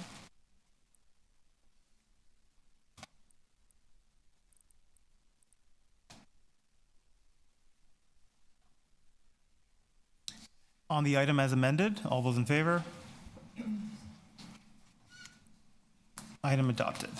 Okay. And now it's on the next item of business is item 4, policies to support the Revenue Protection and Special Constable Service Culture Change Program. And we have speakers on this item, beginning with Tima Shaw.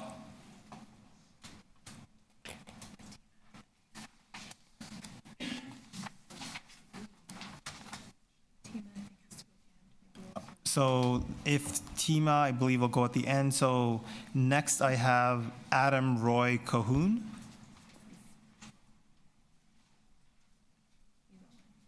Adam is virtual.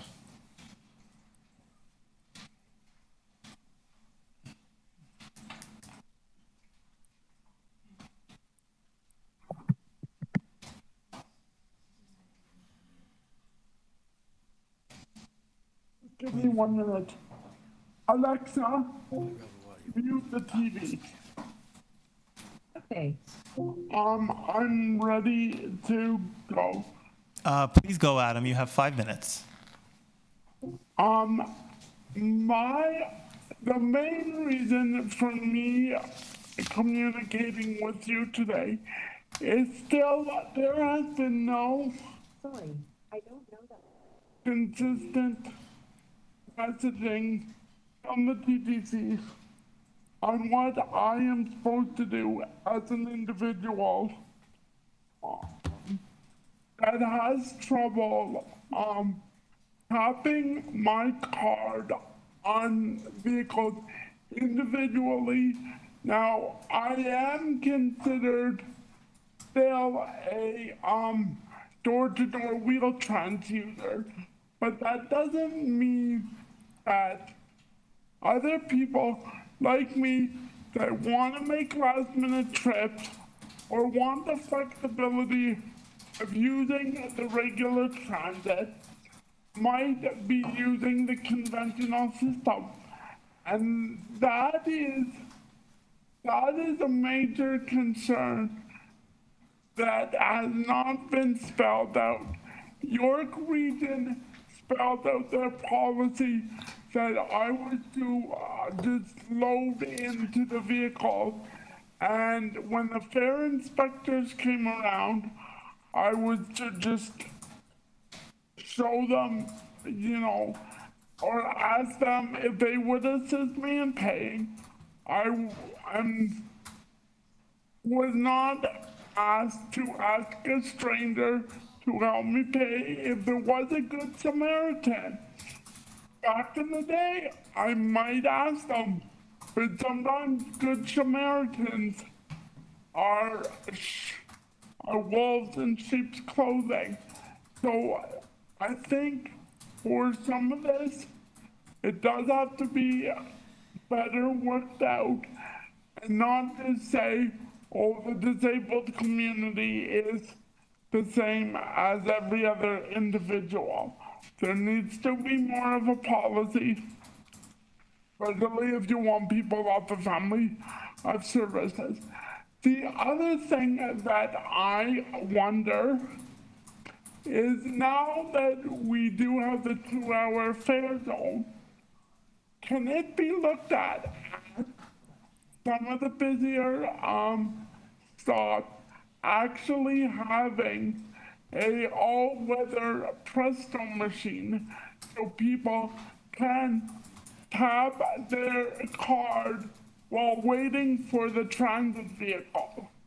That works quite well on the Viva system up in York Region, and it would be interesting to see if their fare evasion numbers are lower, because you won't have people say as much saying, oh, I couldn't tap my card on the streetcar because it was too crowded.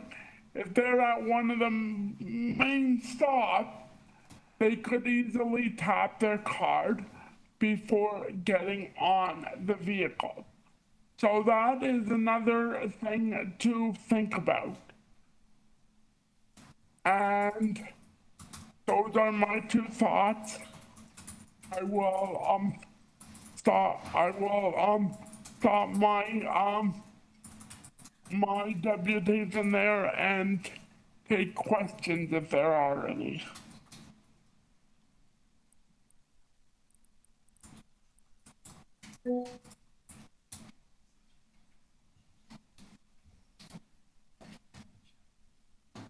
Any questions for Mr. Calhoun? Seeing none, thank you. Do we have another speaker, Chrisanne? Our next speaker is Terry Lynn Langdon. Terry Lynn is virtual.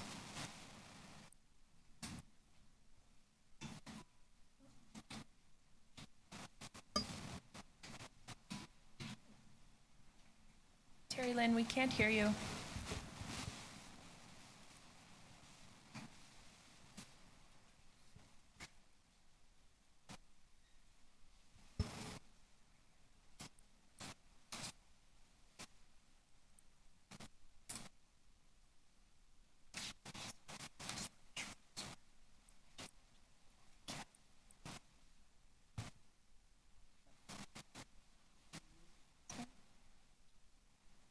Right, maybe we'll move to our next speaker while we wait for Terry Lynn, and that's Diana Chan McNally. Are you there? Yes.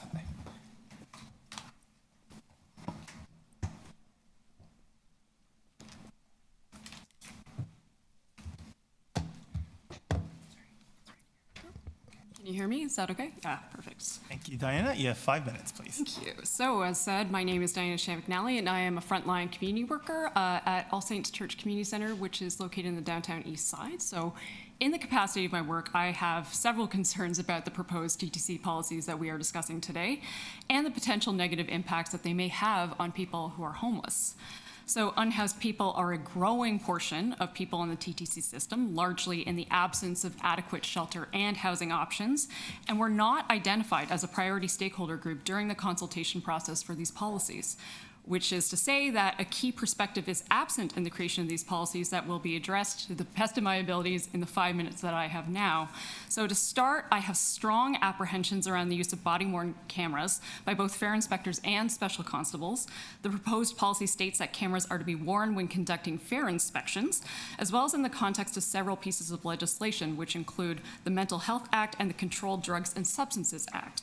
So in the absence of shelter and housing, this board and TTC staff are very, very aware that the TTC system has become de facto shelter, where people are forced to live out their lives, often without any ability to pay transit fare. So being homeless, I will tell you this as a frontline worker, it is a daily trauma that entails extreme stress on people's mental and emotional well-being. This is to say that people who have nowhere else to experience frustration, anger, anguish, and crisis using drugs because of their situation will have no choice but to do it in full public view, including on the TTC.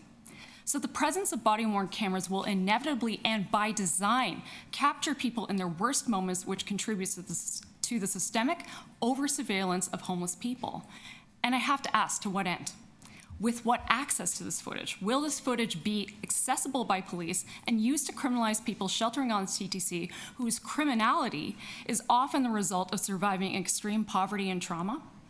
The board has to apply an equity lens and seriously consider these questions. Similarly, I have concerns surrounding the use of force and use of discretion policies. So modeling policies applicable to special constables and fare inspectors on the policies that guide the Toronto Police Service is problematic. We've seen recent video footage of a man who is visibly nonviolent in the video being kicked repeatedly by a police officer on the subway without a lot of comment or any recourse. Moreover, special constables and fare inspectors lack the adequate accountability structures surrounding use of force. That is, they are essentially only accountable to you, the TTC board. If you are going to enact these kinds of policies, you need an independent and third-party accountability mechanism to ensure impartial review of serious issues like use of excessive force. Toronto Police Service is accountable to the SIU, for example. Why do we not have a similar mechanism here? It also concerns me that while the report states that use of force will not be deployed for the purposes of fare enforcement, this language is actually not explicit in the policy, and it must be. Moreover, the TTC has fully acknowledged that they are not experts on homelessness, and even in the report before us state that they rely on mental health and homelessness workers like myself to provide support to unhoused individuals. When these workers are not available, and they're often not available, how adequate is the current discretion policy? Understanding that TTC workers admit that they do not have the same expertise as someone like me, and that is fully understandable. That is not their job, and so I completely understand why this is. That said, how can they determine that an unhoused person is a genuine danger, or else someone's simply in a bad place? If someone is yelling, for example, will that be considered worthy of triggering a self-defense response? It is a relevant question considering we're in an era where someone like Jordan Neely, an unhoused man that we've seen in New York City, who was yelling in frustration about being hungry and was actually killed on the MTA because of his outburst. To be fair, perfectly fair, I have yet to actually see any negative engagement between a TTC worker and an unhoused person on my daily commute, so I commend you for that. But there is a key difference between anecdote and explicit policy. I sincerely hope that this feedback is taken with the intention of ensuring that the TTC remains a safe space for every person who uses it. But I also must emphasize that these policies should have from the outset included the perspective of frontline workers like myself, and more importantly, from unhoused Torontonians themselves. Thank you so much. Thank you, Diana. Any questions for the deputant? Seeing none. Can we go back to Terry Lynn Langdon, please? Hi there, I'm here. Can you hear me? Yes, we can, Terry. Thank you very much. Sorry, Terry Lynn. You have 5 minutes, please. Okay, great. I'm here to say a couple of things. Oh, it looks like okay, I can see myself twice. Use of force is never okay when it comes to like not paying a TTC fare. That's the first thing that I wanted to say. But I also wanted to share a very unique situation that I have had on while taking Wheel-Trans, and that is on February 29th, I received a quote-unquote courtesy call from a TTC Wheel-Trans staff person who said, I just wanted to let you know the driver shared with me some concerns that you didn't pay a valid fare. And I said, what do you mean? And she said, you're not a student. You didn't pay the full fare that adults are expected to pay. And then I said, I am a student, but furthermore, I have a fare pass. And I've used this fare pass for a long time. I applied for it through the means that I'm supposed to, through the TTC. And then she said, apologies then, I'll let the driver know. And then she called me back the same day, I think, like a few hours later. And she actually said the driver didn't know about the fare pass. I won't be receiving this call in the future. What I guess because of that phone call, it raised a lot of questions for me about how does a Wheel-Trans driver not know about the fare pass? Why was I being targeted about a supposed inadequate fare amount? It felt like an invasion of privacy, and it felt like a lot of effort for a fare that I had paid. And furthermore, the TTC Wheel-Trans has very recently published two things. It was a memo going out to Wheel-Trans users saying, again, using the same language, please pay your regular fare. It doesn't mention the fare pass at all. And it does feel like a very targeted email. And there's also a message on Wheel-Trans TTC Wheel-Trans phone messaging. And just given that a lot of Wheel-Trans users are fare pass users, or they might be seniors with senior passes, or there's varying reasons why someone might pay a reduced fare and what that looks like. I don't want other folks to be similarly targeted. And the other piece about that is when it comes to fare evasion and when it comes to paying fare, and honestly, I pay my fare every time, that these tasks and activities, they don't fall evenly on folks, right? It just seems like an inequity there, and a lot of money and resources that are going towards supposedly reducing fare evasion, but I'm really sure that first of all, it was an incorrect phone call to begin with. And secondly, it's a lot of money and a lot of time spent trying to chase down fares that are valid. But furthermore, that money could go into access on the TTC. So I just wanted to let folks know about that, and to also say, I don't support any sort of force on the TTC whilst people are paying their fares or attempting to pay their fares, or, and no one seems to be asking about why people are not paying their fare. And I wanted to also encourage that to, if someone doesn't pay their fare, just to be like, hey, why didn't you pay? Or what was the barrier? Like, those are really important things. And are you willing to pay now? That's all. Thanks so much. Thank you, Terry Lynn. Any questions for the deputant? Seeing none, thank you. Next, we have Jonathan Van Etten.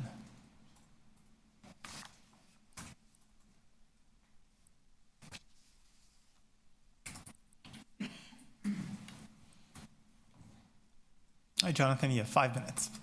I'll keep it short.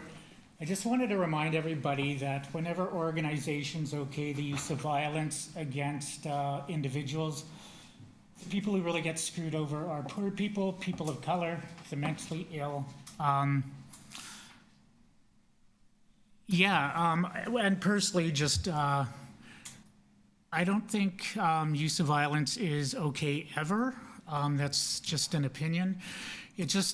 It's going to lead to more problems. It just is. And it's going to put the most vulnerable people in our society more at risk. People, actually, no, I'll just leave it at that. Thank you. Thank you very much. Any questions for the deputant? Nope, seeing none. Next, I have Michelle Silosisik. Jaloschik, yeah. Can you hear me okay? Yes, thank you. Michelle, you have 5 minutes. Great. Okay, thank you. Good afternoon, board members. I appreciate having the opportunity to speak to you today. My name is Michelle Jaloschik. I've been a TTC rider for many years. I'm an artist, and I've spent numerous years critically examining the culture and impact of law enforcement. I'm involved in efforts to hold law enforcement accountable in the city. I wanted to raise some concerns I have about the policy on use of force, discretion, and body cameras. I understand that you've taken the feedback of experts into account in order to address implicit bias and the disproportionate representation of Black and Indigenous people in enforcement incidents on the TTC. That being said, a couple days of training for special constables, fare inspectors, service guards, and supervisors on the use of force and discretion doesn't feel substantial enough to equip them with the sensitivity needed to deal with the variety of social issues that are prevalent in the city. This is perhaps a reasonable first step to initiate this awareness, but I don't think there's any comparison between an officer handling a situation with someone in distress or crisis versus an expert such as a social worker who has spent years learning about these issues. It's been mentioned before, but in most cases, these situations are not a justice issue, but a health issue. And increasing the presence of enforcement, we'll see also an increase in troubles that's prevalent in law enforcement across the country. I don't think that training is a fail-safe, especially when it is so short-term. And the recent incident on the TTC involving the Toronto Police Service officer kicking a man on the floor puts this issue into perspective about the application of use of force. After all, the goal is to offer transportation and not create a carceral space that has the potential for dangerous interactions. I'd like to echo some previous concerns mentioned that the use of force should never be used in cases of fair enforcement. I also have issues with the use of body cameras, since there is limited research done on them and their effectiveness has quite mixed results. Multiple enforcement agencies across the US and Canada have dropped their camera programs due to the high cost of operating them. If there's such a lack of trust and accountability that the need for costly cameras exists in the first place, it points to an issue deeper than these cameras could fix. At the end of the day, officers will be operating, controlling, and maintaining these cameras. I would much rather see the current investment and future investment placed into crucial improvements needed, such as transit maintenance.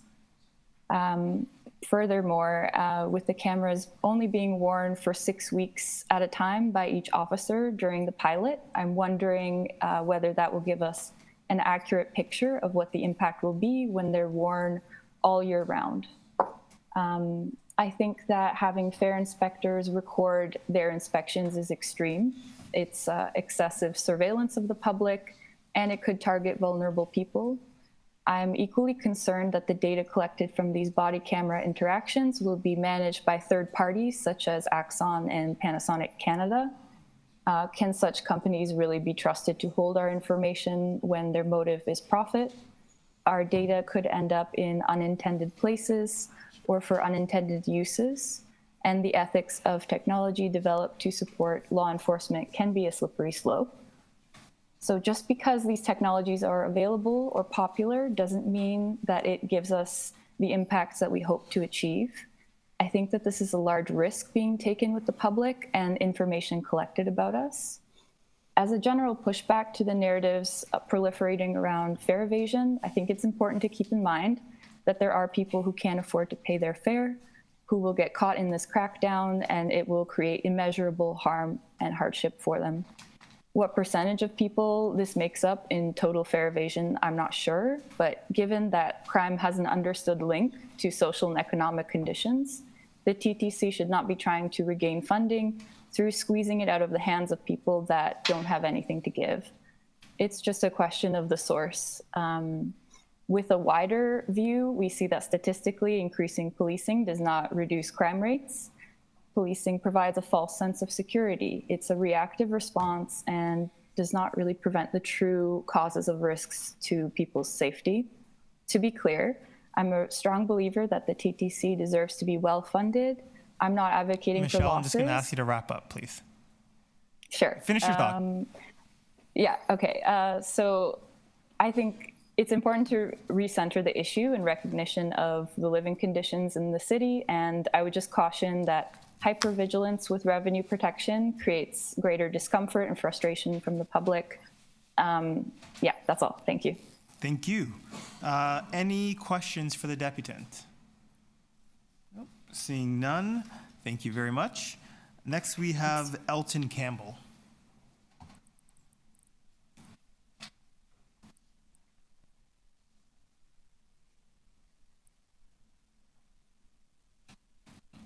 Hi, Elton. You have 5 minutes, please.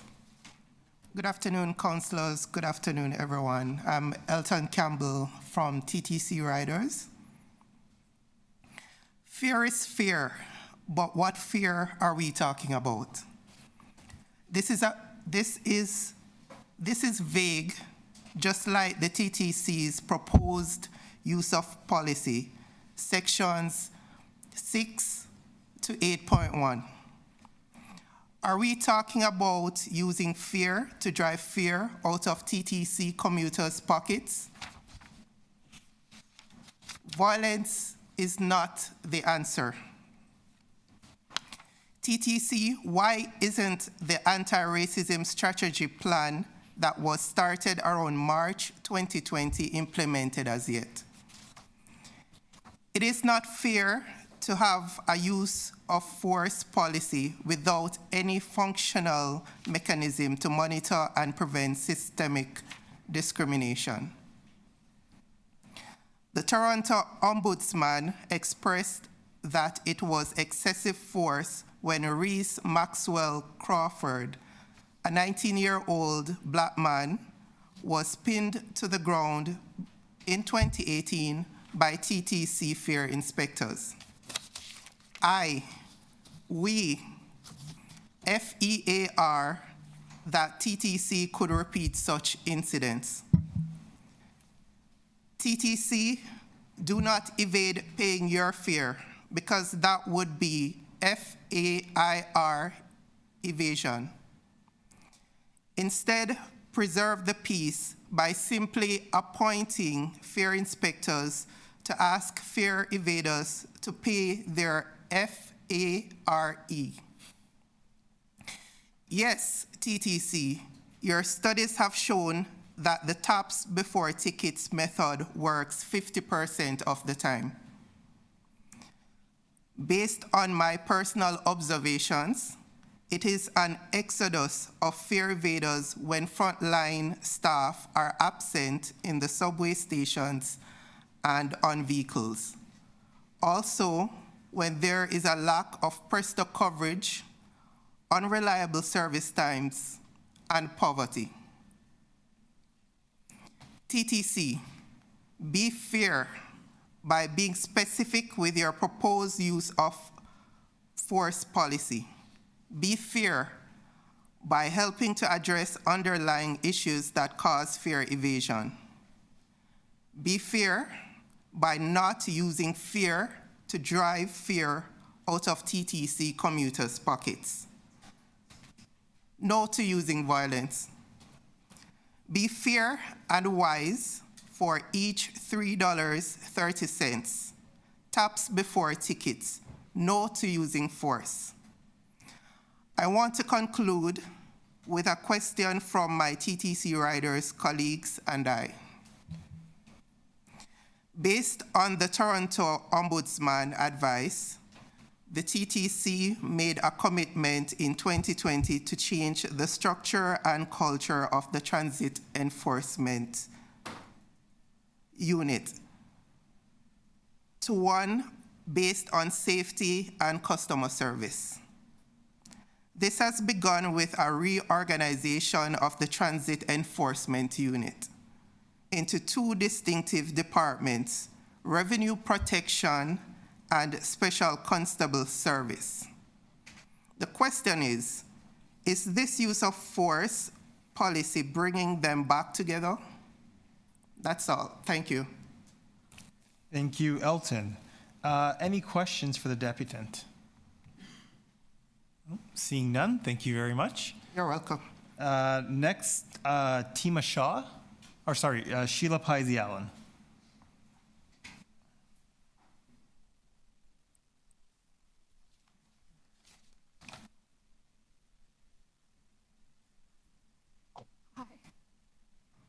Thanks for hearing from me again. I'm just stepping in for a volunteer who got sick and couldn't make it today. And I just wanted to share with Jonathan's permission that he kind of forgot to share why does this issue matter to him that he came here. And he's an Indigenous queer person and he's had experiences with law enforcement. And that's why he came to speak to you today about the policy. And that's what this is about, right? Who is going to be impacted the most by use of force?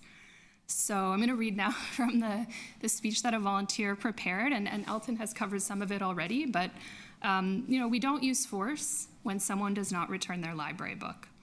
We do not use force when someone does not pay for parking. And we should not use force when someone does not pay $3.30. I want to raise some of the background of how we got here, some of the actions that TTC has committed to that are still missing. Because a big question we have is, what has changed between 2019, when recommendations were made by Toronto's Ombudsman, and now? Because we don't understand how the TTC can move forward with the use of force policy without its anti-racism strategy and without a plan to monitor and prevent systemic racial discrimination. The TTC's commitment to an anti-racism strategy came out of recommendations from the Ombudsman after an incident where Reese Maxwell Crawford, a Black teenager, was assaulted by TTC fare inspectors. And the TTC accepted those recommendations and committed to an anti-racism strategy back in 2020. And a big component of it is about collecting race-based data to monitor and prevent systemic racial discrimination. And the TTC has also adopted a 10-point action plan on diversity and inclusion, again, adopted in 2020. The second action item has still not been completed, and that action item was to appoint a third-party advisor to review and assess existing practices and produce a scorecard on the anti-racism strategy. So that also still hasn't happened. Another document in the background is the Racial Equity Impact Assessment, which found that Black and Indigenous people are grossly overrepresented in enforcement activities. So again, without a plan to collect race-based data, how do we know that a use of force policy is not bringing us backwards, right? Because that's where this all comes from. Another point which Elton raised is that there are some inconsistencies with the use of force policy and the direction from the Ombudsman. So one of the recommendations was to have transit enforcement refocus on customer service and safety by kind of separating enforcement and fare inspection. But the use of force policy leaves some questions about the relationship there. What happens when a special constable and fare inspector are out patrolling together, right? Because fare inspectors can use force to support special constables. That's why we're asking for clarity and for a commitment that force never be used to protect $3.30. And finally, I want to speak more broadly about fare enforcement, because we have heard some sentiment that the TTC needs to be able to use force to deal with loss of fare revenue. And let's step back for a second, because the TTC has not presented evidence that fare enforcement really works. How much revenue is actually protected or recovered by fare enforcement? Because you can't get it all back. When some people aren't paying because they can't afford it, it's like getting blood from a stone.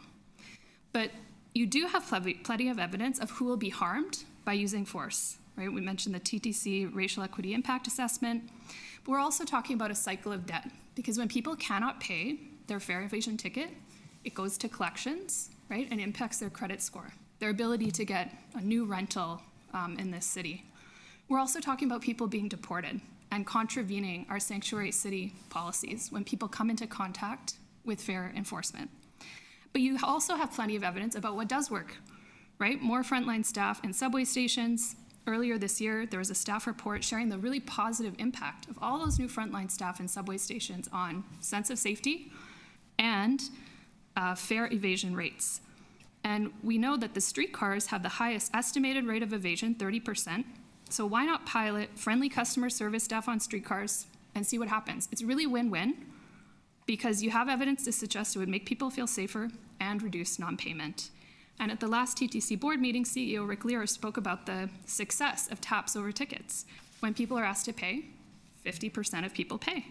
So why move forward with condoning the use of force as a response when you haven't even tried other options and then looked at the data and evidence from that? So to sum up, and on that point, TTC Special Constable Annual Report, which is also in front of you today, says that replacing handheld point-of-sale devices, so people can be asked, like pay on the spot, that's still underway. So that's just another piece of work that hasn't happened yet. And so just to sum up in 10 seconds here, we encourage you to ensure that measures to monitor and prevent racial discrimination are in place. And we urge you to clarify that force is never acceptable in response to someone not paying their fare. Thank you. Thank you, Sheila. Any questions for the deputant? No? Councilor Moyes. Thank you, Councillor Moyes. 5 minutes, please. Thank you for your deputation. All the points you brought up resonated with me. And thank you for coming in today to say it so eloquently. So my question to you is, do you think that the board has adequately implemented the ombudsman strategy or recommendations as you alluded to?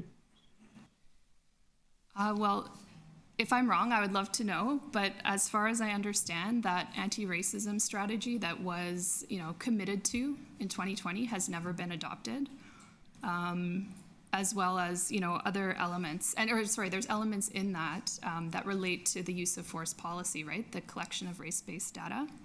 And then there's the second action item in the 10-point action plan on diversity inclusion that has also not happened, which is a scorecard to assess the TTC and its work on this issue.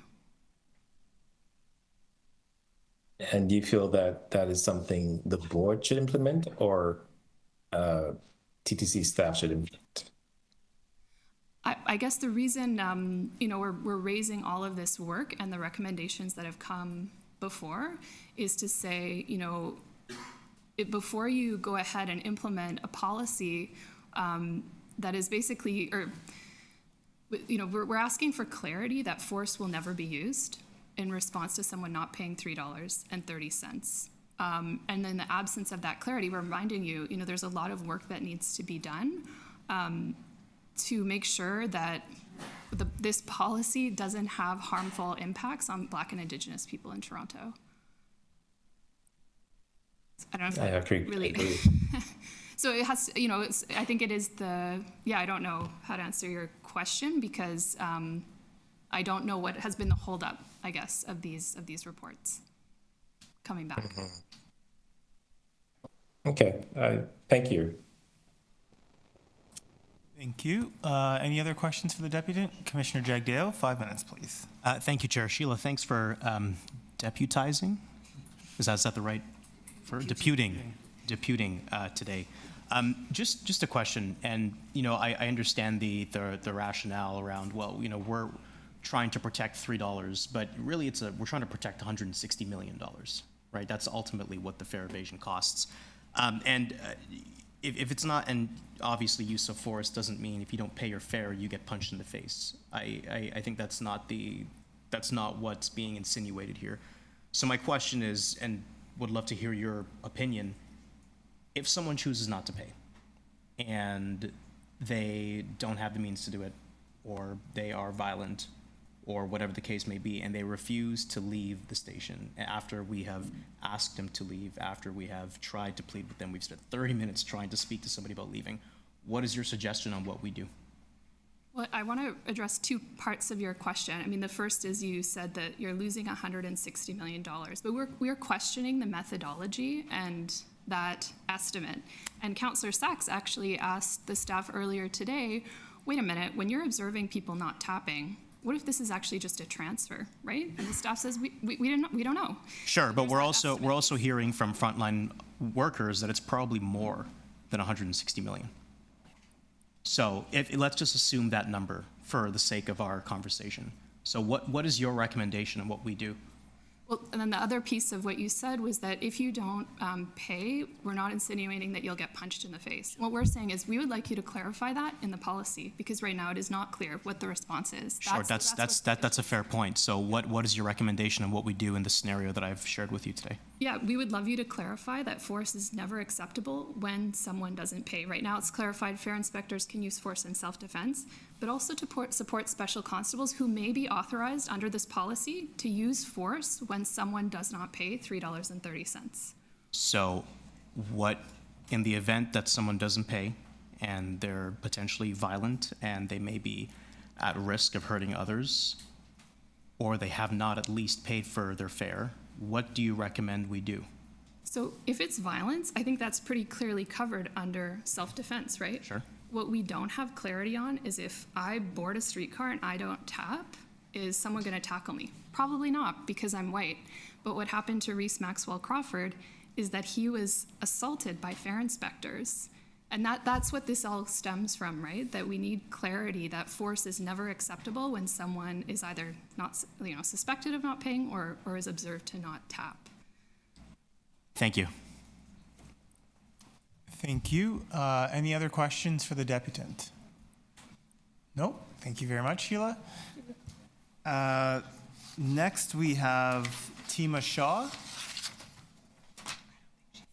I don't think Tima's here. Okay, so Tima's not here. Before we move into questions from staff, we're going to hear a presentation or some remarks from Angela Gibson. Angela, floor is yours. Thank you. Good afternoon, Chair and members of the board. The supplementary report that's before you today really responds to your request in December for us to do some more consultation, first with our employees, then with the public, and then key stakeholders. This consultation builds on the initial work of the racial impact equity assessment that was completed in 2022, and that work consulted with 16 community consultations, and we had 5 separate expert stakeholder panels. This February, on February 5th, we held a virtual stakeholder consultation on these policies, and this was also supported by a public survey where we received 2,900 responses. In general, the feedback from the virtual consultation was really centered around what you've heard today on use of force. So the use of force, I just want to remind the board, is not a new policy. We have an existing use of force policy that was last revised in 2014. What we've done is we've worked with the Ombudsman's Office as well as with our external experts to restrict the application of use of force for fare inspectors. That would mean that we will not be using or could not use force to enforce fares. What we've also done with this policy is ensure that with the direction of the Ombudsman, that de-escalation is the first tactic and use of force would be the last resort, or if in a case when a customer is threatened or our employees are threatened. Each of the policies that are before you today, body-worn camera, in-car camera, use of force, and use of discretion, have been amended because of the consultation that you asked us to do. And so these are amended policies, and that they have been addressing the concerns that we've heard. I also want to point out, for the use of force, it is a higher standard than what exists for any police force in Canada. And so, and that really speaks to the spirit of the recommendations that we got from the Ombudsman's Office. And that also includes a higher standard of reporting back to this board. The pilot for the body-worn camera will begin in May, and then followed by the pilot of the in-car camera system. That will last for 9 months, and then we'll report back to the board on the progress of that pilot. At this time, I want to introduce your Chief Diversity and Culture Officer, Keisha Campbell, who will also introduce the Ombudsman. Thank you, Angela. So what I hope to do is just share a bit of light on the journey we've been on over the last 3 years. Thank you to the deputants for bringing their concerns forward. I hear those concerns. So in 2020 is when we came forward to the board. We did some of our restructuring that was mentioned by the deputants, and we removed special constables from the TU unit, and now they fall under our strategy and customer experience team. In 2021 was the first time we worked with external doctors, the professors, and they've done a lot of work with us to actually look at data over a 10-year span. They looked at data between 2008 and 2018, and they came forward to us and said, when we look at different cohorts of our community, specifically Black and Indigenous folks, we do see an overrepresentation when we look at enforcement. What we've done is my team, which includes the Fair Inspector and Special Constable's Complaints Office, provides oversight, and my diversity department has been working in partnership with Angela's team, our external doctors, the community, and our external advisor, Arlene Huggins, to ensure that equity is at the forefront of all of these policies that have been delivered. Before we come to the public, we also, as part of a thorough process, go back to the Ombudsman to confirm that we have addressed his concerns. Ultimately, hearing from the public what equity looks like when we talk about interactions is a consistent approach.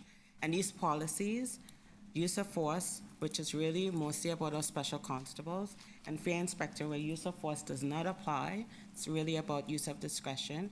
We have made complementary guidelines that show the policies, the procedures, that will complement these policies as part of day-to-day. So really just wanted to give some, hopefully, confidence to the public that equity has been at the forefront and how we've spoken or talked about or done this work. And there's been a lot of consultation with our doctors and the professors in different cohorts of the community. Youth, those who experience substance use. We also have those who deal with mental illness, and we have those from the Indigenous, Black, and other communities. If you want an executive summary of what the doctors were able to uncover, it is actually in the appendix of the Diversity and Culture Annual Report, and all of those findings have informed the policies that have come forward to you today, recognizing how important this is to the public, to our employees, and to the communities. So I'll get off my soapbox for a moment, and I will hand it over to the Ombudsman to just share his why we are where we are today, and maybe share some thoughts with the board and the public.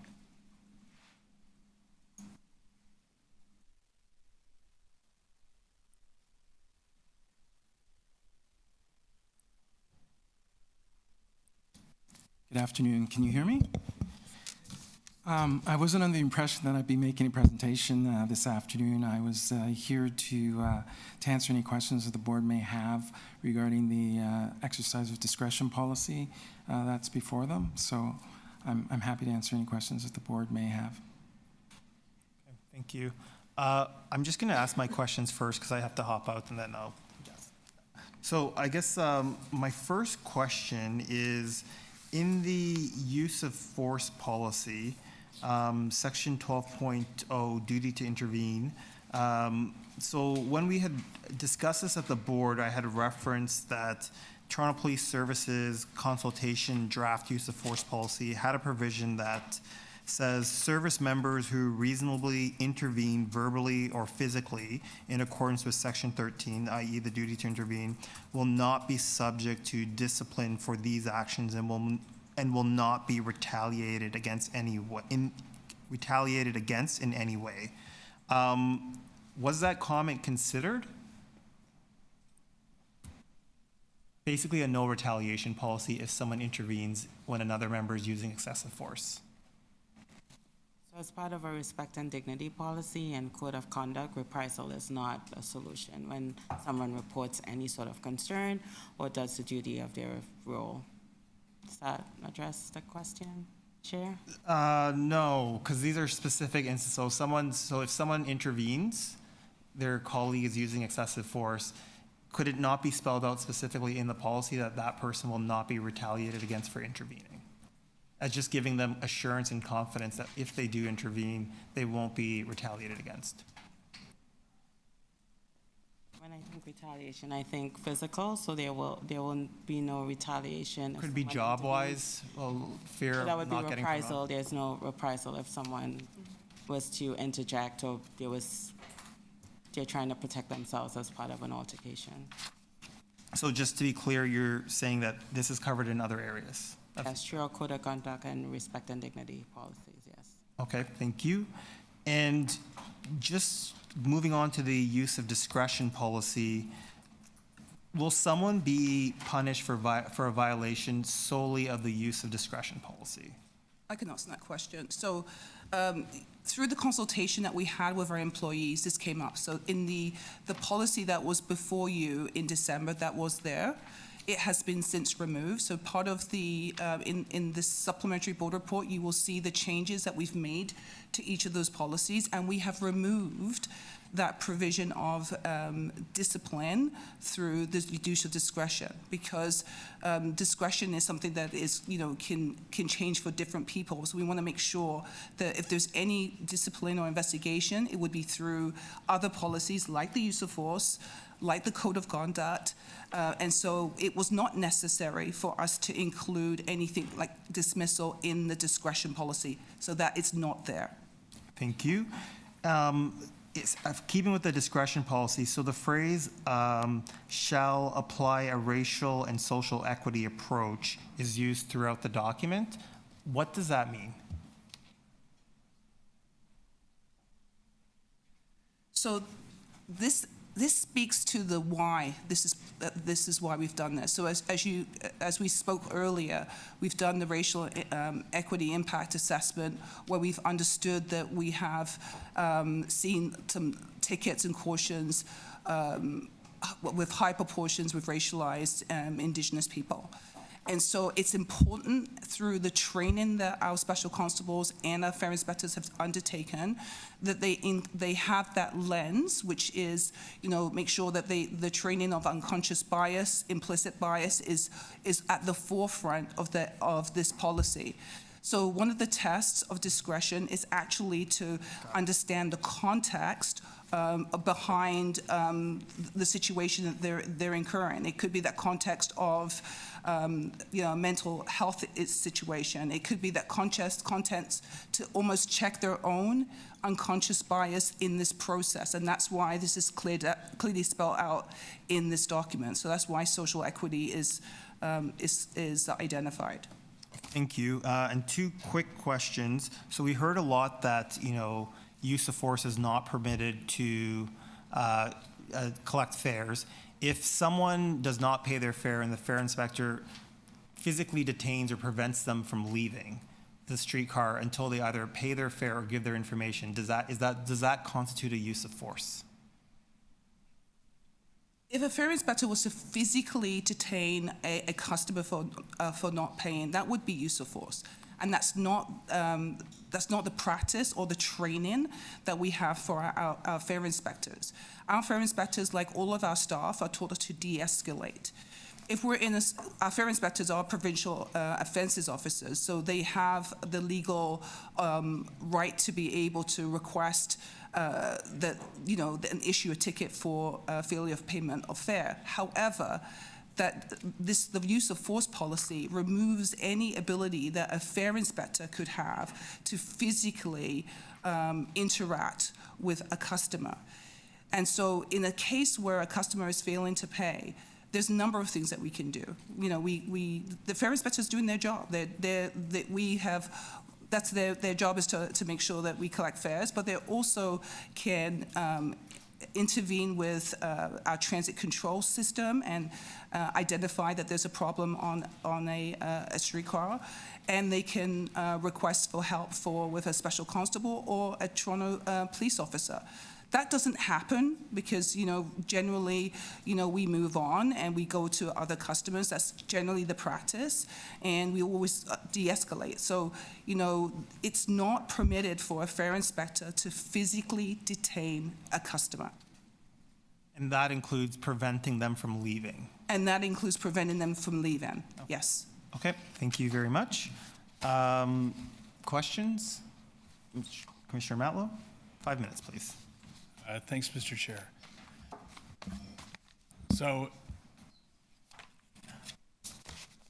the reason for the fare enforcement, this is admittedly rhetorical, but just to set the stage, is because we have a system that is over-reliant, the way it's set up on the fare box, and if we don't collect fares, we don't have a functional system.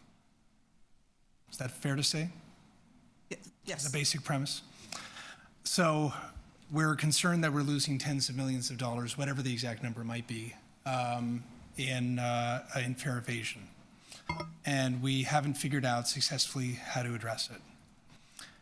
Are we concerned that if we're asking a fare inspector then to ask, at least try to be a deterrent for fare evasion, are we concerned that if they don't have the use of force, which is an awful term, but that if they're asked to then do that job, and then if there's an incident where perhaps they're even threatened, that they won't have the ability to deal with it effectively? Like protect themselves even, or? So generally, we don't have, most of our customers pay their fare. And we're talking about small circumstances where customers who, when confronted that they haven't paid their fare, may opt not to ignore our provincial offences officers. They may opt to walk away. Sure. I mean, if we can interrupt the process that says someone walks away, that still sends a message that you're not able to 100%. Use our system for free. But is that a concern? Like, is that a concern that if we're asking them to do a task, to even sort of like say, hey, have you paid, or I don't think you did, that if they don't have the ability to then even protect themselves in a scenario, is that a concern that we've heard from? That's not a concern because we do a lot of training on de-escalation. Mm-hmm. All of our fare inspectors have a radio, so they have access to transit control, that if we're in a situation where it seems like it is dangerous for our customers or for our fare inspectors, they would be able to get access to Toronto Police Services or our special constables. That's interesting. So they all have a radio.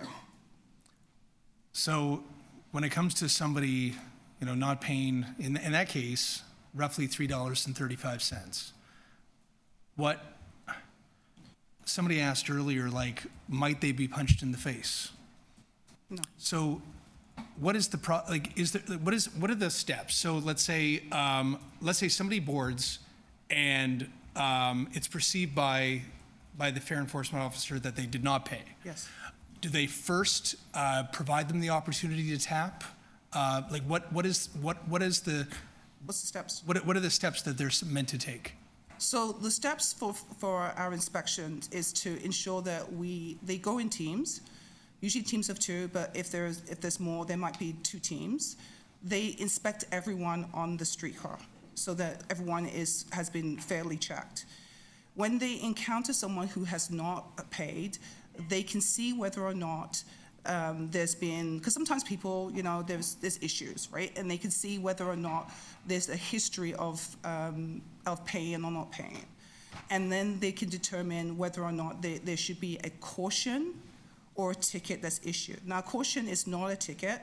It's basically a formal warning that says, this has, you have had this issue.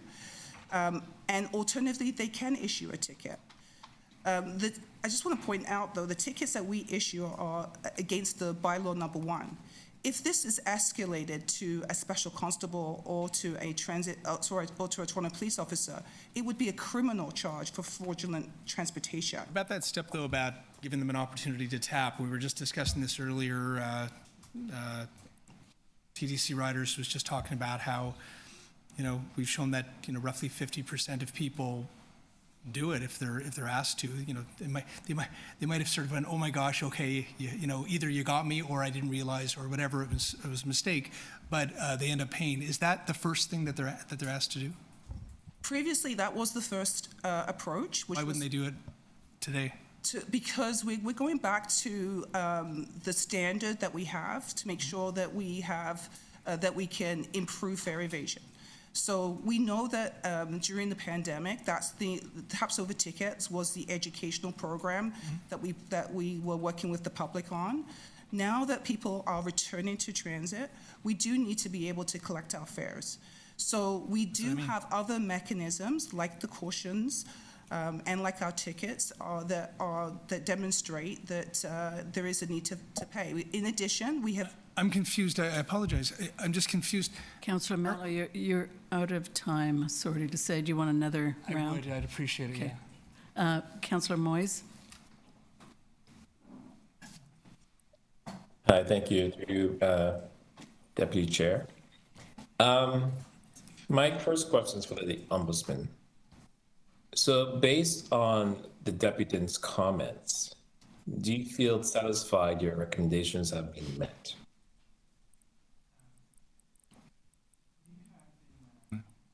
Working with the TTC for several years to finally get our recommendations implemented. Our initial investigation was released by my predecessor, Susan Opler, back in 2017, I believe. So it's been a considerable amount of time. I know that the TTC has worked very hard to try and implement our recommendations, and I believe that we have reached a point where the majority of the recommendations have been implemented to our satisfaction.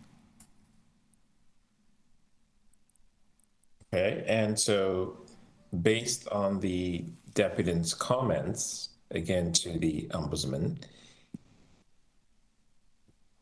it seems that racialized people, Black people, Indigenous people, may be, I wouldn't say targeted, but may have a high percentage of those that are paying the fines or being stopped by these fare enforcement personnel. So again, based on what we're hearing and based on what we're seeing,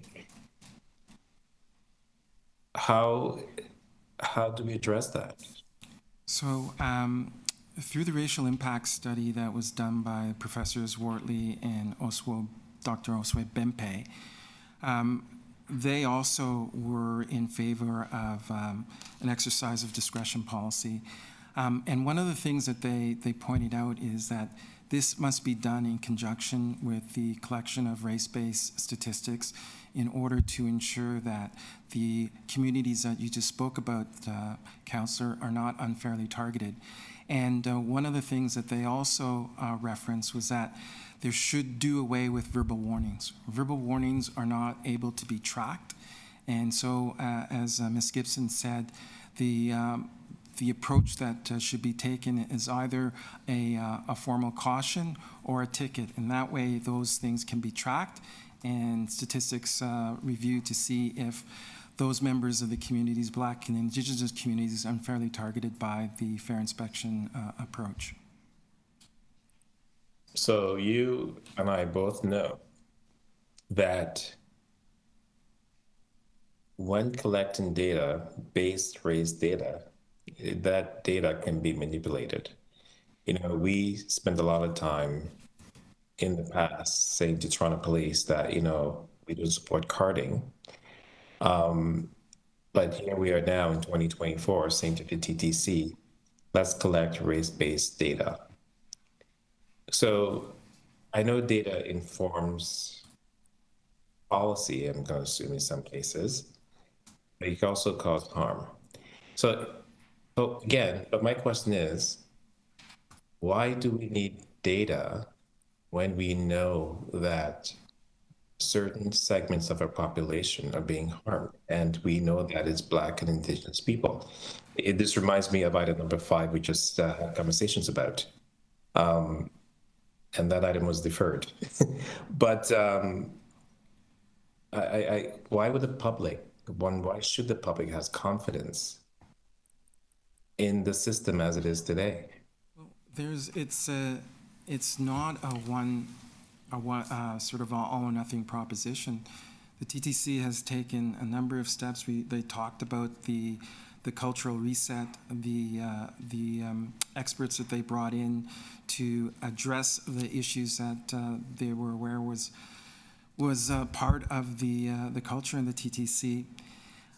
That taken together with the efforts that the TTC has undergone and has implemented and are going to implement, I think if you look at the efforts collectively, they will hopefully provide the type of support that you are looking for, Councillor. Well, I hope you can appreciate my reluctance, but anyways, I will speak to this when it's time. Thank you. Thank you, Councillor or Commissioner Osborne.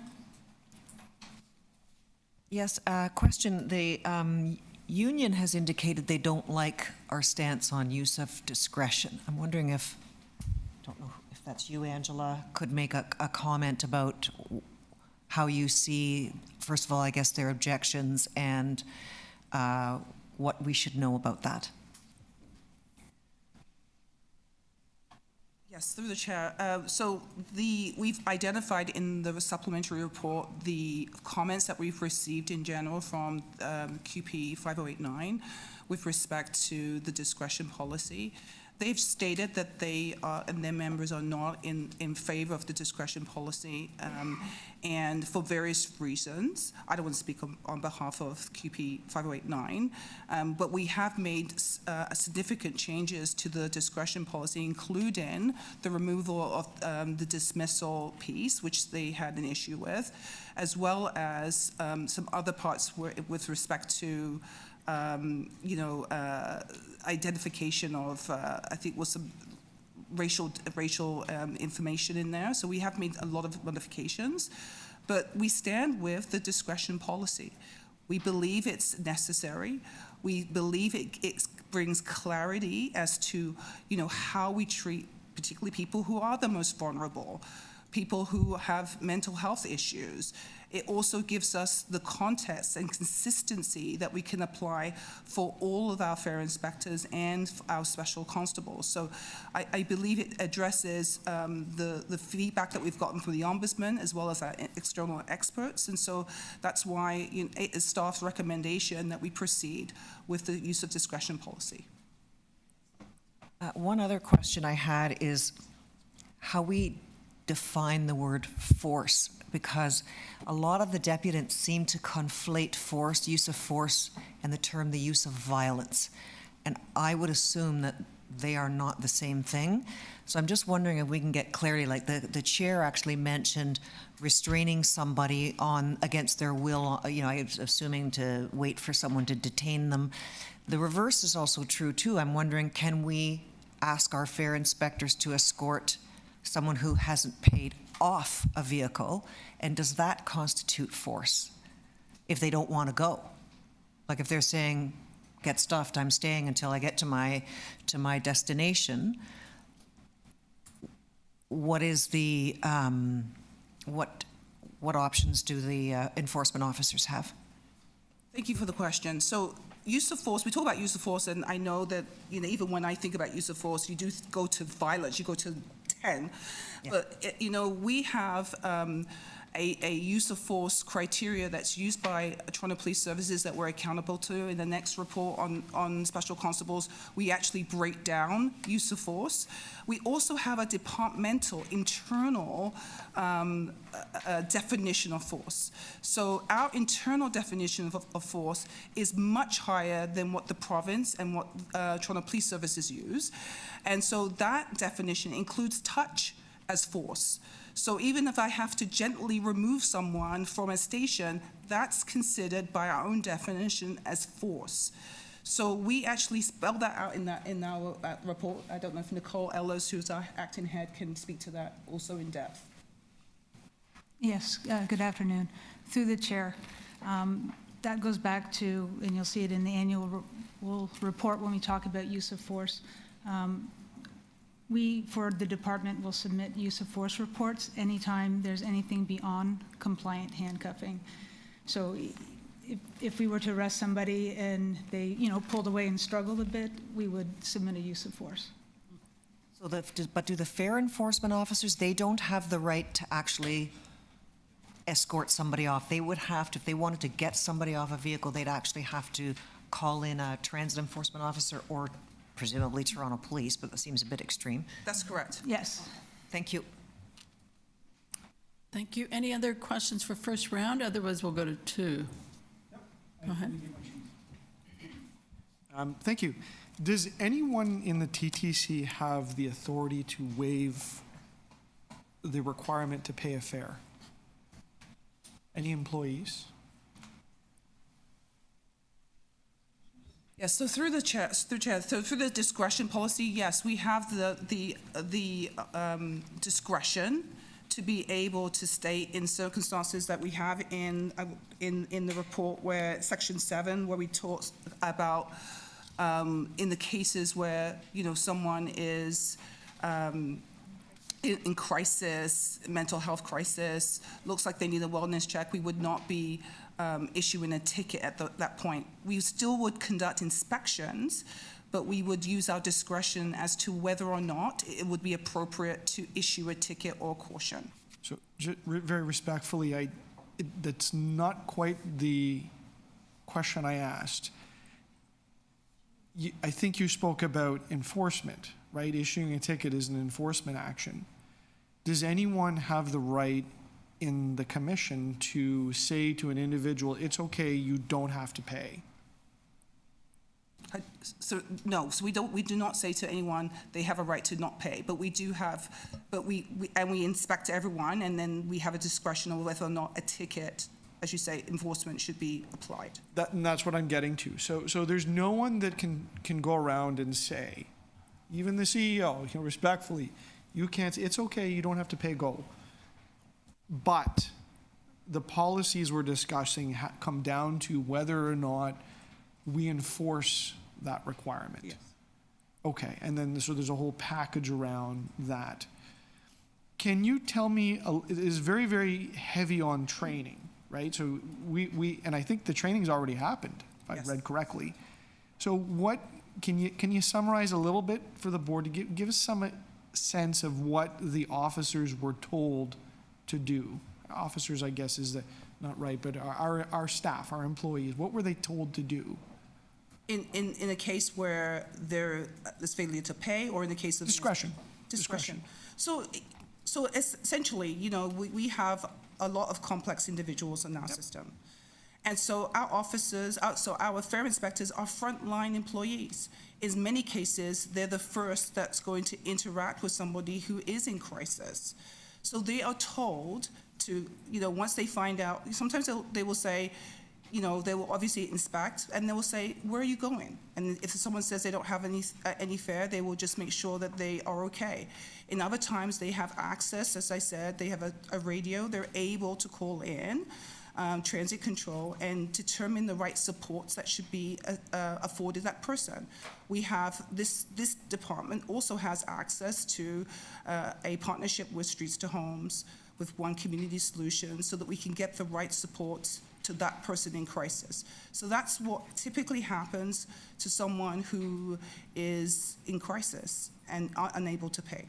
Okay, so the whether it's a special constable that's attending or a fare inspector's attending, they can apply rationale to figure out whether it makes any sense to go further upon an enforcement activity, or take some other step. And if I understand or I read this right, and this is the part I'm struggling with, so help me. The policy says two things. It says, employee, you're going to use your training. And I'm going to presume the training has told them, you know, here's all the different circumstances. This is how we want you to react. But then it also says you are also going to consider factors. How do I square up both an independent instruction and the instruction to follow training? They just seem, they could be two different things to me. That's a fair question. That's a fair point. So the training is not just standard training that you and I would take. the training is scenario-based. Right. It's a lot of different scenarios that you put the fare inspectors and special constables through. So they're tested and retested. And in fact, the scenarios are physically played out in the training scenarios. It's not just a textbook exercise. They play it out on a streetcar and they're real scenarios that have actually happened to us. Right. So that's really what prepares them. In addition, so if they're a new recruit, we don't just send new recruits out in the field. They have assigned coach officers that have years of experience that are working with them to ensure that they are making those right decisions. And in addition, every team, before they get deployed for the day, we have what we call morning parades or afternoon parades, where again, we reinforce the training that has happened. And I would say in addition, but we also have our supervisors and our assistant managers that then also coach in the field. So there's a lot of continuous training that is happening to ensure that our fare inspectors and our special constables are very familiar with different alternatives that could happen. Thank you. Your time is up. Thank you. Councillor Madlow. Thank you, Vice Chair. Coming back to where we left off, I didn't understand just a sort of a train of thought. You were saying earlier, I believe, that our ultimate goal is that we want fares to get in the box because that's how we pay to have this whole system. So why logically would we not just initially, as step one, focus on getting somebody to tap so that we actually get the fare in the box rather than a warning or anything else that may or may not even escalate the situation? Why wouldn't we just first focus on getting that money in? So we have spent the last year working on education. We've done that throughout the pandemic. We have worked with our customers on education. We've had a TAPS over tickets program. What we found is when our fare inspectors are not present, then people don't tap. And we just don't have the mechanism right now to be able to have a fare inspector on every street card. It's not possible. So the caution card that I spoke to actually is our mechanism of issuing a formal provincial notice that is not a ticket, that actually does coach and educate folks to say, in the future, Sorry, this is being given by the fare enforcement officer. Yes, so there's two levels of enforcement.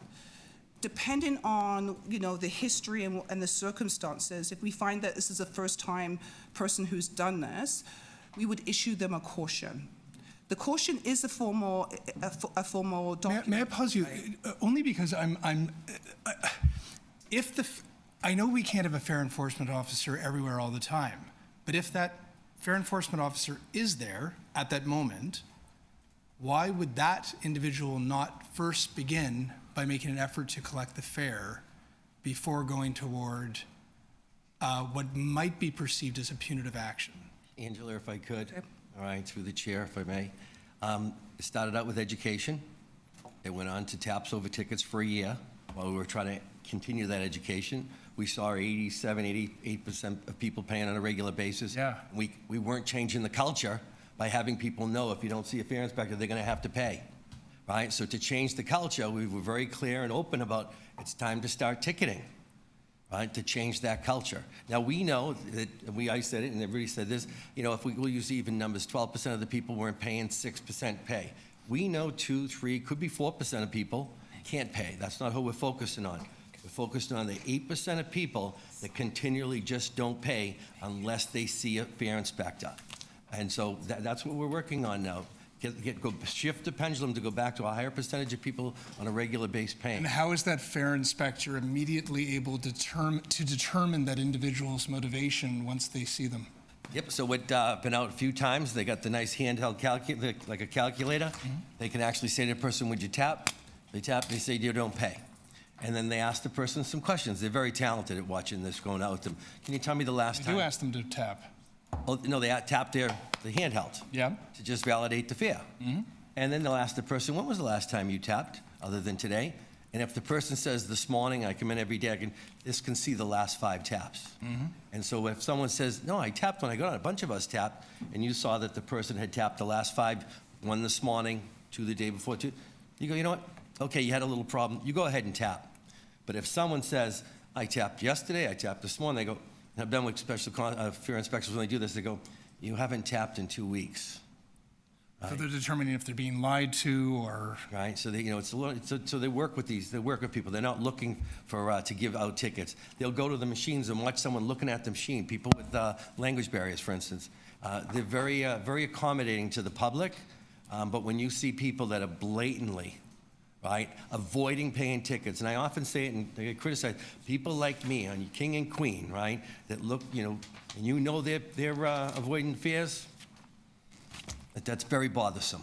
And it's very bothersome to the employees, and very bothersome to the other public that get on and watch these people not pay. So that's what we're trying to really focus on. It's not that 3-4%.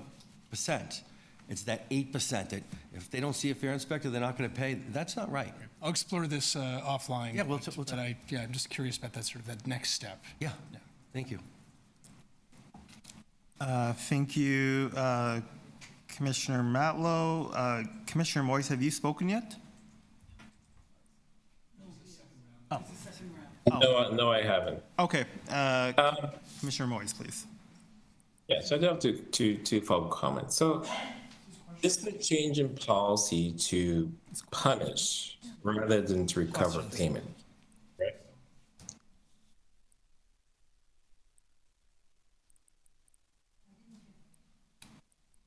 Do you hear me? Can you repeat? So the change, this is a change in policy to punish rather than recover payment.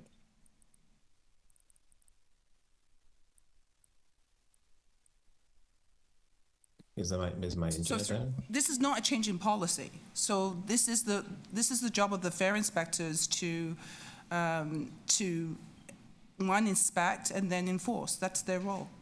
That hasn't changed. So then why is this brought before us then if there's no change? So what's before you today are 3 policies: body-worn camera, in-car camera system, use of force, and use of discretion. And I believe some of the deputants had some concerns that use of force could be applied for fare enforcement, which is not the case. So we're just clarifying that's not the case. Okay. And just to follow on Councilor Matlow's comment about the fare inspector will issue a ticket of $400+. And of course, you know, when people park at an expired meter, they pay $50 to $60. So where's the equity in that? And I know this is not before us today, but since Councilor Matlow mentioned it indirectly, perhaps staff can comment. And again, I think the underlying issue here for me is the inequity when it comes to Black and Indigenous people and how they may be impacted in a significantly negative way.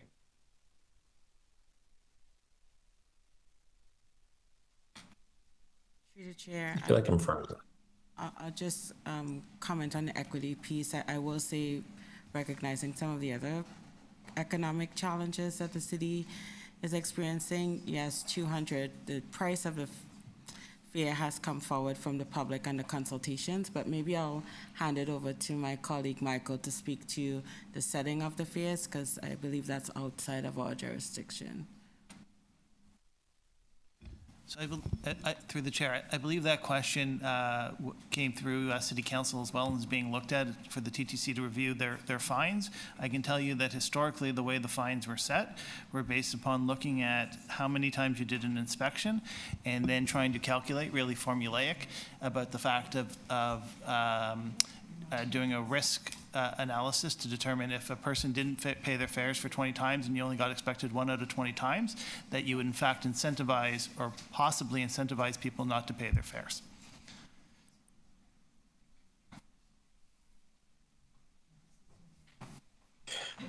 Okay, thank you. Thank you. Commissioner Sachs. Yes, thank you. So in terms of the amount of the fine, is that something that the TTC board can change? Yes, at first instance, it then gets approved by the Ministry of Attorney General, and then the regional senior judge has to approve them as well. But it starts at the board. Right. And are you planning, when are you planning to report back to the board on the question of the fine? Approximately? I'm not sure. We're doing a review of the bylaw too, so it'll be together with the bylaw, and then looking at the fine structure against the new bylaw. Which is when?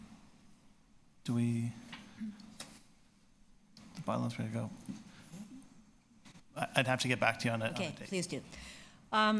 Yes, I'm not sure I should put in this question too, but in terms of, and I think you addressed this earlier, if someone gets on the TTC and they're obliged to pay their fare and they don't, their chance of being caught by a fare inspector is, you said, 1 in 20.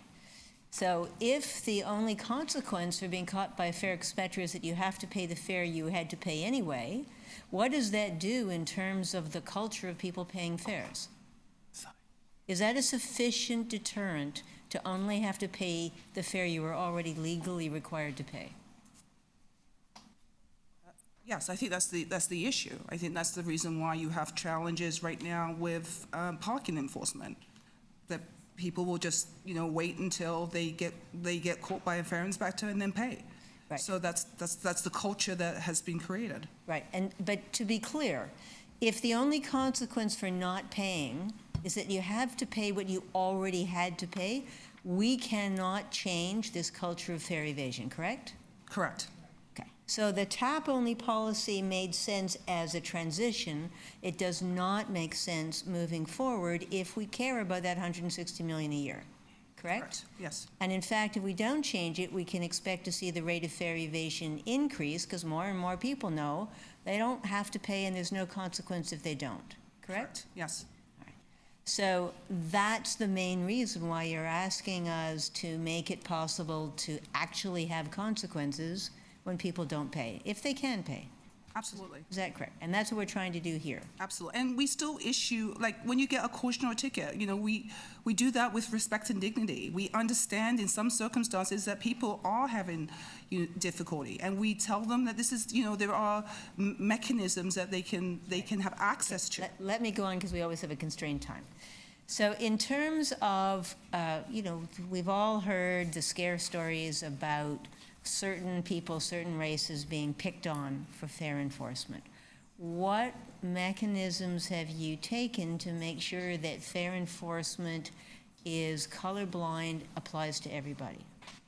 So, as we've mentioned, we've updated our caution card so that we can include race-based data so that we can actually have greater transparency and look at who are we issuing cautions to, who are we issuing tickets to. So that information is being accounted for. In addition, we have training. We have annual recertification training when it comes to anti-Black racism, anti-racism in general.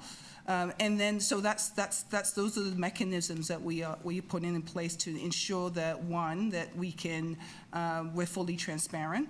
And then also, with the implementation of the body-worn cameras, that would also be another mechanism for us to audit what is happening in the field. Right, but in addition, don't we have a policy requiring the inspectors to check everybody? Yes, 100%. So that is part of the training. Sorry, I apologize. Okay. So that's part of the training. So, when we inspect a streetcar, everyone on that streetcar gets checked. And they get yes, okay. So that's the key piece here. Thank you. Now, in addition to making sure that everybody is checked, the other thing that we did discuss at the Audit and Risk Committee is that we don't have a quota for tickets, right? We have a quota for inspections. That's correct. So the officers are incentivized and required to check lots of people. They're not required to ticket lots of people, right? Well, there's not a quota for tickets. There is a goal for inspections, But through inspections, the expectation is when you encounter someone who has not paid. No, I understand. It was Yes. the quota point that we keep Yes. getting attacked on, and there's no quota for tickets. No. Let's just be really clear about that. That was your last question. Okay, I'm done. Thank you. Thank you. Any other questions? Commissioner Holliday. Thank you. I really think this stuff is important, and thank you for the opportunity for extra questions, Chair. Ms. Gibson, I wanted to keep going through a little bit about what the staff are instructed to do. Are any staff allowed to not use discretion? In other words, never mind the policy and things, just go out and ticket every infraction. Don't judge, don't decide, just ticket everything. Has anyone been instructed to do that? Is that okay? Is that what we're aiming for? That's not what we're aiming for. We are, I mean, through the training, this is, we're formalizing a policy that has already been, we've instituted through training that this is where we're expecting discretion to be used, and we've kind of clearly outlined that. And that's what I'm getting at, because I've never been to the training, and I'm very intrigued to learn, what the staff are told. But I think what you told me before is they're given a lot of clarity around if you encounter this, do this. If you encounter this, do this. If you encounter this, do this. If you encounter something you don't know, this is how you get help. So everyone's clear what they're required to do. Okay. What happens when discretion is applied? So stop all the people in the streetcar, they go through it, they encounter someone, and there's one of the circumstances is triggered. Mm-hmm. And there's a requirement to use discretion. How does the documentation occur? The documentation occurs in their memo books. Okay. So they would identify that, they've encountered someone, suppose someone in crisis. Yep. They've, inspected them, they had no fare, but, they performed a wellness check to ensure that they were safe and that, the rest of the customers were safe. And they proceeded with the remainder of their inspections. That's how it would be recorded in their memo books. Okay, and forgive me, it's hard to glean it from the policy in this level of detail, but so they would make an annotation in there in lieu of writing a ticket, because that would be another way to track. What happens, are the staff authorized to give a verbal warning? Hey, don't do that again. Again, they've also been trained, we're talking about, discretion, but encased in that is also de-escalation. Of course. So that is a really important part of what they have to assess. So, if it's in the case of someone who may have expressed that they don't have funds, I'm talking about somebody who's in crisis, they would also inform them of other programs that are afforded to them. So what I'm getting at in all of this is, do we have mechanisms in place to make sure that there's uniformity in how our staff treat the public at large? And by what I mean by that is there's a backstop because there's data collected. Yeah. So if someone is conducting their duties not uniformly, it's going to show, maybe over time. Is that fair? So if there's a problem or let's say we have someone that is very zealous and gives a ticket to absolutely everybody they encounter, or conversely, they use discretion in every case that they encounter, right? It's going to show up. Like the numbers, it's going to stand out. Exactly. So we do have, all of the inspections, all of the tickets and cautions, they're logged. We use that data to be able to look at what's happening. If we saw an anomaly that where, we had someone who was not, issuing cautions or tickets or inspections, that would require some coaching and some investigation training as to what is happening. So we do look at that data to determine what's happening. In addition, if there are, fare inspectors that receive a number of complaints, we also look at that data to see, okay, what's happening? So is there something proactively that we can do as management to ensure that we can, stop issues from happening? Thank you. That's very helpful. Thank you, Chair. Thank you. Seeing no further questions, so we'll move on to speakers.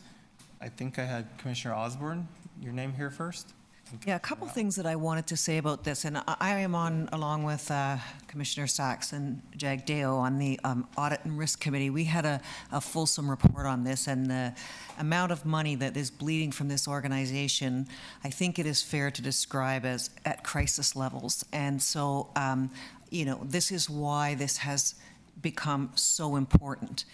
The fine, somebody mentioned a $400 fine. They clarified the other day when we had our meeting that that fine, it's the higher of the two fines. The other one is no bargain either, by the way, but it's substantially less. The $400 fine is used for fraud, for fraudulent use of kids' cards. It's not used for, you know, someone who's trying to get to work. So a lot of people throw that number around, and it's actually not accurately expressed. The deputant's comments really make it sound like the TTC is only out to pick on poor and racialized people, and it makes me really sad. We have seen anecdotally the number of people, as our CEO said, who look like him, dressed with a suit and tie, and I've seen it myself, where it has just become okay to pay or to not pay, even if you can and can in fact pay easily. And I think if we don't do something about this, we are on a road to ruin. And then finally, we have been trying to, through the pandemic, a number of changes were made. We also had, you know, some crises that precipitated a lot of the changes that the Ombudsman referred to and that Keisha and her team have been working on along with Angela's group. But when we had our presentation, we actually were inquiring how many tickets each fair enforcement officer is writing. I think I'm getting this right, that they are averaging 1 ticket per week. So at the moment, nobody is getting put into the poorhouse paying for their tickets to the TTC. We would like, well, I speak for myself, I would like to see that change because it is clearly not working. The fare evasion has gone from a horrible problem that was revealed by the Auditor General a number of years ago. I think it was like 2018 or something like that. And it has gone from very bad to significantly worse from the latest audit that was done by our people. Anyway, that's all I have to say on the topic. Thank you. Next, I have Commissioner Matlow, then Commissioner Holliday. So I have a motion, which I'll put up the screen and I'll speak to in a moment. This is a really difficult discussion. And as I was saying to a friend yesterday when I was having a conversation about this, I don't believe in alternative facts, but I do believe that there can be coexisting truths that need to be addressed. And in this case, one is that we cannot afford to lose so much money through fare evasion every year when that rightfully should go toward keeping the system serving Torontonians. And it is unfair to the public that is paying fares when they see some people not doing so. That's not acceptable, and that needs to be addressed. Both from that perspective, from an equity issue, but certainly from a system that is so overly reliant on the fare box to even just function. So that is a truth. There's another truth, though, that we need to recognize, that historically and today, bodies of authority, certainly enforcement organizations, have had an overweighted impact on subjecting racialized people and vulnerable people to just an unfair amount of both targeting and, in some cases, violence. And that's why we're hearing concerns from some members of the public about what we're doing.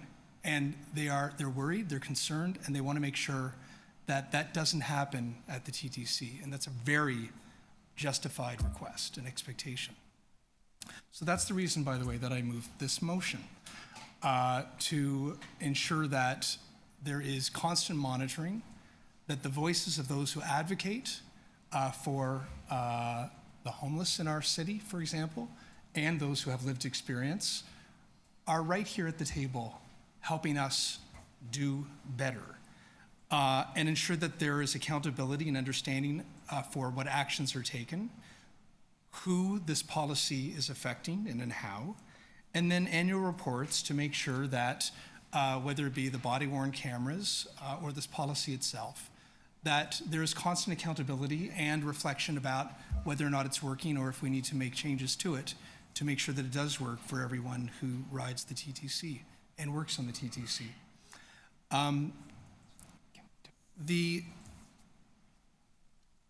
I know the ultimate goal here is to change a culture so that when, whether it be like, I said this earlier when we were discussing the advertising campaign, which I also believe is a blind spot. I'll come to that quickly in a moment. But there seems to be two basic reasons, general reasons why people evade fares, paying fares. One is because they're desperate, they don't have the means to, but they still need to get to school or to get to work. And then some people who do want to cheat the system, as Mr. Leary said. But I'm skeptical, for example, that an advertising campaign reminding people that we're all in this together is really going to influence either of those two types of people. I don't think that's going to be the reminder that's going to really have an impact, I wonder. But I also, when I asked about, why don't we ask to tap first? I'm not suggesting that there shouldn't be a warning or there shouldn't be a consequence for those who are intentionally trying to cheat the system. But why would we not at every venture, at every point, try to recoup the fare that we lost? And for those who maybe they made a mistake, maybe they judged somebody incorrectly initially. What if at face value they didn't really get who that was? Why wouldn't we begin with that conversation and then go into warnings rather than go right into a conversation about warnings when we may have misjudged or misunderstood who we were speaking with? At the end of the day, why would we want to recoup the costs regardless? And I think that we need to reflect on that a little more, and I'd like to pursue that conversation perhaps offline to see if we can make that better. But ultimately, if this is about ensuring that our system, we get the fares that the public expects that we do, that we're able to pay for the public wants us to pay for, that we are not taking a punitive or targeted approach. I don't think that we should be characterizing this as clamping down or any of that kind of stuff. That's not the spirit in which we're going to work.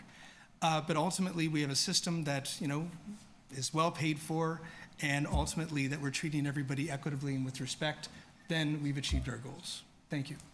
Thank you. Clarification of the motion. Commissioner Jagdeo.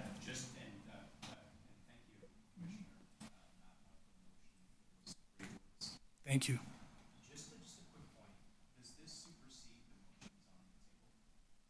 No, it works in concert with it.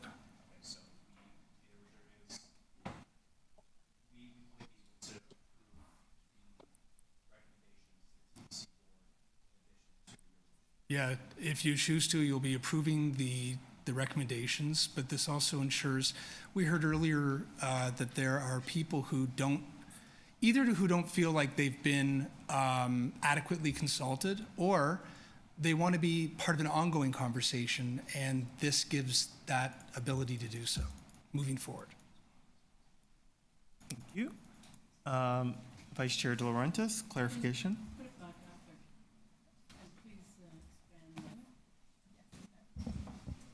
It's far too small for my poor eyes. A couple of questions. So with when it says publicly advertised, are you thinking about a big advertising campaign, or are you meaning transparency, that it should be known? Yeah, that with whatever media we could use to get the word out, in particular to the groups and organizations that we're aware of, that we do so. So social media and so on.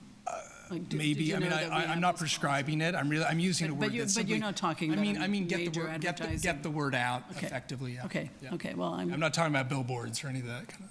Okay, I was thinking dollar bills when I saw that. No. This, in B, incorporate identity-based data collection. This is more, I guess, a question for the staff. But how would we do that? Are we confident that that can be done?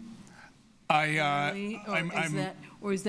you see that information? I can say would have been collected out of from the camera, because you're not suggesting that individuals be asked. So, tell me about your ethnic background. So staff certainly can speak to how they do it. What I can tell you to provide you some assurance is that I worked very well with staff to draft this motion, and they certainly, if you want to look for nods, gave me the confidence that they could do what is being asked. Okay, because I wouldn't want us to be in the position where we now create another problem, which is, okay, who are you? Where do you come from? What do you, like that?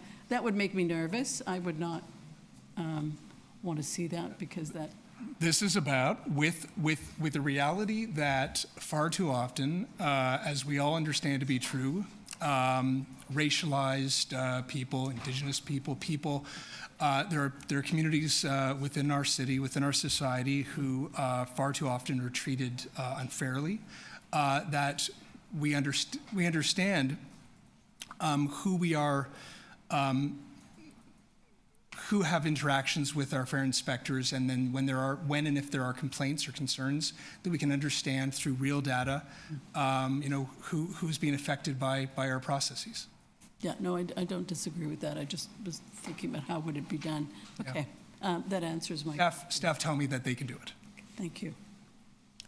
Thank you. Any other, Commissioner Osborne, then Commissioner Sachs. 3 minutes, please. I have some questions on this. The first one is, we were supposed to deal with this in, I think it was December. There was deemed to be inadequate consultation, so they did more consultation. There was already some consultation underlying the first report.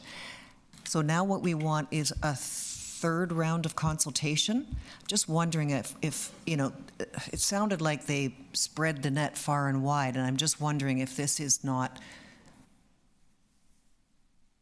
like there's been a lot of opportunities for consultation here, and I mean a lot. And I think, for me, I think we've given everybody a fair shake and then some to have their chance to say something. Commissioner, I'm actually not suggesting that we have another round of consultation. It's not about a round.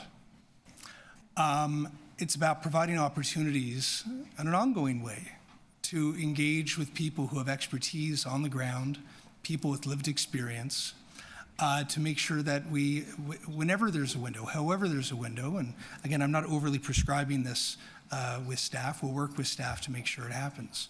But ultimately, we're hearing from people as recent as yesterday and today, who are saying, for example, with the unhoused, that their advocates and those with lived experience, their voices have not been heard adequately by us with regard to this policy.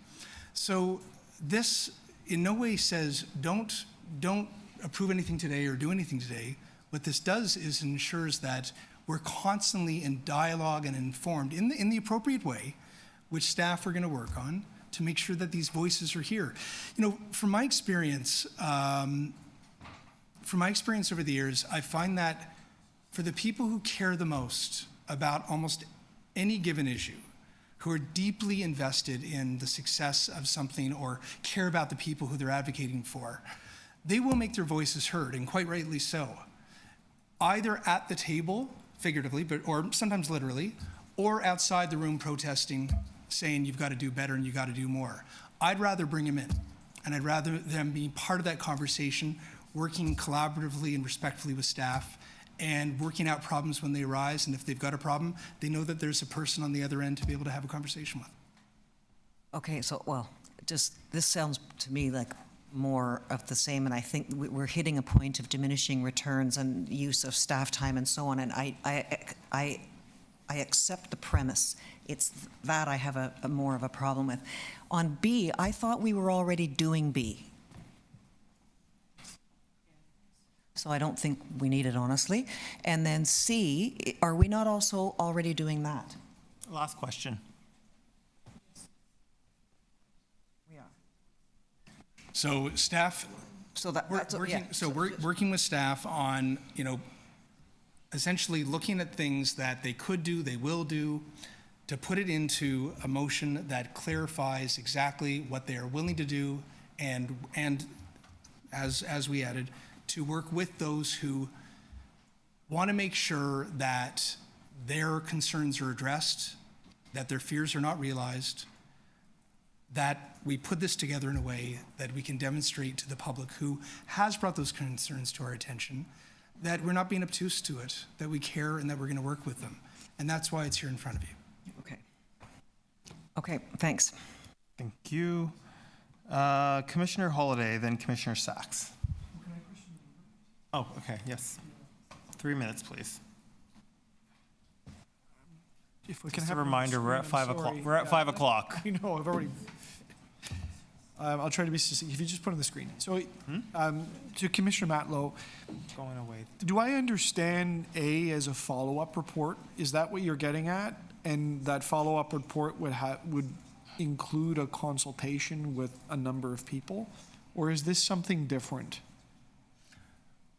As I mentioned to Commissioner Osborne, I'm deliberately not prescribing what this has to be.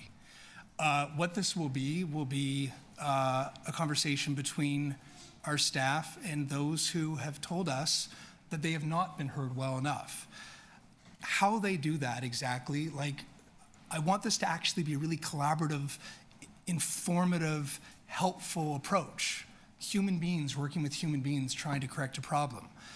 So, if there's reason to bring it back as a report, if there's a problem, then that may be an option. But that's why it's not. I wouldn't characterize it as a round or any of this kind of stuff. It's more making sure that voices are heard that need to be heard. What I'm getting at, is it about what we've got in front of us today before it goes forward, or is it about checking in after a period of time to see how it went? No, I answered that question earlier. This is not about, it doesn't have to be, well, it won't be done before today because it's being moved at the same time.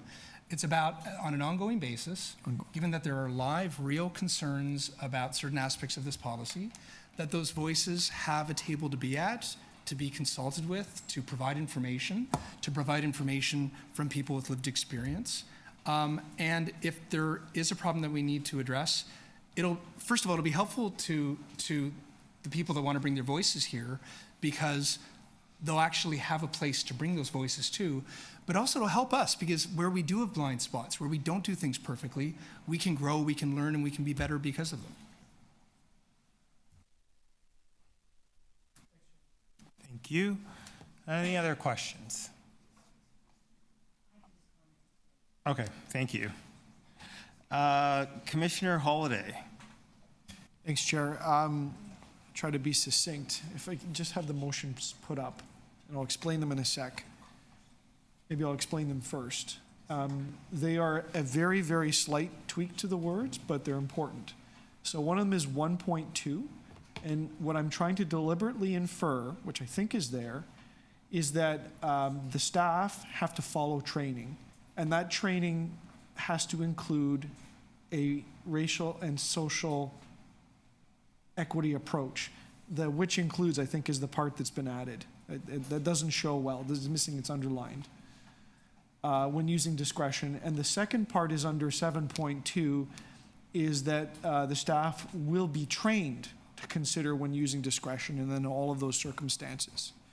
So I'm going to round out a more general statement, but on this one, I really struggled on the discretion policy. In reading it, it feels like the staff are being told to think of two things. One of them, which is training, and one of them is these policies. And I don't think there's an intent to do that. I don't know. I'm just guessing.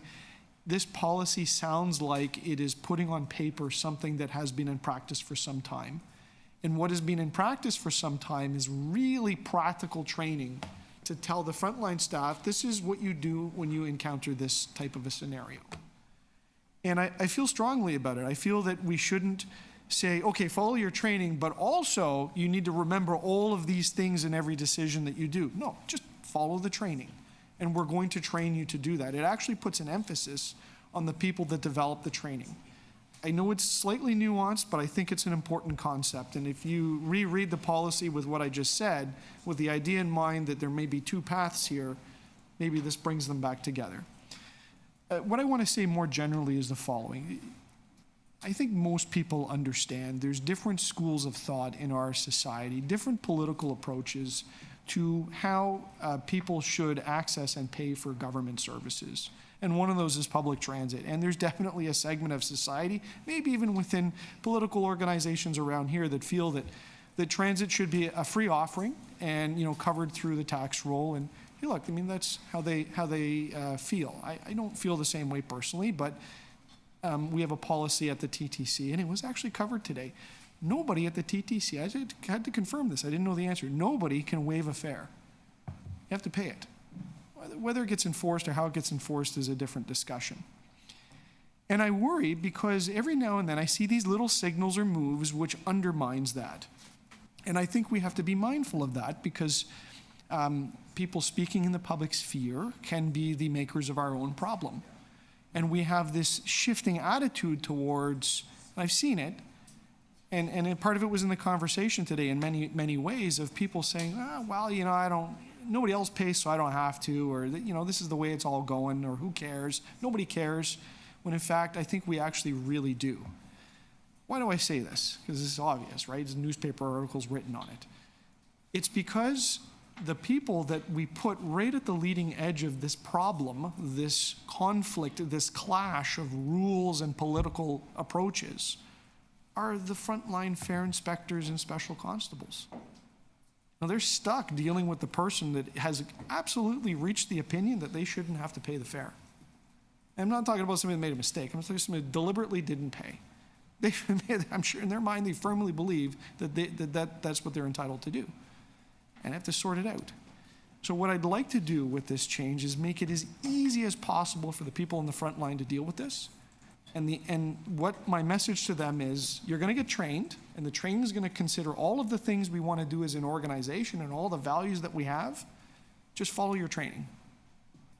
Just follow it. You don't have to make additional judgments and things and layers on top. Just follow what you've been asked to do. And I think that's what they do. So that's why I've made that change, and that's why I made the comments I did. Thank you. Thank you. Any questions for the mover? Seeing none. Commissioner Sachs, please, 5 minutes. Thank you. I do support Councillor Holliday's motion. I do ask all of you not to support Councillor Matlow's motion. We have had, if you look through these reports, there has been very extensive consultation. If you look, there's pages and pages and pages of consultation that has occurred to this point.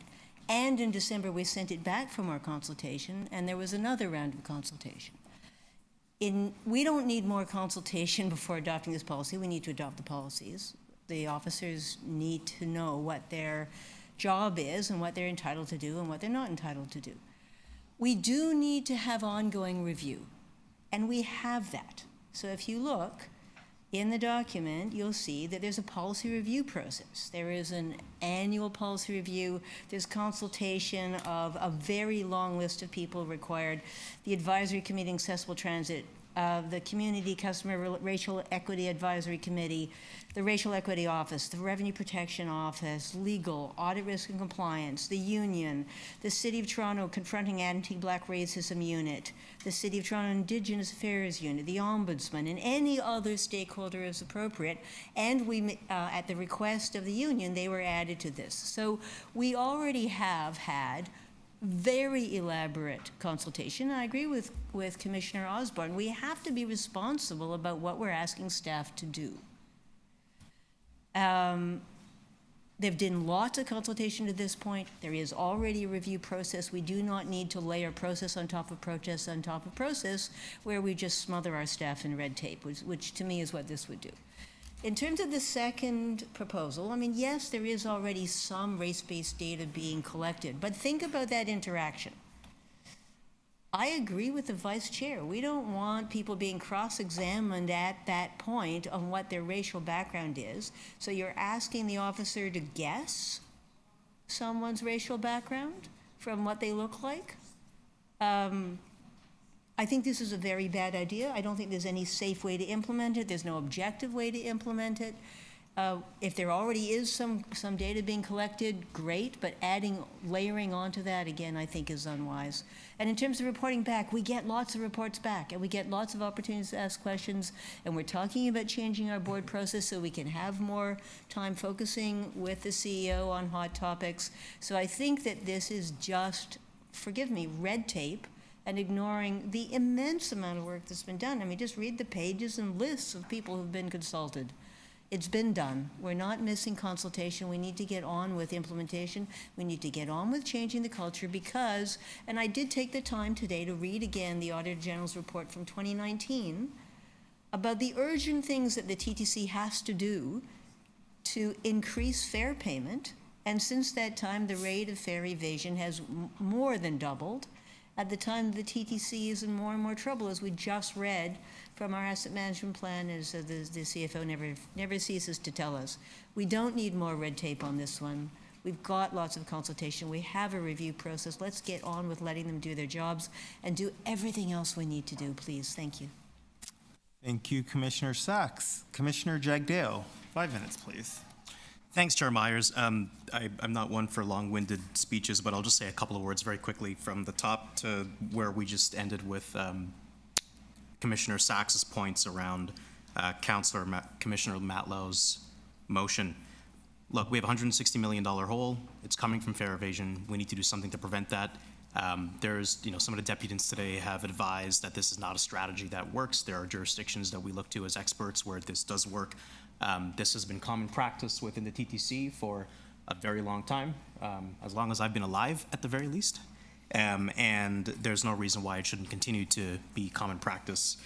There's also a strange rhetoric where we continue to be told that we are evolving as a business and as a company as it relates to our racialized lens and how we view those approaches and how we implement them into how we solve for fare evasion and use of force and discretion. We've had the ombudsman basically tell us that they've been working with the TTC for 8+ years, but we only asked him 2 questions, and the majority of our questions were towards staff. I'm confident that what we're doing from an equity, diversity lens is hopefully going to show people that we're evolving as we think about these policies. To Councillor Commissioner, I really, the whole thing, it's confusing. Commissioner Sachs mentioned the idea of the perils of collecting race-based data, and I think there's some merit to what she's saying, but I'm also a big believer in if you can't measure it, you can't manage it. And quite frankly, there are mechanisms that can be implemented so that we are reducing bias. It's a straw man, in my opinion, to say, well, could you guess my ethnicity and turn it into a trivial game, right? But if we can't manage and measure who we're ticketing, then we can't find ways to appropriately bring this EDI lens that we claim we want to bring and that we've been evolving with the Ombudsman. The second point around the I guess part A of your motion, Commissioner Matlow, around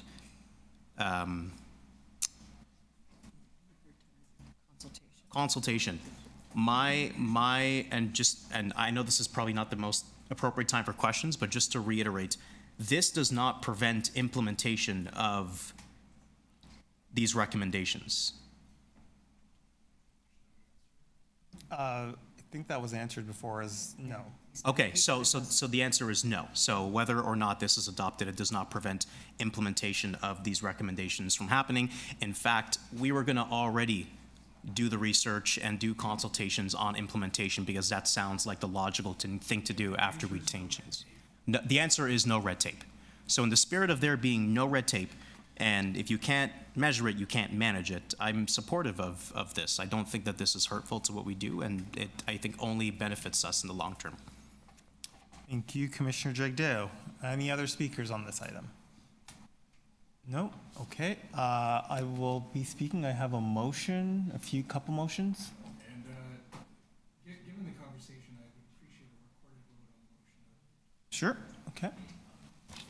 So I have a motion on, just on approving the use of discretion policy attached as Appendix 10 and request that staff report back to the TTC board by the end of Q4 on opportunities to expand the scope of the policy to, it should have, on whether this, it should have been revised, on whether the scope of the policy should be expanded to include all personnel in customer-facing operations. This was partially as a result of some of the feedback received from 5089, the union representing fare inspectors and special constables, as to why the discretion policy should only apply to them when other customer-facing roles in the TTC also apply to discretion. So, for example, a bus driver or someone collecting fares. I'll just give a quick story to sort of sum up what I was thinking. So yesterday I was coming home from the Scarborough Walk of Fame, which if you've never been is a really big deal. Josh knows. It's a really big deal in Scarborough. And I took the shuttle between Scarborough Town Centre and Kennedy Station, 38A. And we were at Lawrence, the stop at Lawrence, and 3 gentlemen got on the back and they didn't pay. And the bus driver stopped and he said, "Are you guys gonna pay?" And he kept the door open. And everyone immediately just looked at them like, "Are you guys gonna pay or are you gonna keep us here?" And they all paid. So that bus driver, yeah, his name was Chris. And I never see that. I've never seen that for such a long time. And, that bus driver was exercising discretion because I don't think he would have done that if those 3 individuals had appeared homeless. And that's just an instance of where, our customer-facing personnel have to exercise some level of discretion. Clearly, he could judge that, they had cell phones, they could probably afford to pay. And I just thought, that's the kind of behavior we want to encourage. It's not just going to be through fare inspectors and special constables. It's also going to be through other frontline personnel who are going to have to use some discretion and judgment in order to target people they believe can pay. The other recommendations, number 2 and 3, is for a joint working group of members from QP 5089 and the People Group to be established and to report quarterly to the HR committee on how the use of force and use of discretion policies are rolling out. We brought this idea up with the Ombudsman and the Deputy Ombudsman yesterday. They're both supportive of it in that it gives an opportunity for there to be an ongoing opportunity for feedback and dialogue to deal with issues before they become very big. So those are my motions, and I'm very happy to answer any questions on them. No? Great. Okay. I have one question, Mr. Chair. Is the union like this? So, I'm assuming. Oh yes, yeah. They were very appreciative of that, having that as well. Yeah. So I guess we will do so recorded just on yours. Okay.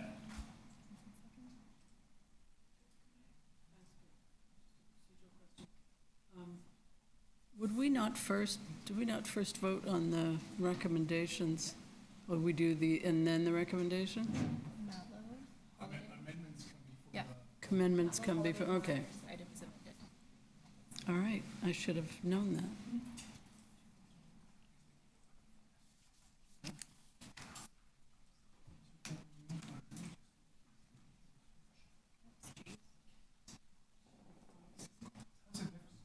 Yeah, that's the other motion.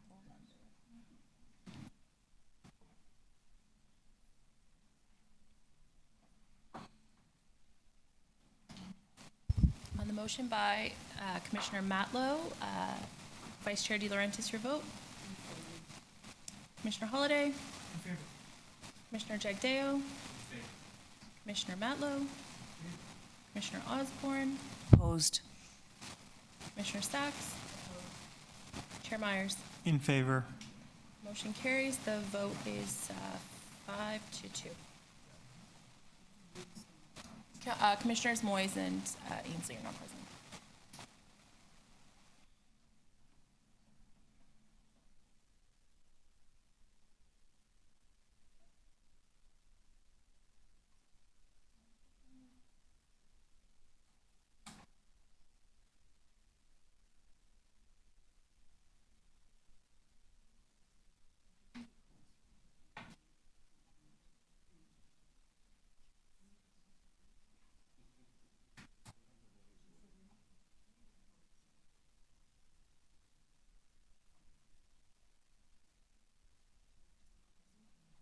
So now the motion for Commissioner Holliday.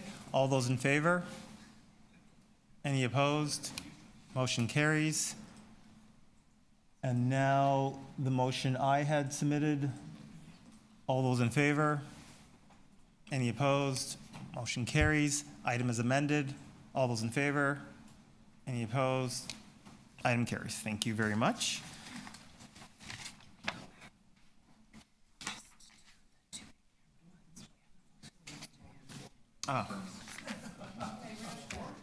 Just 4. So we just need to go back to the 2 in-camera items to just vote to approve them, adopt them, sorry.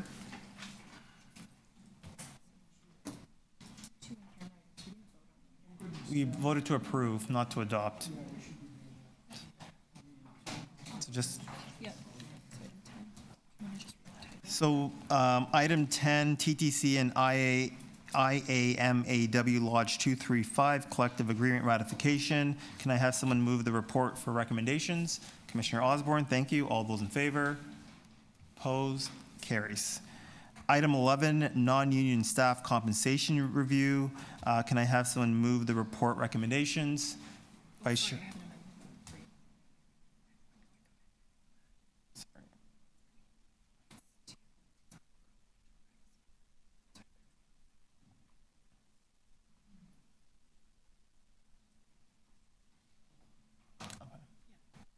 So that,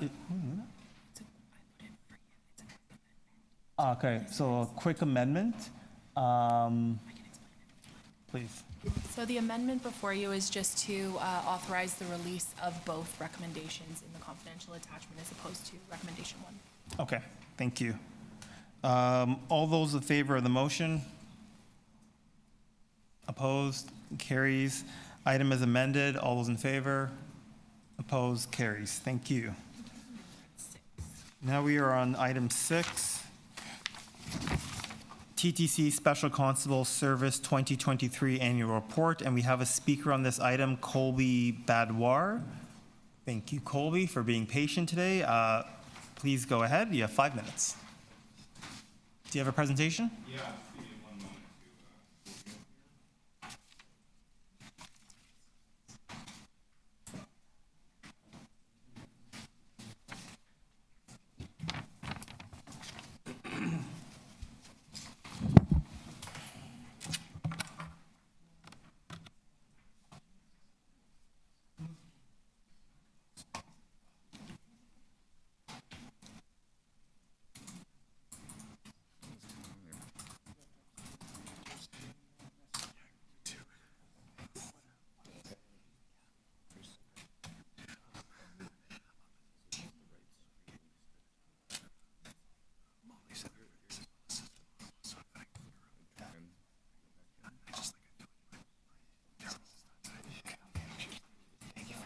There we go. Perfect. Thank you. Thank you, Colby. Okay, I'm ready to go now. So this is TTC Safety and Security Statistical Analysis 2024 revision.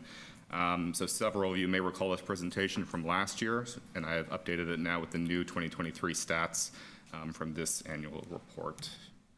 So first up, this is a graph of weapons calls in the system. Red line is arrests and occurrences by TTC Special Constables. Blue is by TPS, and purple is the 2 combined, and then yellow is ridership. So note, ridership numbers that I've used are from APTA, which is unlinked ridership instead of internal TTC revenue ridership, which is what I used last year. APTA figures are used throughout for consistency. So weapons calls were on a consistent upward trend from 2018 to 2022, and they held flat last year. Next up, assaults, including sexual assault. So assaults increased significantly last year, 400 more than 2022. That's an increase of 41%. This compares to a 17% increase citywide, so it's increasing significantly more on the TTC than it is citywide over the same period. And you can also see that the increase is outpacing the growth in the TTC's ridership. So this is year-end total arrests and occurrences. So the total number of arrests and occurrences has hit a new high of 4,100, which is a 25% increase over last year. This is a significant undercount of the true amount of crime on the system, though. Everyday passengers are victimized, reported to a TTC employee, but they elect not to pursue that matter with special constables or police. That is their right to make that decision, but these instances are not going to be captured by TTC data or police report data because it's not getting formally reported to an officer who can process that report of that criminal act. So to get a better idea of true volume of incidents happening in the system, though, we can look at a different data set, which is this here. This is calls for service that are being received by special constables. So special constables are receiving 31,000 calls for service a year. However, in 2020, which is the most recent year in which we have data available, only 66% of those calls were attended. So that's almost 9,000 calls, 25 calls per day that don't even get attended by special constables. So it's 9,000 potential incidences that are not being recorded by anybody's data because nobody is showing up to these calls. So emergency vehicle status for special constables would greatly improve their attendance rates for these calls and the response time to get to these calls when they happen. So here you see the same calls graph, but with enforcement actions in yellow, and then uniform strength is in purple at the bottom. So as uniform strength grew from 2015 to 2018, special constables were able to attend more calls, make more arrests. However, 2019 saw the start of a decline in enforcement actions, with a collapse in 2021 during COVID. Despite rebounding, in 2022, it has declined again, even though uniform strength has increased by a considerable amount. So those two things are inversely correlated right now. So here we have annual ridership per one in-house peace officer. And again, this is using APTA's figures, unlinked ridership. So you can see TTC on the right in red, 2023 actual uniform strength, uniform complement. TTC has the fewest officers relative to ridership out of all of our peers by far, not close at all. TTC planned on having 180 officers by 2011, but even with that amount, Montreal would still be far ahead of us. TTC would need 275 just to match the same ratio that Montreal currently has. And again, Montreal was second last, so we're still at the back of the pack compared to all of our major peers here in North American transit systems. So some recommendations that I would have to help address this, which would be utilize emergency funding that's available right now to hire additional special constables above those that are already budgeted, which is 140 is the current target for frontline officers that TTC wants to have. So year-end strength should be up to 180 officers. The acting chief special constable should review and amend as necessary and resubmit their 2016 position paper on special constable status enhancements to Toronto Police Service and the Toronto Police Services Board. And considering the ongoing transit safety crisis we have in the city, request that it be considered at the TPSB's May 31st meeting. And given new CSPA requirements that have come into force, that's provincial legislation governing law enforcement officers in Ontario, the chief special constable needs to engage with TPS and YRP and YRT to ensure that necessary agreements are in place to ensure that special constable status is available to both TTC and YRT officers when operating in each other's jurisdictions, which we do because TTC goes into York and York comes into TTC. And then staff should report back at the June meeting on progress with monthly updates continuing until these initiatives are operationalized. Thank you very much. Happy to take any questions, hard copies available. Thank you. Any questions for the deputy? And Commissioner Holloway, 5 minutes, please. Thank you for speaking to us. You always bring a unique view. Two questions or two areas of question. During the budget, the city's budget earlier in the year, there was some stuff out there in the media about policing and the ratio of police officers to citizens. Yes. And actually, if you followed it, you could find out that there's like pages on the Stats Canada webpage that you can look this up, and then you can look it up in the U.S. Yep. Did you ever compare transit special constables or the equivalents and the trends that you showed us to policing in the overall cities? And if you did, was there any correlation to it? If there's a correlation between the crime in different jurisdictions? No. Like, for instance, I remember New York is one of the places where there is the highest level of service. In other words, the most number of officers compared to the population. Yeah, on my chart, it's DC, if staff wants to put the Yeah, slide but back up. does your chart reflect policing trends, or did you ever do the analysis? I haven't. I can do that. This is just for the transit agencies. Right. I don't have numbers on the police services in all these different jurisdictions, but I could acquire that if you'd like that information for you. Okay, and it's okay if you didn't look at it, just off the top of the head. The other thing, you got to the question that I wanted to ask, and you've illustrated it because you showed the ridership curve, right? And we all know ridership dipped incredibly, right, in 2020, 21. And yet there's an inverse trend in, I think, the calls for service, and it came out in the reports. Do you have any insights about why that was occurring, or whether or not that is comparable in other jurisdictions? Because presumably transit dipped all over the world. And, do we know, did their crime stats go up? And I use that word loosely. It's not the crime stat, but it's these measures. I would have thought with less traffic and less people, right? Less instances.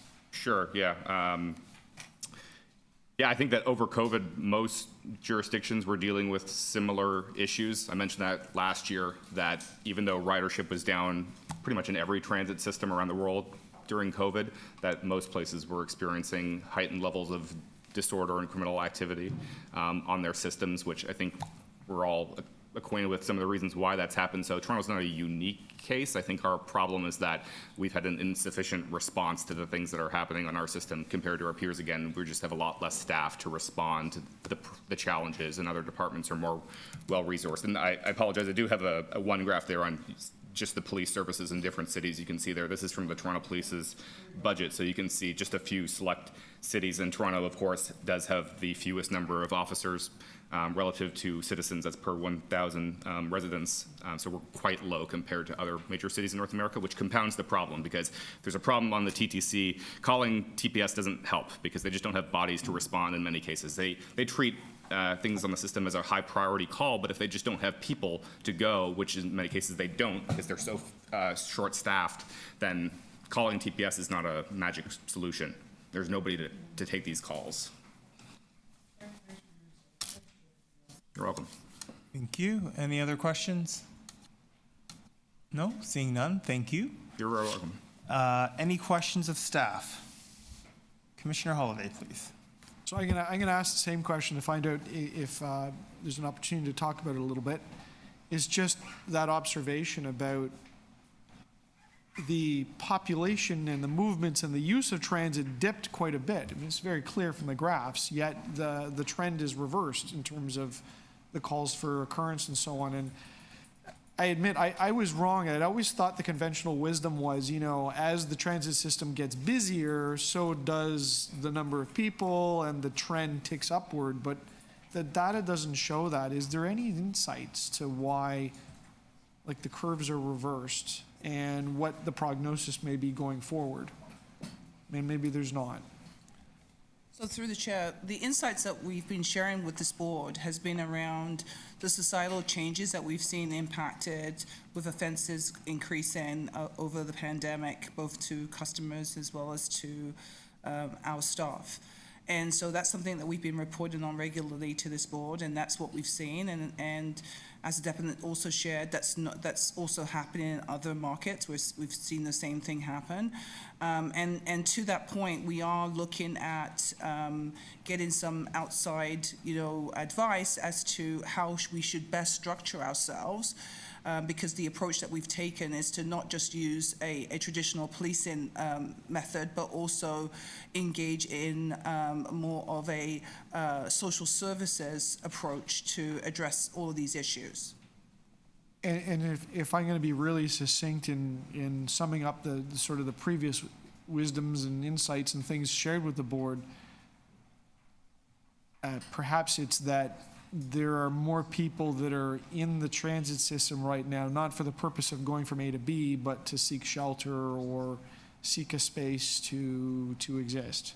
Absolutely. Okay, but that's basically it. Yes. Okay. Thank you. Thank you. Any other questions? Moving to speakers. Any speakers? Seeing no speakers, can I have a motion to adopt the item? Commissioner Osborne, thank you. All those in favor? Carries. Next, we have item 13, the Easier Access Phase 3 project status update on April 2024, and we have a speaker on this item. Adam Cahoon, not on. And he is the only, he's the only. So I'm just going to skip to item number 19 then. Do you want to just? Because it's the same speaker, Adam Cahoon. Okay. So I'll just go to Alan Yu. So Alan's there.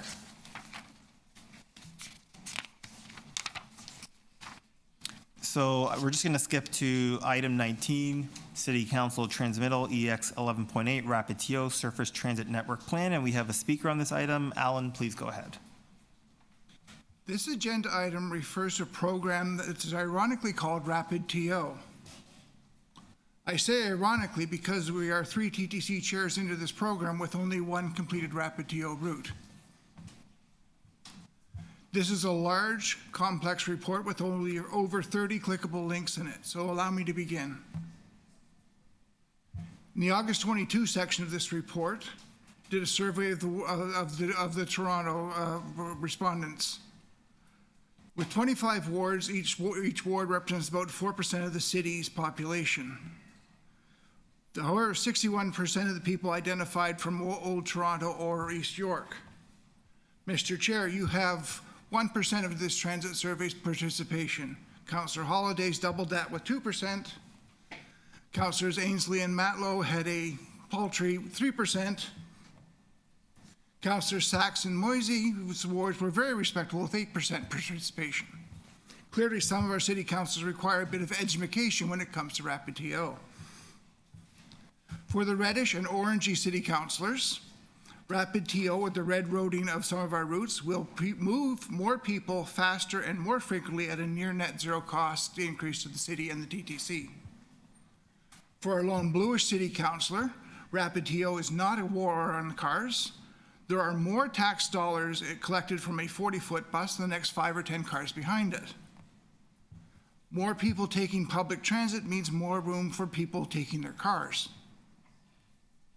The initial Jane Street consultation ended over a year ago, April 3rd last year. Further consultation was supposed to be done, but not in Q1 of this year. The final report is due to be presented to the City Council in less than 80 days. We need this Q2 report before the TTC at its May 16th meeting. This report is needed at the May 16th meeting because the June Executive Committee meets June 18th and the City Council meets June 26th to 28th. This would give the city and the TTC the summer to paint Jane Street Rapid Corridor. Both the city and the TTC need to make better use of the SMART goal template when it comes to transit planning. SMART goal is specific, measurable, actionable, realistic, and time-bound. My grandparents lived in the Jane Street corridor. I went to York University. I'm very familiar with this corridor. So, in the absence of an actual TTC Rapid TO route plan and preferred design, I give you a smart-ass goal. On Steeles West from Jane to Pioneer Village in both directions, curbside lanes would be painted red.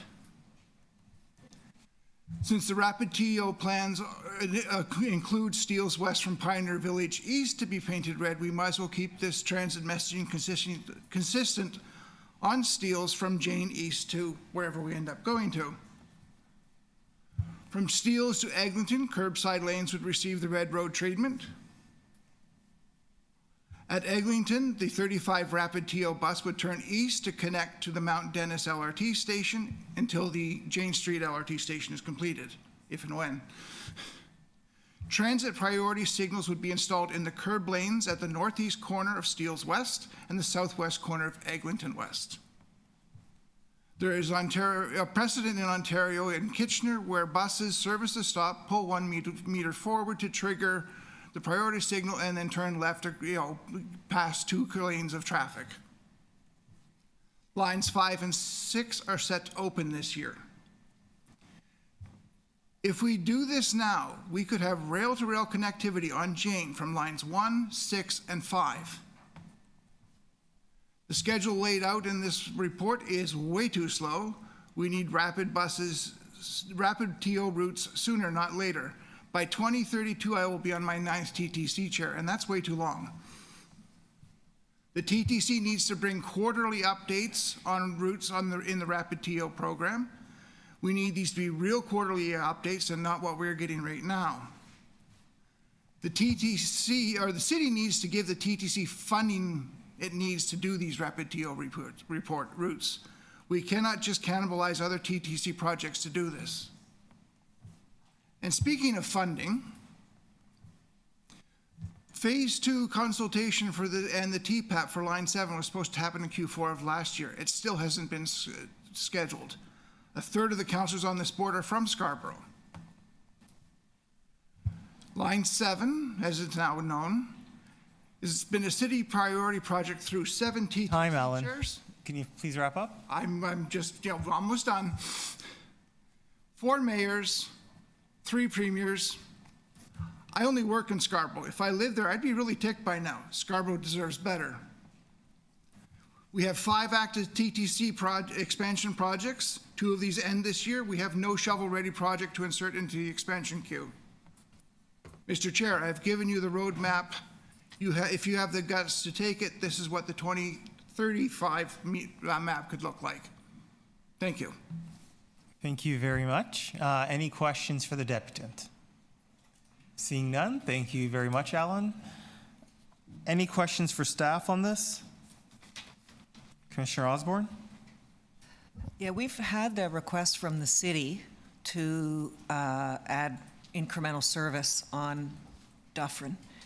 And I think we have a process for that already. Whenever anybody wants more service or changes in service levels, that we look at usage of what's currently there to determine if more is required. And I'm wondering if there's any reason we wouldn't treat this request in the same fashion, that it would go through the lens, and if more service is warranted on Dufferin, then we would provide it.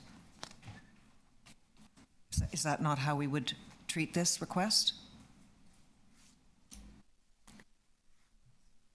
Through the chair, we've reviewed the ridership and service on the 29 Dufferin corridor. They are within our service standards right now, and just like everywhere else on the system, as we see ridership change, we would adjust service levels and then deploy things like articulated buses accordingly based on demand. So I guess my follow-up question is then what do we do with this? Because, normally we don't get this from a whole city council transmittal. It's usually from a councillor or individuals in neighborhoods. So if they don't meet our standards, do we just say no? Through the chair, You don't meet our standards? Through the chair, what we hear is this is a priority to just keep our eye on it and make sure that we respond accordingly. Okay, that's great. Thank you. Thank you, Commissioner Osborne. Any other questions on this item? Seeing none, I just had one quick question for Angela.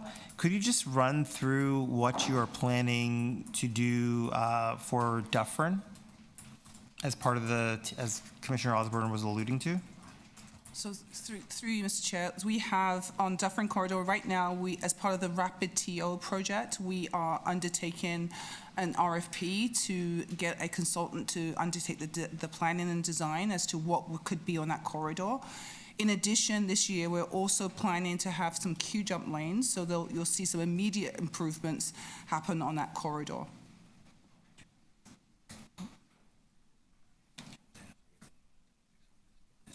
Sure. Thank you very much, Angela. I think Rick would like to add something to this.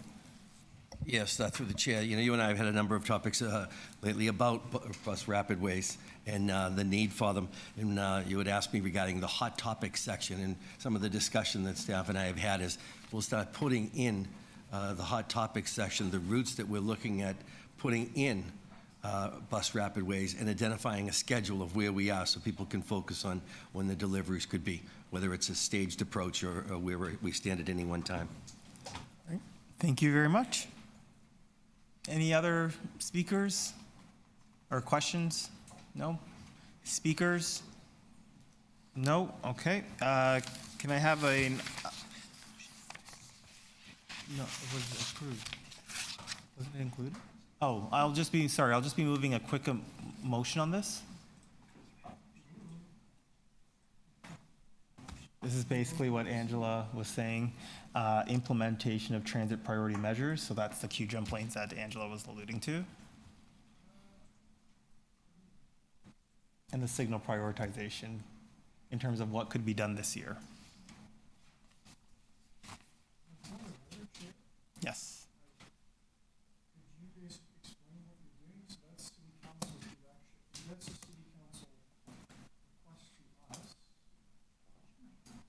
Right, so this is the response to the city council request because it said what can be done immediately. So the transit priority measures are what Angela described. So the queue jump lanes and the signal prioritization could be done this year. The rest of the work won't be done until next year. That still has to be studied. So I hate to be finicky. I just want to make sure I understand what's before me. We've got a transmittal from city council that requests the board to consider a bunch of things, and you're amending city council's request to us. It wasn't, so what it was originally intending to do was to actually implement some, because if you read the motion, consider the following immediate steps to alleviate overcrowding. One of the immediate steps was, as Angela said, was the transit prioritization. So that's what it's basically trying to do, is to implement that, which can be done this year. And pardon me, Mr. Chair, would we not then change that to a directive from staff? Or sorry, to staff? We can. Well, I want to make sure it's orderly, right? I hate to be finicky about it, but I just want to make sure it's clear. So we'll change that.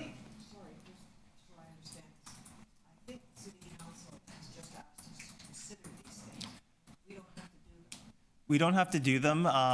These are things, from I understand from Angela, that can be easily done.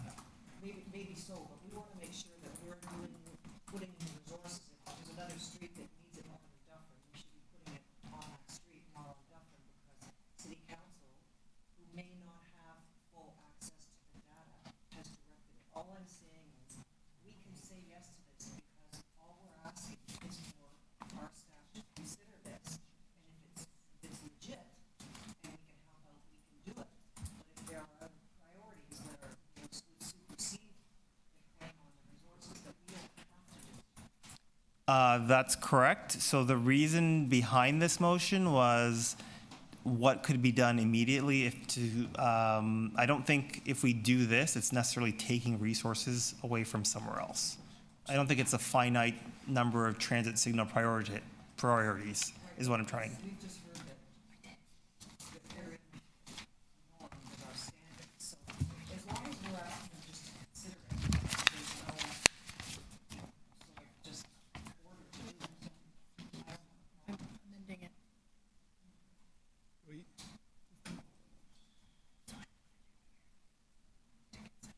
Yeah. Okay, so we'll amend it as to read that the TTC Board directs staff to consider the implementation of transit prioritization measures on the Dufferin Route 29 bus route.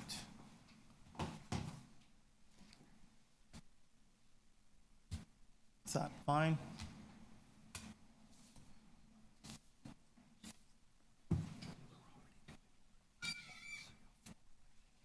And we're already doing this anyway, so we're formalizing what we're doing. So, all in favor?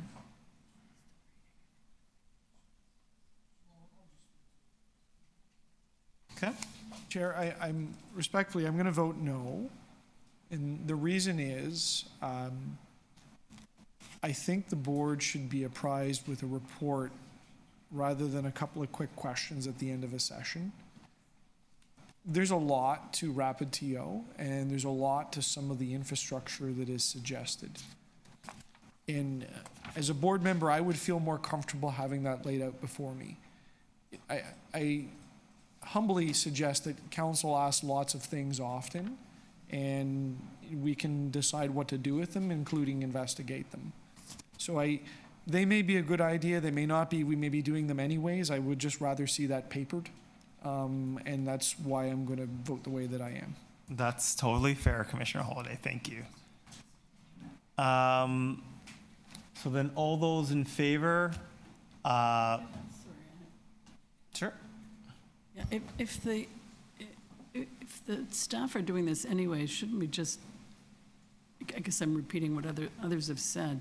It's late in the day. I can't even digest the language. It seems to me that we're going to get that report. We're going to get a report that says, here's what we can do, and this stuff will already be included. Isn't it redundant to just ask again? Sure. I mean, it's not a big deal. What this was really just trying to do is to just show that we were responding to the city council's request, because it was work that was already being done, but it's nothing to, we can just move the motion as is. Yeah, I'd be more comfortable with that. That's fine. So all those in favor of adopting the motion? Opposed? Carried.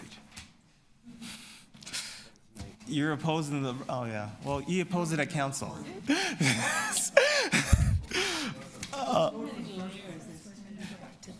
And then we're gonna go back to 13.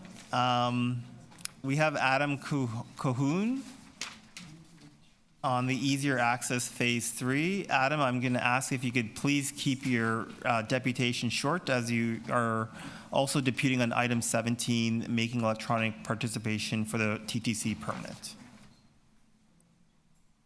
All right. Alexa, mute the TV. Okay.